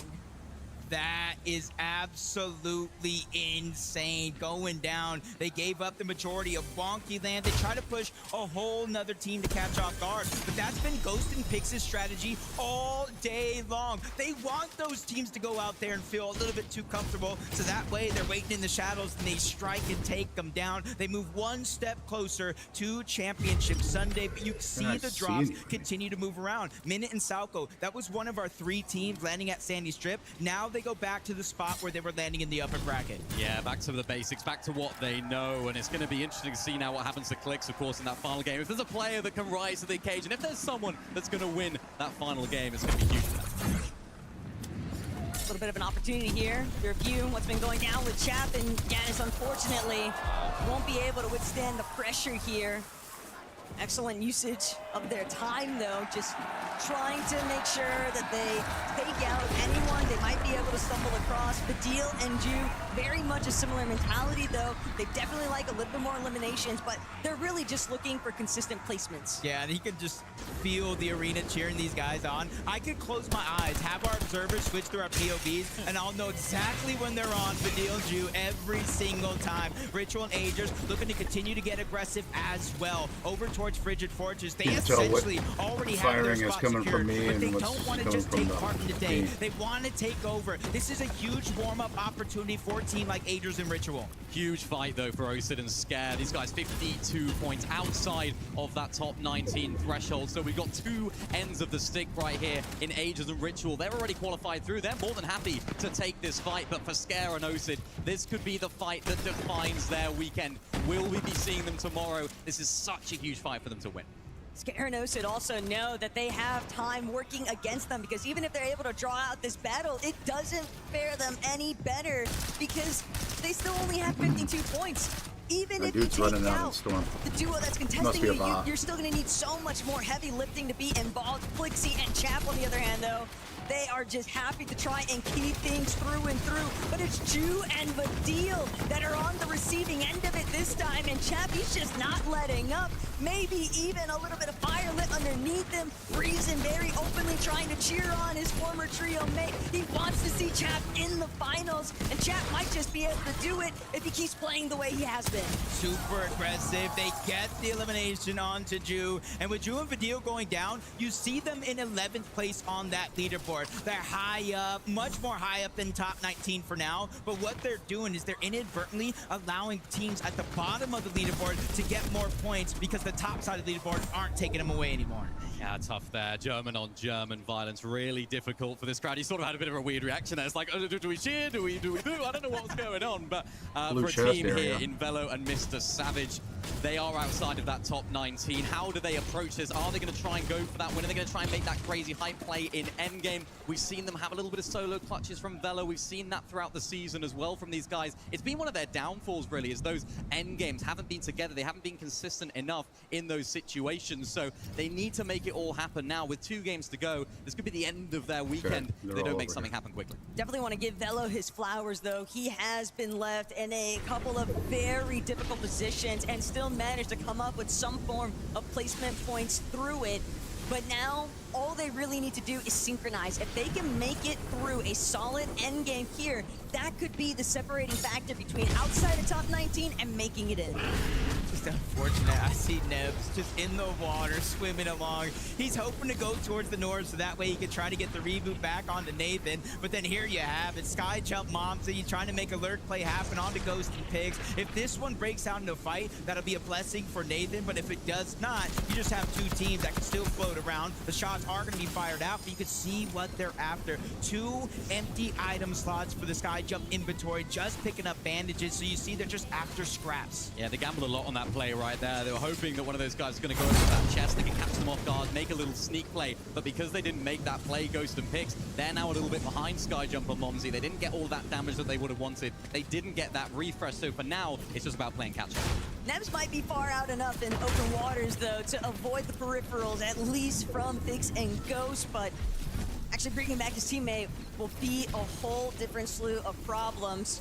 Osid and Scare, though, they have not been able to find a conclusion at this exchange over by Frigid Fortress, and this is starting to become a worst-case scenario because the more time invested, the more materials invested, it's not like they're having great opportunities to refarm all of those mats. Meanwhile, Agers, Ritual, they can do whatever they feel like.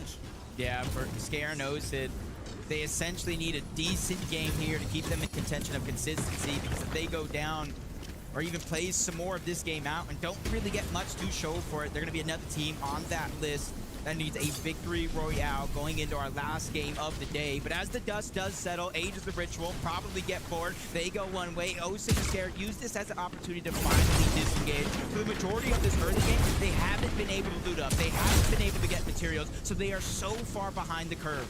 That's been their problem, especially when you get the south zone like this. It becomes very, very difficult to then continue to try and catch up with the rest of your game. Liam and Jace, we saw them in that fight against Alex earlier on in the game. That was a difficult one for them. They couldn't close it out that quickly. So for them right now, they're looking for a little bit of a lurk play here. Already in the No! Second place. What the fuck? Fuck you. So the damage is ticking. Taco. What play are they going to make? And yeah, they're just going to wait for them to go on. No, that's what it was. Liam and Jace aren't in any sort of rush, but an opportunity is an opportunity, and if Carillion exposes himself for 1 second too long, or Jargu even, Jace and Liam, they can line up the shots. It's a great opener. Carillion completely flushed out here, but Jace, Liam, will they be able to fully close it out? The delay has been set in stone. Jargu with the backup measures means that Liam and Jace forced to pull back. Yeah, and I like that decision right there, because it's easy to feel like you got the green light to go. You just did over 100 damage. They're already weak to the zone, but they are also weak. They're one shot away from going down themselves, so they make that smart IQ play to go ahead and disengage, heal up, and then make it to zone. QNDX and Phantom trying to do the same thing. 90 points. They don't even need a massive game here. Again, you just need to stay in contention to making it possible to qualify through consistency in last game. It's a really awkward position to be in where they are right now. They could need a win going into the last game if this game isn't quite as good. They're not so far into that top 19 where it makes it so that they can just play out their placements. Really, really awkward for them right now as Chino and Pablo Wingu in this fight inside of the Storm as well. You can see the distribution of teams here. Chino and Pablo Wingu in 7th place. The team they're fighting all the way down in 43rd. So a huge fight for both teams here. Chino and Pablo look like they're going to be rotating on that. All Taya and Bobby are hoping to do is try and dissuade Pablo and Chino from wanting to follow up on that engagement, but Carillion and Jargu, they've now seemingly got themselves in a fight with Chap and Felixi. But I have a feeling Chap and Felixi were likely the ones who tried to start this one. They've been picking fights the entire lobby so far, and they don't seem like they have any intentions of slowing down. Yeah, I wouldn't either for Chap and Flixie. The way this day started wasn't necessarily the best. They even got surprise contested in one of those games, going down off spawn. But since then, they've been putting their foot to the pedal and speed running their way through this lobby. But now Salco and Minute, they want some of those fights, but Minute immediately gets shut down by Champ. A huge shutdown as goes back to back, taking down Salco as well. Huge, huge, huge from Chap and Flixie right there, showing why they're one of those duos in these sort of lobbies that you can rely on in those big fights. They do it in EU, they're doing it on this big stage here as well, and they're 2nd place right now, so could they move up into that 1st place? Really important they got that fight done quickly as well. There's another team lurking, so the speed at which they finished that fight was absolutely crucial. Jargu and Carillion are also probably very happy about the fact that Chap and Flixie were so distracted by Minute and Selco, but teams just continue to try and aggress. Liam and Jace also getting a little fraggy with it. Epic Whale and Pump, on the other hand, they've really got to do what they can to try and scope out the rest of the lobby. Riptides has just been so back and forth. There haven't necessarily been a whole lot of opportunities for them to even present themselves in the end game just because of dealing with that contest. Yep, but all you need is that one big game to spark that fire. And then from there, there's no looking back. Chino and Pablo here in this day is a huge example of that. Jason, Liam as well.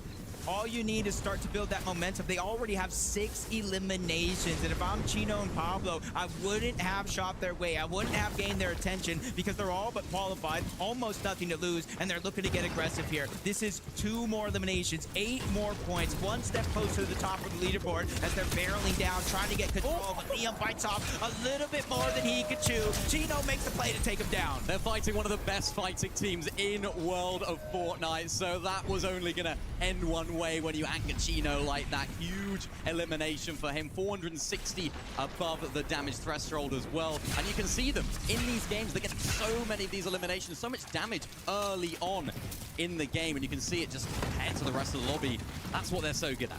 Respect the hustle out of Liam and Jace, but unfortunately, Chino and Pablo have already determined who's going to come out on top in this one. Jace takes yet another big shot, and that's going to do it. Pablo finds an elimination there, and now these guys will be able to move forward, no problems whatsoever. That last lobby really seems like it started something big for Chino and Pablo. Yeah, each and every second that passes in this game, it feels like they're just moving closer and closer to the promised land. Phaser, King, we saw early on Clix and Higgs go for a fight towards the top side of the map, which means Phaser and King relatively uncontested over towards Wonky Land. And when you look at teams and you're uncontested, especially when you're at one of the best POIs in the game, you have to make these games count. This is now or never right now for Phaser and King. You don't know what Clix and Higgs are going to do in that final game. It's going to be so important for them to make the most of this game. Likewise, Sphinx and Muzz, you don't know what's going to happen in that sort of off-spawn situation. They've struggled today.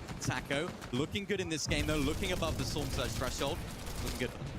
All Muzz and Sphinx were after at the start of this day was seeing whether or not they could actually find quick conclusions towards that off spawn, but Nathan and Nevs just haven't provided it. They seemingly counter-strated exactly for that circumstance, and even with Muzz and Sphinx trying to goad them into the engagement, they just weren't taking the bait, and I can't blame them because it's a complete stark difference of the two dynamics between those teams, and it's left them in a really rough spot, but they're not the only ones trying to see if they can fare for better weather here. Marius, tough spot. Really tough spot. Definitely not home and dry right now. And Marius, known as one of the best fraggers in the world, haven't really seen that from him in the EU for a little while right now. What better way to solidify your spot, not only in the grand finals, but also as one of the better fraggers in the world. Reclaim that spot. All that hype that was surrounding your name has to now do it as a solo. Needs to break into those placement points just to propel himself and iDrop into that position. Because of course it's not going to be easy for them, Jacob, but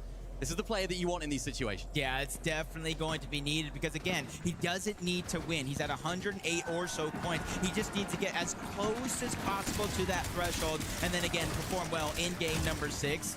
Flixie, Chap, 541. Again, the spark has not gone out from these guys. Elim after Elim, they're just getting better with each and every passing game.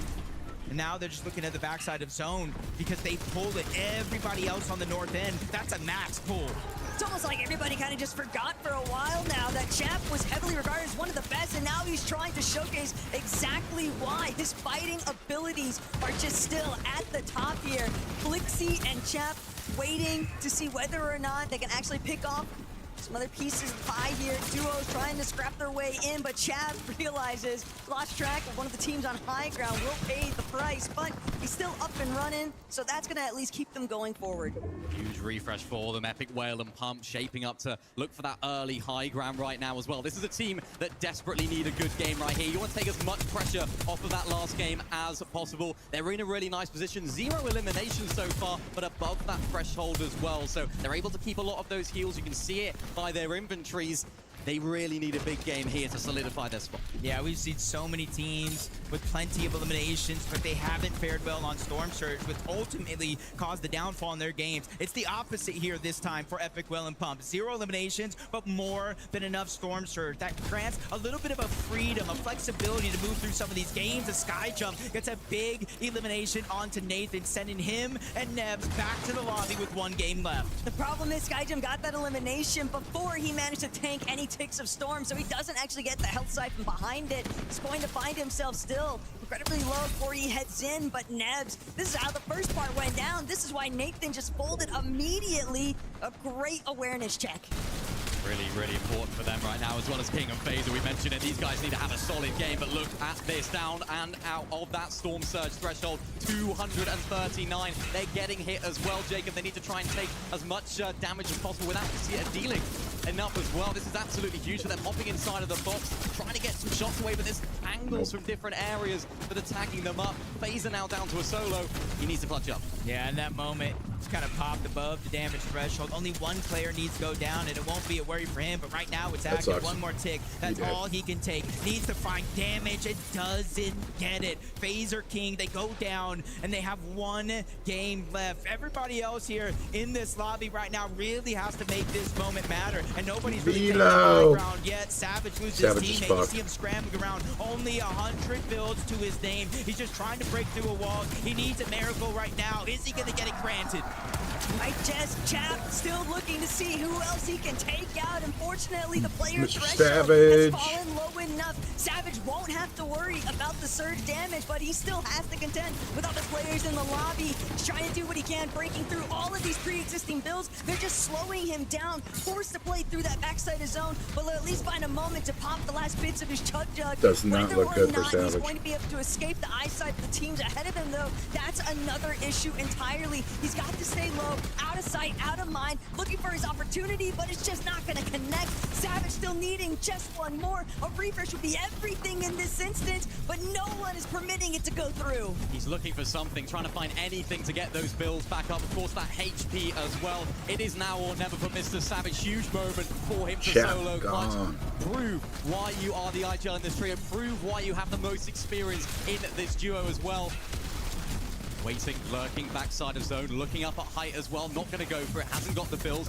Getting looked at from so many other players as well, Jacob. This is being difficult for him. Yeah, but blessed in this moment. The Fizz miss down below, getting some shield. He has the low grab effect. He's trying to move his way through, gets a flank onto 1, misses a crucial shot, but Savage has not given up just yet. The zone is closing in. He knows he needs something big here. A full duo to his left, waiting for him to peek out the box. Shockwave sends him flying. A lost opportunity there. The window is closing. No Sif is inside, trying to put pressure. He shockwaves over. They're just taking away every opportunity by escaping from Mr. Savage. But fortunately for Savage, there's still other players in the lobby wiping each other out. He can't break through that last metal wall, but he still managed to secure a decent amount of solo placement points. Every little bit helps, and we'll see just how Game 6 shapes up. But for right now, Akira, Kurama, the ticket clicks and Higgs died early. I haven't seen anything. Spoiler to that.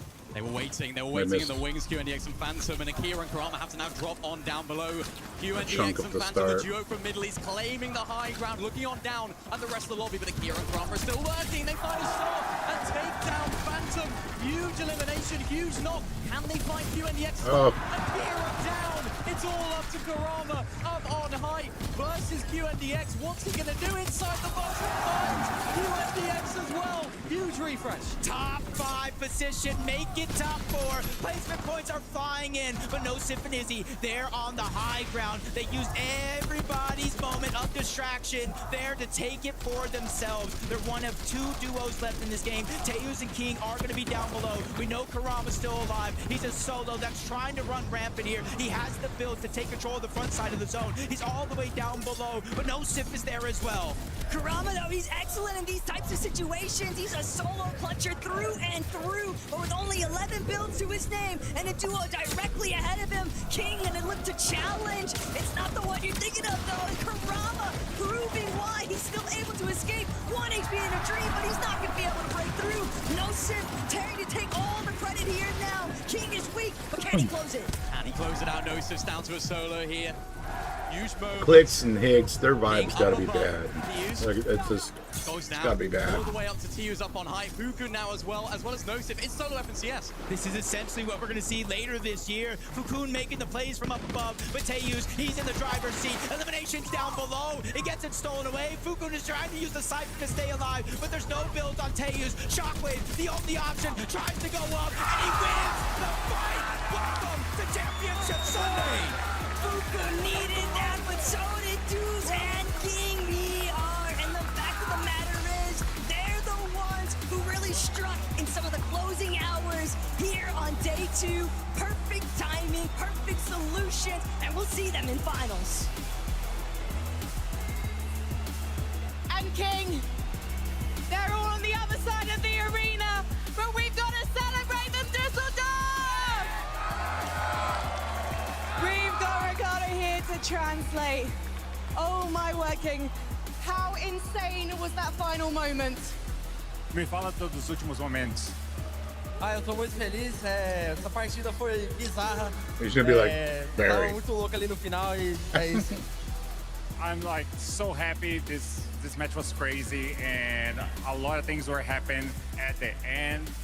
I cannot even explain. I'm just getting you guys to turn around because there are so many people around the world who want to celebrate you at the moment. Twos, going through the lower bracket was so tough. It could have been that you wouldn't qualify if you hadn't got this victory royale. What did you guys talk about in the player break to make this happen? So, vocês poderiam não ter classificado se vocês não tivessem essa vitória. O que vocês falaram durante o break para conseguir essa vitória? Cara, posso falar? A gente tinha mais 3 partidas, então falei com o King pra gente manter o foco, porque cada partida tem que dar ali pra não tomar ali. They just talk and say like, let's stay focused. We still have a chance. It has 3 matches left, and they managed to get it out. You are the second Brazilian duo to make it through the lower bracket today. You are going to be in great company tomorrow. Do you think that Brazil can win the FNCS Major Summit? King, você acha que o Brasil vai ganhar o FNCS Summit? Eu acho que qualquer um tem chance, é só acreditar. A gente grinda muitos dias pra isso, então acho que a gente consegue sim. He said we just have to believe it. We have the potential. We have to believe that we can make it. Düsseldorf, do we believe in choosing King? We're going to head to a break. When we come back, it's just one more game until we solidify the Grand Finals lobby.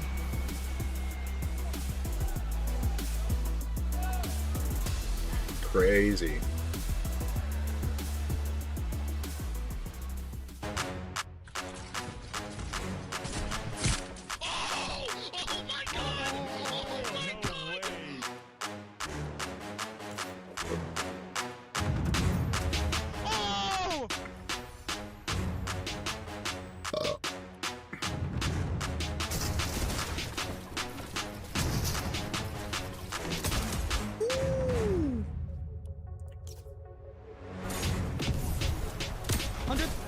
I got hit with that one. I'm popping a med bit. Wait, short. Got 6 build? No, max up. Wait, how do you get these? I don't even want these. Wait, if you have med, wait. 100! 100! Oh my god, look! Oh my god! Oh my god!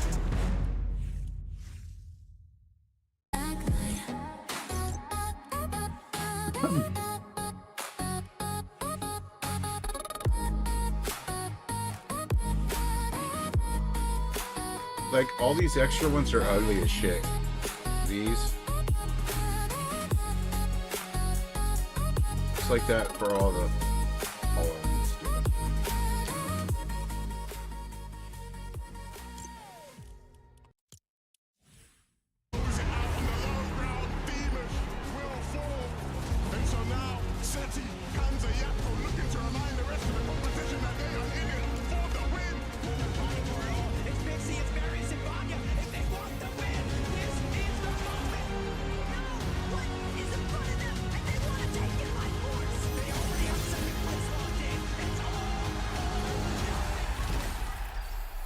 I need to dance. Let's see.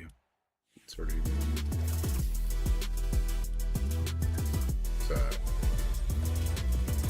Yeah, why not?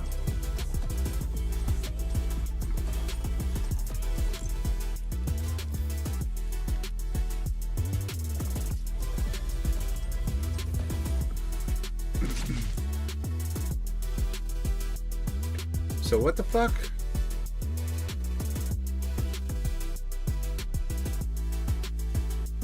The epilogue. We got an hour and 15 minutes for that.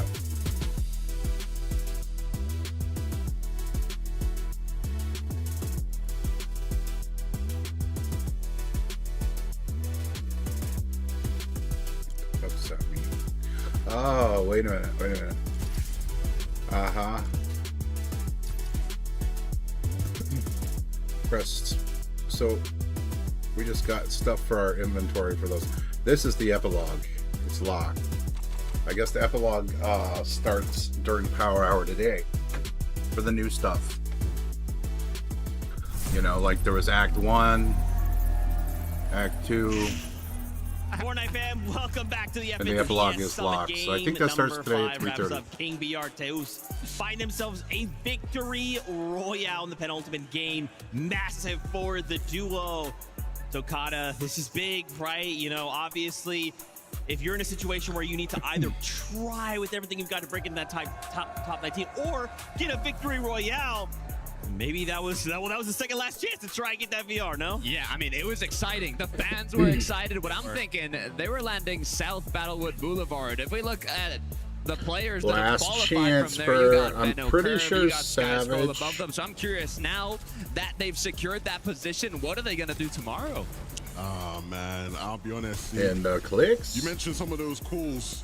When the casters made that call for certain players of, hey, this next game you have to win or that's it for you. Nothing else is going to work. That's it. That sent chills down my spine. It just gives you the sense of urgency of the point we're at. It's why King and Tails' win is so impressive as far as, again, stopping them from having to deal with that whatsoever. A lot of people refer to the smaller regions, right? And they say EU and NA Central, and then every other region's a smaller region. I've been saying to people for the past year, guys, you can't include Brazil in that. You gotta take Brazil a bit more seriously as a region, because not only do they have so many people who play, but the quality of the players as well is impressive. They have 2 wins today. They might get another one, who knows?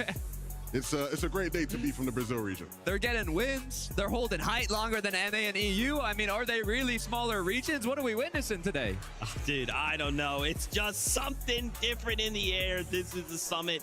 It's kind of a sneak peek at what a global could look like, but again, only a single game left to go. I'd love to start taking a look at those leaderboards, right?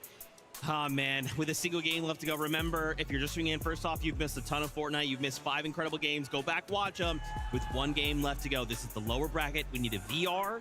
We need to end in the top 19 if we want to proceed to tomorrow's finals, or the summit run is done. Epic Whale in this last game finding a bit of a moment, right? Some momentum to kind of maybe try and piece something together, but guys, with only a single game left to go, you know, it's gonna come down to that wire. But look, 20th place, Tokata, Epic Whale right there, pumped right on the ball. And it's getting the tie between him and Sato and Photoside at 112 points. I mean, I even see other names. Mr. Savage, Epic Whale is close above. Visuals, Braids, Marius, iDrop. I mean, these do not look like names that shouldn't be on the cutoff. I mean, Gotta Epic win, dude. Whale and Pump specifically, Epic Whale, this is one of 5 players that qualified both to the 2019 World Cup and this major think it could just come down to Summit the LAN. Clicks Issue and is, Savage the at only the end. player that's qualified Clicks so wins. far is Thomas They both HD. qual. Then you've got King That's never from happening. Argentina, you've got Epic Whale, you've got Mr. Savage. All of these other 4 players just have not made it yet. Every single one of them outside of qualifying range, and all they have is one more chance, one more shot in this final game of the day. Yeah, I think when you look at a lot of these guys that you sort of mentioned there, right? We have guys like Clicks, Mr. Savage, King, Epic World, these guys who we love them for all the amazing memories they've given Like us, Levin's but we pick jacket. them up for their longevity. When it comes to longevity, you want longevity of doing well and doing good, right? And so the pressure is on for all of those players, because we know that they're more than able, right? It's not a question of ability, it's about their execution. And ultimately, a couple of those names will just miss out. I don't expect to see all of them make it in, and so it's about making sure that last game counts. That's right. Well, really quickly, before we continue the talk, we actually have a blast from the past, rather. Okay. It's a Vivid masterclass. Oh, he still does those? What's up, guys? Yeah, listen, Iamzo going into that game was sitting 20th place, a little bit less comfortable than I'm sure he wanted to be. Let's take a quick look at what their game plan kind of looks like. Obviously, they're going to be landing at the same exact spot that we see Acorn and Bolts do, right? We know exactly how this drop spot kind of lands. The powerful thing about this drop spot is, of course, the ability to use the launch pad. As you can see here, these guys are going to be able to use that launch pad to just come all the way down here and land directly in the center of the zone. That is such a good spot. We've seen Acorn do it. We've seen Iamzo and Josh do Tons of chests. every single one of the games so far today. Their problem right now is not necessarily making it to the end game because they have been utilizing that launch pad very, very well. They've also been able to keep themselves above the Storm Surge very, very effectively as well.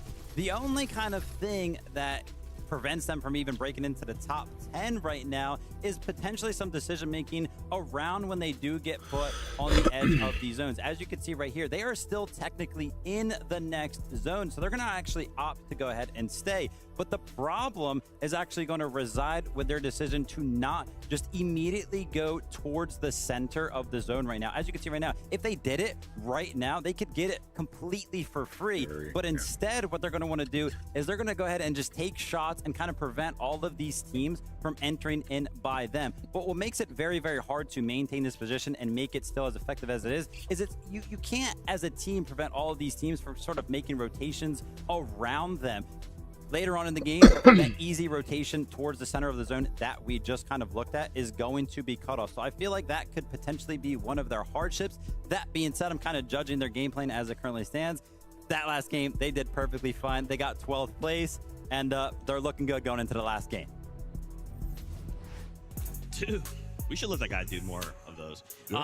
You know, we're drawing closer here. We're about to get ready to kick off the final game of the lower bracket, boys. I kind of want to get your thoughts. Really tough spot, right? After this, a bunch of duos are going to go home, right? And others will rise up and start preparing for tomorrow's finals, where game plan has to be a bit different. Any advice, anything you want to see? I don't know if the word's advice. I mean, it's more how I'm feeling, my emotions. I look through this list and I look at all the legacy, the champions, the names that are not currently in that bubble to qualify. I'm honestly I'm surprised. I mean, the era of Fortnite competitive, it might be changing. It's a big moment. You said it's going to be time to go home, Zeke, and I think the saying goes, what? Go big or go home. Yeah.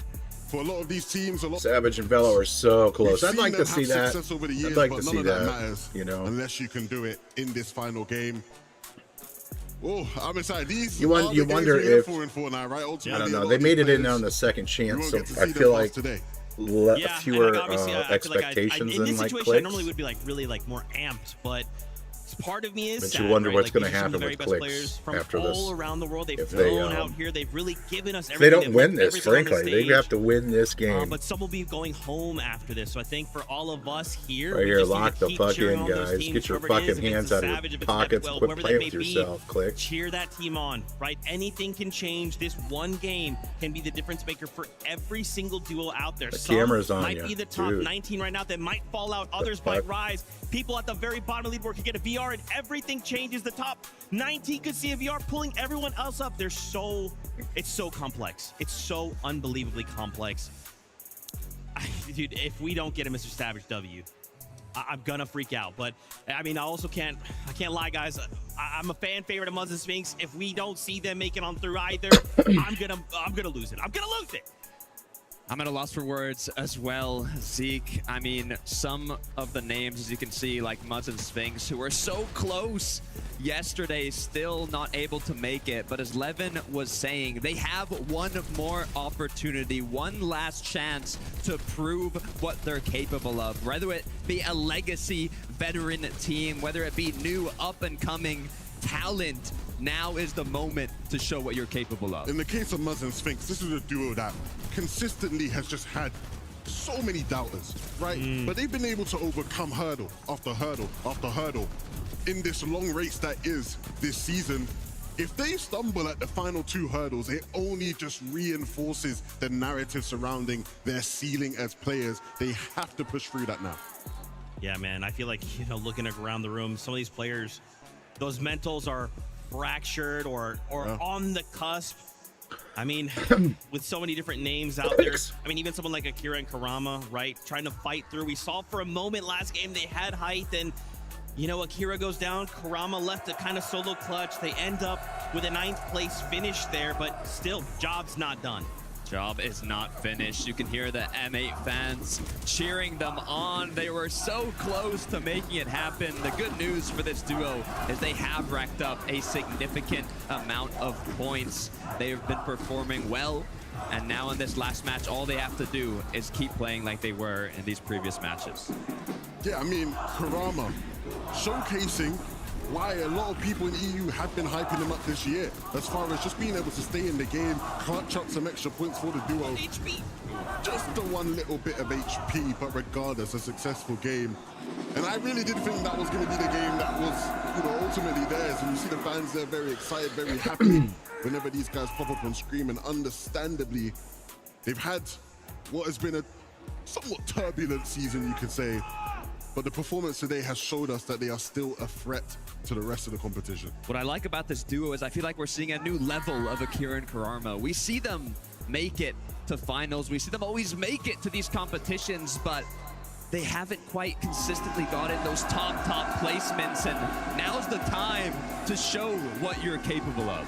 Yeah, you almost want to send that message, right? Hey, we're coming out, lower bracket, we're heading up into finals. You want to try and make some moves against this contestant. I want to rotate on over third parties, right? We got to keep taking, right? Don't try it. I want to go back to those standings, right? We got to keep taking a look at the bubble. Those points are way too close right now.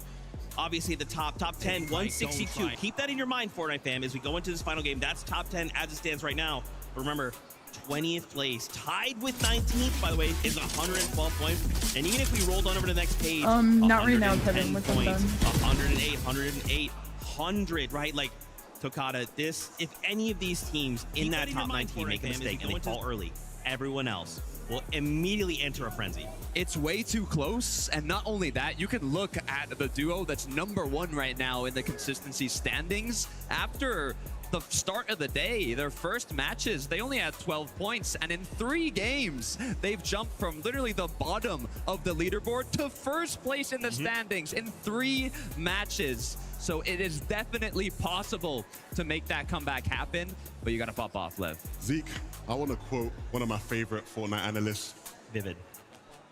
I think he said, I feel like it all comes down to this. One more game remaining. Legacy's on the line. This is the part where I take off the headset and start going crazy. No, we're not doing that, but yeah.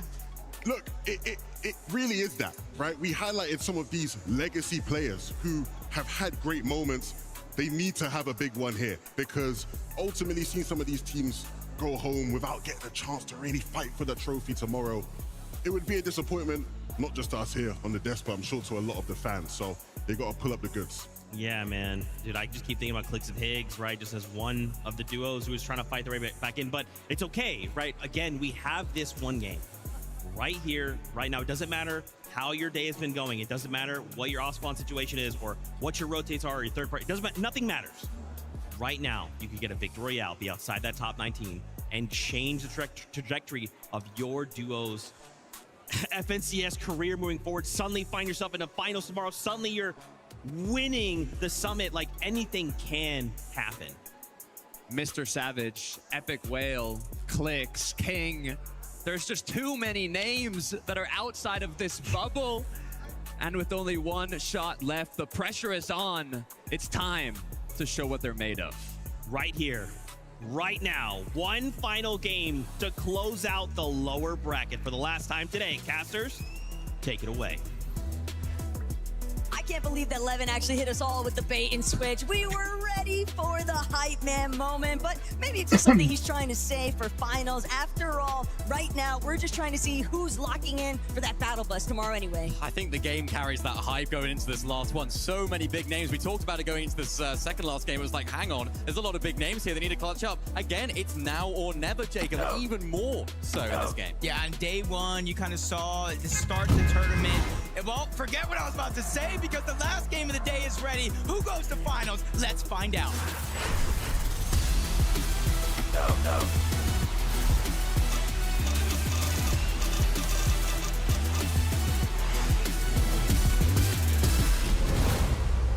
Last game of the day, and you really see the difference of the flow of how these games went from the upper bracket game one yesterday, where I think we had 85 or so alive when the first storm surge hit. It's getting less and less as each and every game passes here. There's 88 up here in this game, but I think with everything on the line, a victory royale, a must for some, or high elim games for others, we're gonna see this one speed through. Already a different change of pace here, though. Giannis and Cheatin', they don't have to fight it out. Not for this final lobby, but more importantly still, Jacob, I think the big thing is that we're witnessing what could potentially be Crash Out Nation, because there are duos whose only option is to get a victory royale. One of these could be happening right now. I drop Sato taking down one. Marius the only one left. They have the HP advantage. Marius and iDrop are out. Podesai and Sato survive. That is tough, but for Podesai and Sato, this is the moment Levin was talking about. Dreams can come reality as a Beeb surprise contested in this last game over towards Sus Studios. Randu and GRX, they chose to stray away from the fight of Giannis and Cheatin', bringing the fight on over towards this side of the map, and they already got that elimination onto Cam. Sorry, Jacob, I'm just still not over what we just witnessed. Radius and iDrop were winning that off spawn all day long, but they lose the one they needed most still. Hope not completely gone here for GRX. That is until Aviv puts him into the dirt, and Aviv knows just how desperate he is for this one to vote in his favor, because he cannot afford to lose out up against Randu, but it's all over. Randu is going to be the sole survivor here at Sus Studios. What a clutch that was. That keeps them in it. Aviv needed it, but so did those guys. But look who's here. We've got a third party. It's Cheatin' and Giannis making their way on over. What will happen there? But another team that needs a big game. It's Muzz and Sphinx, and they take down Nathan. Hey, to start the day, Sphinx say these guys have been running for him. They went ahead and finally caught up to him and get the elimination. Again, these are the games that truly matter. They started this one with around 66 or so points. They get those 8 because of these 2 eliminations here. That first one on an Ebs, he was out of position by himself. Muzz strikes him down. And remember, Nathan and Ebs outside of that qualification now, so they will not be qualifying through to tomorrow. For Muzz and Sphinx, they're still in it. The dream is alive. Just giving a moment of pause. Clicks and Higgs under a lot of pressure right now. Sandwiched in between Savage, Velo, King, and Phaser. But Higgs, he's trying to see if there's any life left in his eyes. But fortunately, Clicks gonna look for a backup moment here. Savage versus Clicks? So they're looking to try and steamroll through. Oh, Clicks shit. and Higgs, they want to shut down Exit here in the final hour. Savage and They are exit. Oh, Savage down. Clicks. Oh, Clicks down. Higgs down. Velo takes him. Holy shit.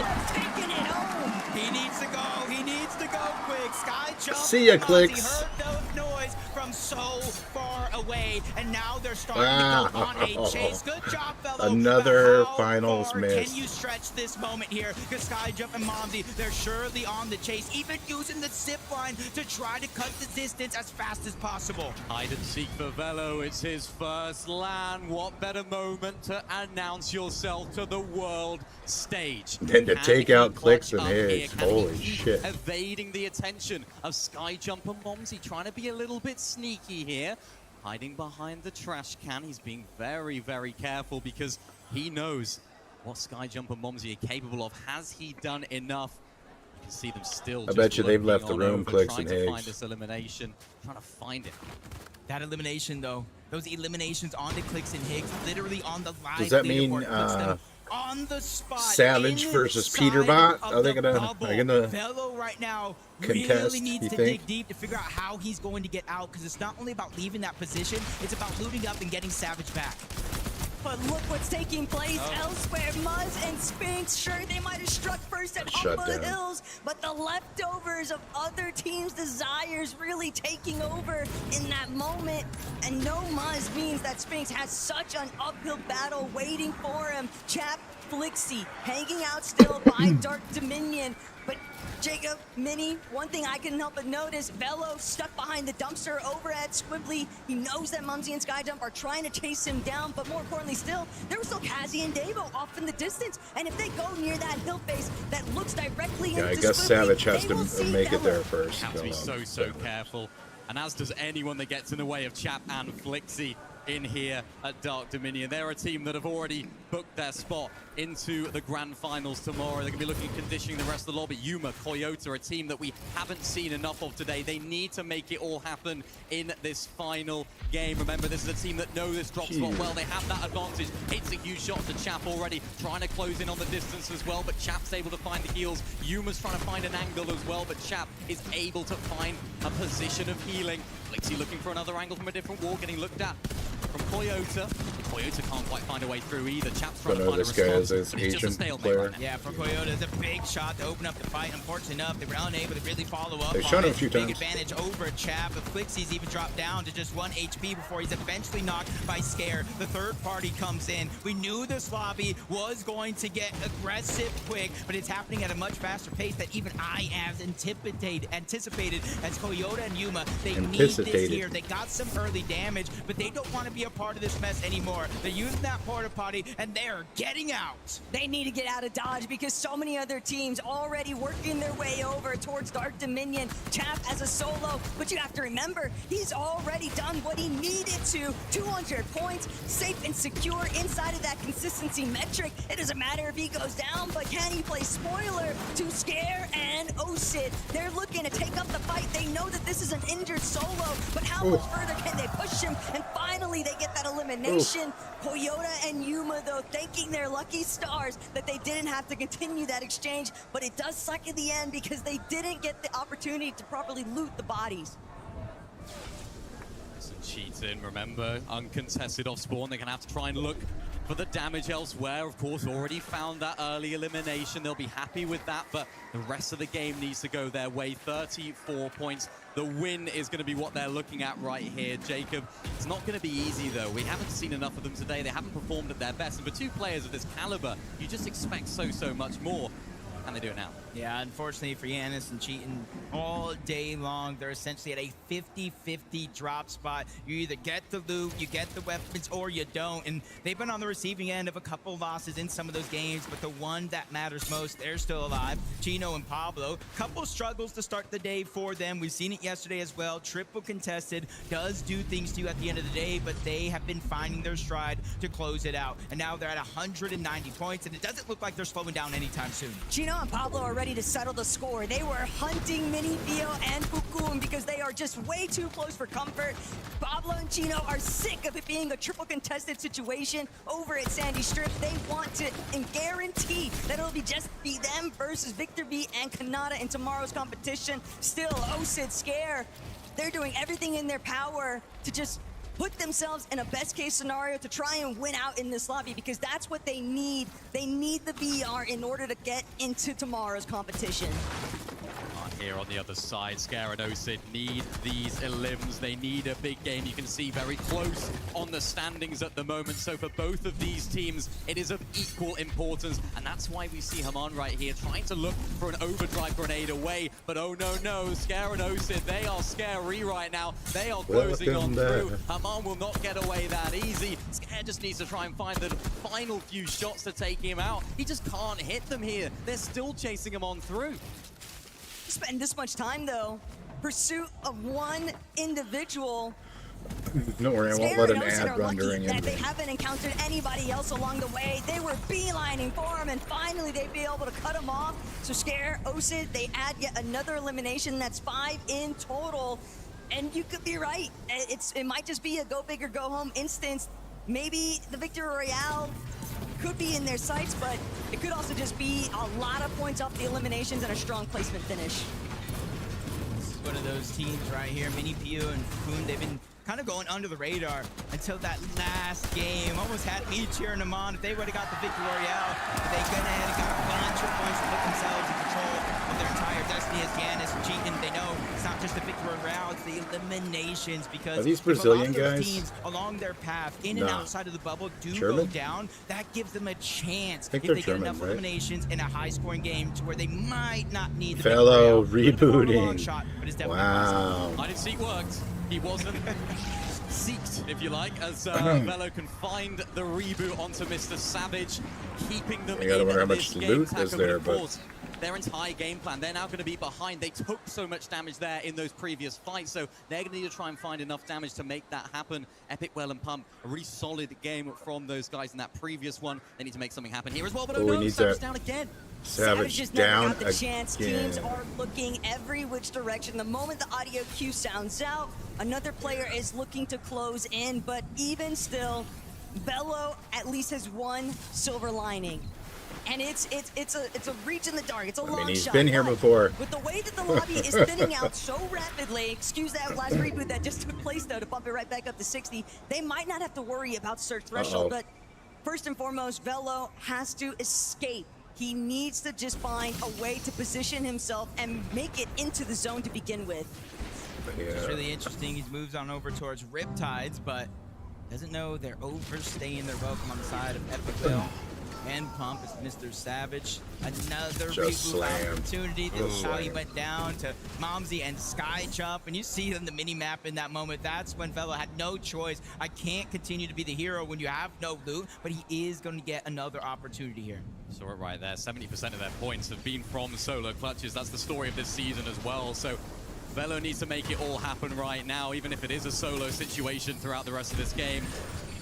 Really putting themselves under it right now because they've got to make it all happen at the end of this game. A team that don't know Taco, Ages and Ritual, experimentation, trying different things, playing back inside of this storm. Maybe experimenting with plot. And this feels like watching a breath of fresh air in action because Agers and Ritual, they have all the time in the world. They can do whatever they want. They can get eliminated in the next couple of seconds, and it wouldn't make a difference. They have secured their spot for the Summit Finals. But now, Sato, Hodesai, they're also looking to take control of their fate and make it onto tomorrow's battle bus. First, they'll have to contend, though, with the team left over at Wonky LAN, King and Phaser. But King and Phaser, they're not interested. They're just Another trying to play reboot this for one out. Velo. Second time. And another shot down. Maybe. Oh, he's trying like Can you hell. survive? Yes, you can. Holy shit. How long? A little bit of HP. Medkits being passed. They have absolutely nothing to their name. And in a two-tick zone, they're not going to have a lot of time to actually loot up and get the loot up that there's they no want. So they're vending. just going to be scrapping their way through the end of this That's game. But at tough, 116, man. again, they were that team that is on the line. If they could somehow make it out of zone to start scoring some placement points, they should be okay. Two-tick zone, though. The storm is moving in. It's going to get yeah, that's increasingly more difficult for them to get on in here in a Elephant good making situation. little cat Maybe if they even rough. make it in. They don't have any loot. Mr. Savage doesn't have anything. So if this is going to happen for them, they're doing it in style. Even when they make it into the zone, though, they'll have that constant looming threat of storm sickness. We haven't seen too many duos threatened by it throughout today's matches, but this would definitely be a circumstance where I could see that taking over just because of how much time Velo has had to position himself inside a storm to bring Savage back. Skyjump and Momsy, though, devious start. Chasing down Velo from the beginning has now left them in a position where they've got ample surge and they're looking to make their next move. Yeah, for a couple of teams in this lobby, it is looking good. Fadil and Juice specifically for 100 damage above the threshold. They're looking for opportunities for more. Germans, Cheat no? and Yanis, they're the ones in their line of sight, and they cause a little bit of a distraction. It does look like Cheatin was just taken down, leaving Yanis by himself. You got to blame Vidil and Choose a little bit for that causing the distraction. But at 122 points, you see them inside of that bubble, but they are not safe. They still need to perform decently well in this game to secure that spot. 19th right now for Savage. I think exactly the cutoff. Are they going to handle it? Overdrive grenades goes through. They just decide to The white Velo's line still, it here. they're still Try and go alive now. the They're easy way through, gaining. get on top of this. They've got a chance. An important Not position like for Clicks them and to find Higgs. themselves in as the rest of the lobby also try and find their way on through. Where will they position They will themselves not be next? playing tomorrow. Every single move they make here, Taco, has increased importance. For Braids and Visuals, they might find themselves a little bit cut off. Bit hesitant to try and move out initially. They knew that Randu was right next door. They didn't want to be at risk of losing their shields. They're gonna opt to take a little bit more of an isolated path here. Now, I don't think that anybody can say anything about their plan this time either. Like, they just didn't play so far, well. so good. Nobody's holding down that hill, still just ahead of them, and so Didn't they really get to will see be them enough able to work know what their way plan into this was, next edge of zone. but Give or take 3 eliminations. just for didn't the seem points like for they Visuals played and well. Braids. That's how close this game actually is. As Velo They and played a little Savage scared, end up in another frankly. scuffle. FaZe and Gerald on the other side, but luckily for them, they're 74 above. They get tagged up yet again. 35, quickly falling. They aggressed onto him. Gerald ends up in the whole box, but they're just trying to backtrack in their steps. They don't want to give it up here. They're 196 above.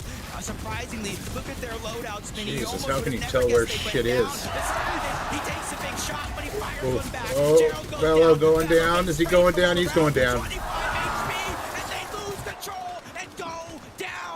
There are no winners in this exchange. Velo though. gets slammed Jacob and Faison slams his might have desk. won it out initially, but he is still inside of the storm.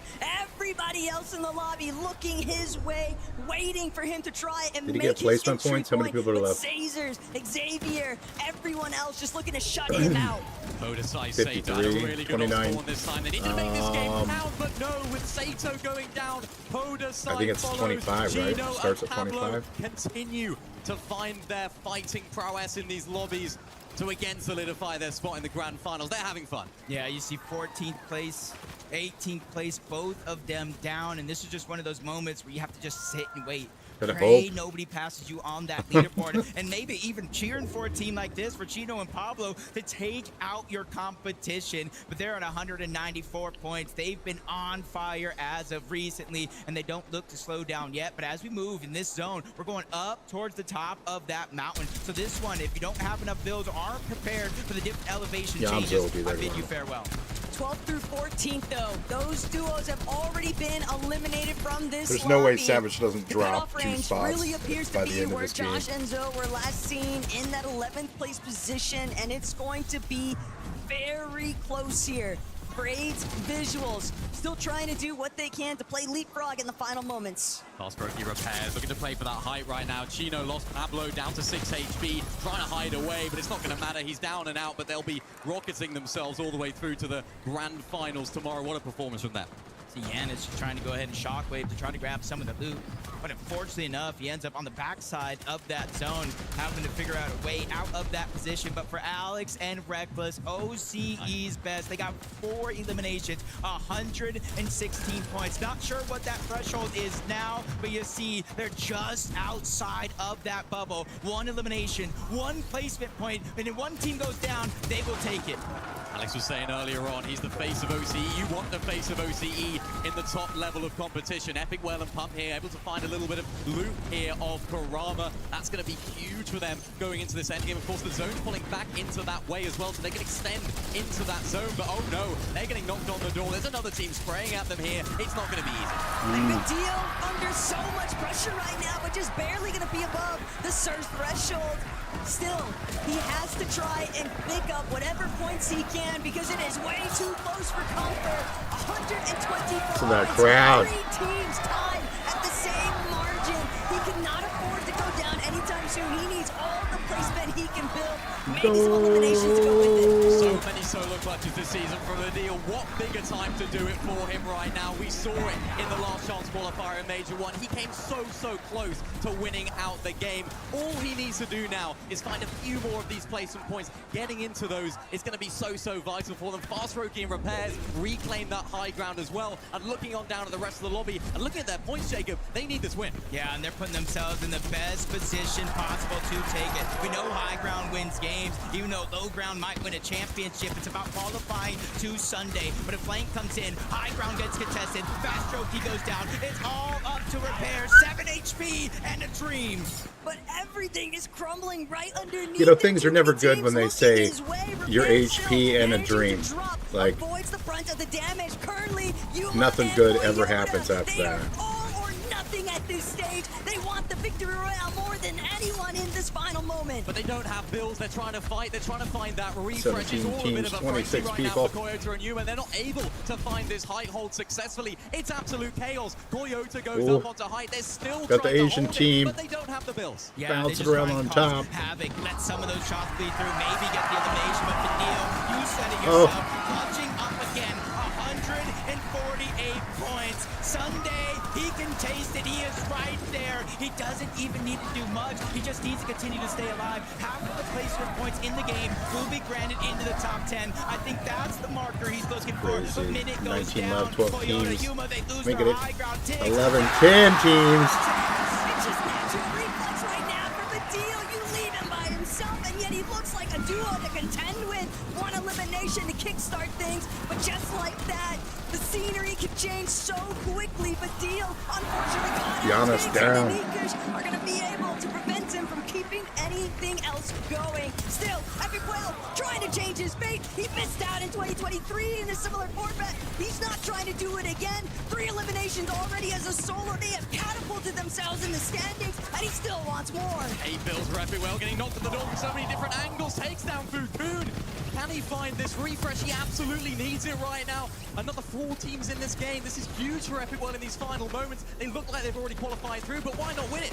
Yeah, he has the med kits in the back pocket. I'm not sure how much Storm he's actually tanked at this time, but that could be a second win condition. But up above, uncontested, nobody able are to look these up, guys? and the only duo left in this game at 180 points, Javi and Minish, and they're firing down onto Epic Whale. These are 2 teams. They don't need the win. They're almost already qualified, so it really goes down to Ozone. This is your moment. Can you clutch up? There's Javi, a Minish. They get the elimination onto Epic Whale. He has more than enough left on the chug jug to get himself healthy before the inevitable happens. The clash 2v1's not, it's not between happening. on It's just NA not. Central. Javi and a Minish, 192 points. Can Ozone do it? Because up they go. A Minish, Javi. They don't want to just take part in day 2. Oh. They want to take over. Ozone. There it is.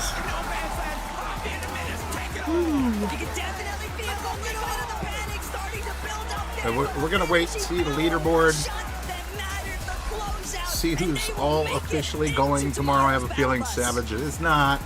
Harvey, We know Clicks is not. for your first LAN, is it? Getting a victory royale and getting yourself But I'm going to go ahead and say my thank you for hanging out. I'm going to be back tomorrow for this for sure. I thought we weren't going to qual yesterday. We done I'll play it, some but games in we made it between, happen. maybe We before. have a All right, Coronas. Gonna drink some Coronas. I spoke to you this morning. You said there were small racist? mistakes to fix. How did you fix them? It should be. We were just uncontested. I'm not gonna lie. Anyway, Other like, than when Chap subscribe and if Flixie you tried to want. grief me, but it didn't work that well. I'll in the definitely last see you game, guys know what I'm tomorrow. saying? I'm gonna let these It guys didn't work that well. play out their to see them shtick. again tomorrow because they've definitely qualified too. Looking back Thanks to again, the guys. major Love finals y'all. in your region, a big problem for you was managing that storm surge in the mid game. Do you feel like it might still pose a challenge? I think we'll be able to figure everything out by the time finals comes around. We have 12 games. We just wanted to get some extra practice in today to see how it'll play out in the finals. Absolutely. Just 8 games now, boys. Do you think NA's going to come out on top? I'm going to come out on top, not NA. Okay, then. It's going to be NA.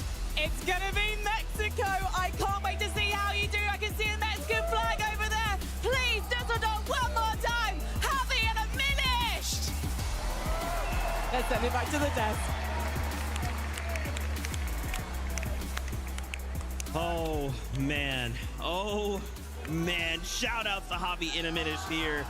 Dude, so many things to unpack in that last game. But first, of course, we have to shout out the winners. They get themselves a victory out. They secure themselves a spot to tomorrow's finals. But what does this mean for the rest of the lobby? For them, obviously, they got to start thinking, all right, prep begins now. Exactly that. I mean, not only do they I think we all wanted to see, obviously, Clicks, Higgs, I love to see Savage, the Chavello representation in the globally. finals, Javi Peter messaged Bot, me yesterday, actually, sent me a DM. He everybody said, else, but how do you have more earnings than me? I said, Javi, don't worry. Get through this weekend. Yeah, Prove that sucks. that you have what it takes. And I think we're not going to have to wait long for him to pass it. Takata flexing his earnings there for everyone, by the way. Good on you. Good on you, lads. Yeah. Good on you. Look, Harvey and Aminish, they have been working so hard. Every time I've been in that practice area, I have seen them VOD reviewing with their coach, TS. Shout out to him. Look, it wasn't the smoothest of days by any means, but what Aminish said as far as using all the games to gather as much information, gather as much experience as possible to take into tomorrow, and they deserve to be there at the end of the day. A great win in a game, Zeke, that was so heavily contested. So many people giving their best final swings to try and make something happen in that game, and these two did it the best. What's crazy too, I don't know if you saw the point threshold right before we cut away there. They're up there. They're in that top 19, which means they will be pulling someone else outside of the top 19 up to fill one of those spots. These standings are going to go crazy. But once again, shout outs to them. And if you're just tuning in, you have missed some crazy Fortnite action. Here's a look back at the game winners. And as a reminder, every duo who got a Victory Royale on this page, they went straight through to tomorrow's finals. Depending on where they ended up, they didn't have to play anymore. So last game, it's fine. Javi and Minish, they got it. And that's what they'll be playing for, the trophy. But boy, so many crazy things. And I'm getting word, the standings are ready. Let's go ahead. Let's see what this starts to look like with so many big names having these big pop-off performances in this last game. Aegis Ritual go in as the #1 seed. Guys, I want to turn attention to 10th place Epic Whale and Pump. Epic Whale, Tokata, you and me were like, wait, this is the old Epic Whale. What am I seeing? What year are we living in? Is this 2019, 2018, 2020 Epic Whale? At one point, I saw a flash from the past when he was looking unstoppable, winning every single FNCS back-to-back on NA West, and now paired up with Pump. We are back at it again at the Major One Summit LAN. They have qualified themselves to the Sunday Finals. Epic Whale, when it mattered the most, stepped up. He was right on that threshold going into this final game, and he did not leave it to chance. I mean, you already said it. He was moving, he was flying. Still plenty to figure out as far as tomorrow goes. But that is what we wanted to see from the veterans, the experienced ones. Epic Whale is one of only 3 players who played in Solo World Cup, Duo World Cup, and every single FNCS LAN. And so for him now to be making the final in this one, we were talking about players who maybe got to play 2023's upper and lower bracket format and didn't make it through. He failed last time around. Here in 2026, he makes it through the lower bracket and avenges himself from the past. We've got the top 10. All right, let's see the rest. Let's take a look. Remember, we need to be in that top 19. And I got to turn. Okay. 14th place. Vadial. Savage did not make it. Krellian did not make it. The solo clutch, Tokata. We were following his perspective, and in that moment, dude, again, it's like it's just a blast from the past. Getting these long-time OG players showing up massive. Lev, I was getting hyped. This season, we have seen Vidil do this so many times. Takar, you've casted some of these moments where he has been down as a solo and just having to stay alive in a game to keep his dreams alive, and he does it here today. When it mattered most on home turf, Vidil did not disappoint. The solo clutch was unreal, racking up elimination after elimination, but all that matters is we will see them tomorrow at the Sunday Finals. They looked so clean. We actually talked with multiple players. That solo clutch factor is critical. And finally, obviously, the team in 19th place, Alex, Reckless, we're going to be seeing you in finals. The OCE dream stays alive. The champs of Major 1 in OCE have not had the smoothest of days. But again, like we said, when it mattered the Savage most, 23rd. they stepped up and got the result they needed. This next page, though, is where things start to get sad. I mean, some of the goodbyes we're having to give to some of the players who have walked off the stage now, the likes of Sato and Podesai, Visual and Braids, Mr. Savage and Velo. iDrop and Marius. Marius was one of the players on the global stage last year who was fighting till the very end, giving Queasy, Swizzy and Mustache a run for their money, and he won't be playing in tomorrow's finals. Janice and Cheating. Summer. Again, a legendary German All player. right, guys. Thanks again. Not gonna make it through. Toyota and Yuma. We'll see you tomorrow for the finals. I'm gonna raid an old friend. In the final, but the competition league is so tight at the top. Stick around. Swampy, I mean, you saw it swamp, there. King of Phase as well. swamp Dude, ass. so many duos. Sokata. It breaks my heart, right? I'd love to make sure every single one of these players got the prize money, the beautiful trophy, but at the end of the day, this is a competition. We are fighting to see who will be the best duo and earn the title of Summit LAN champion. It was very refreshing to see as well so many of these OG players and put kind of forced into these solo clutch situations, firing on all cylinders, clutching up in this game when the pressure's on. Think about the experience they've already had. They've been in these situations before, and for just that brief moment, they find that flow state. They go, hey, I've been here before. I'm going to tap into that. Now it's time to clutch. The issue is, though, it's just all of this experience, too. We're seeing a lot of these legacy players that have been here before. They were just not able to make it through, but it's that bittersweet moment where you have players like Clicks and Higgs who didn't make it, but you have also up-and-coming rising talent showing what they're capable of on an international stage. But what I'm thinking, too, I mean, a lot of those wonky land teams, Clicks, Higgs, King Phaser, this means some interesting stuff for tomorrow. We can't just move past this though, man. Clicks and Higgs. The start to the year this duo had, all the hype was on Higgs. People highlighted how amazing he was as an individual. The momentum from last year's trio success, everybody believed it'd carry over into the duos. And even when people tried to build these guys up as a duo who would be able to compete and fight to the very end, it just hasn't been good enough. And this result might just be the shock this duo needs, because I think we can all sit here and reasonably say both of these guys are more than good enough to be playing in tomorrow's final. We love seeing them together. They're a fun duo. Whether you like them, whether you don't like them, they are a fun duo. They bring entertainment to not just NA, all of Fortnite. But it needs to be better, and today, just not good enough.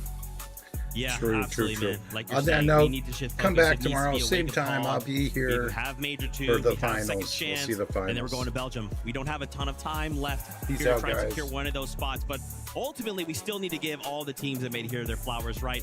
Many of them fought through Major 1, then last chance, then second chance to be here on this stage. So Fortnite fam, even if your favorite duo didn't make it through, make sure to send them some love. They still fought it out on this stage. They brought every single thing they had. Unfortunately, it didn't work out, but that does not mean they are not one of the best players in the world. If they weren't, they would not have been competing on this stage. Obviously, boys, sad moment over because we got to shift focus to tomorrow. Finals. I think the great thing about Summit as an event is usually we have these conversations with teams at the end of the year when they fail, yeah. they don't have the globals that they were hoping for. For a lot of these teams, a lot of these players, I reckon some of these guys will split over the course of the year. But for a lot of these players, this is the shock they need so that if they are on that stage at globals, they can remember this feeling. Some of them are in the back listening to me right now. Remember how you feel right now. Make sure that doesn't happen again in Antwerp. Boys, what do we think? Tomorrow, finals, we now know the duos are competing. I'd love to hear your expectations going into tomorrow.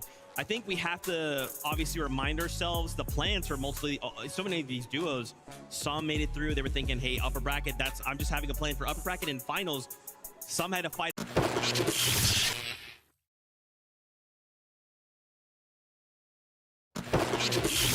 Handling games changes so much.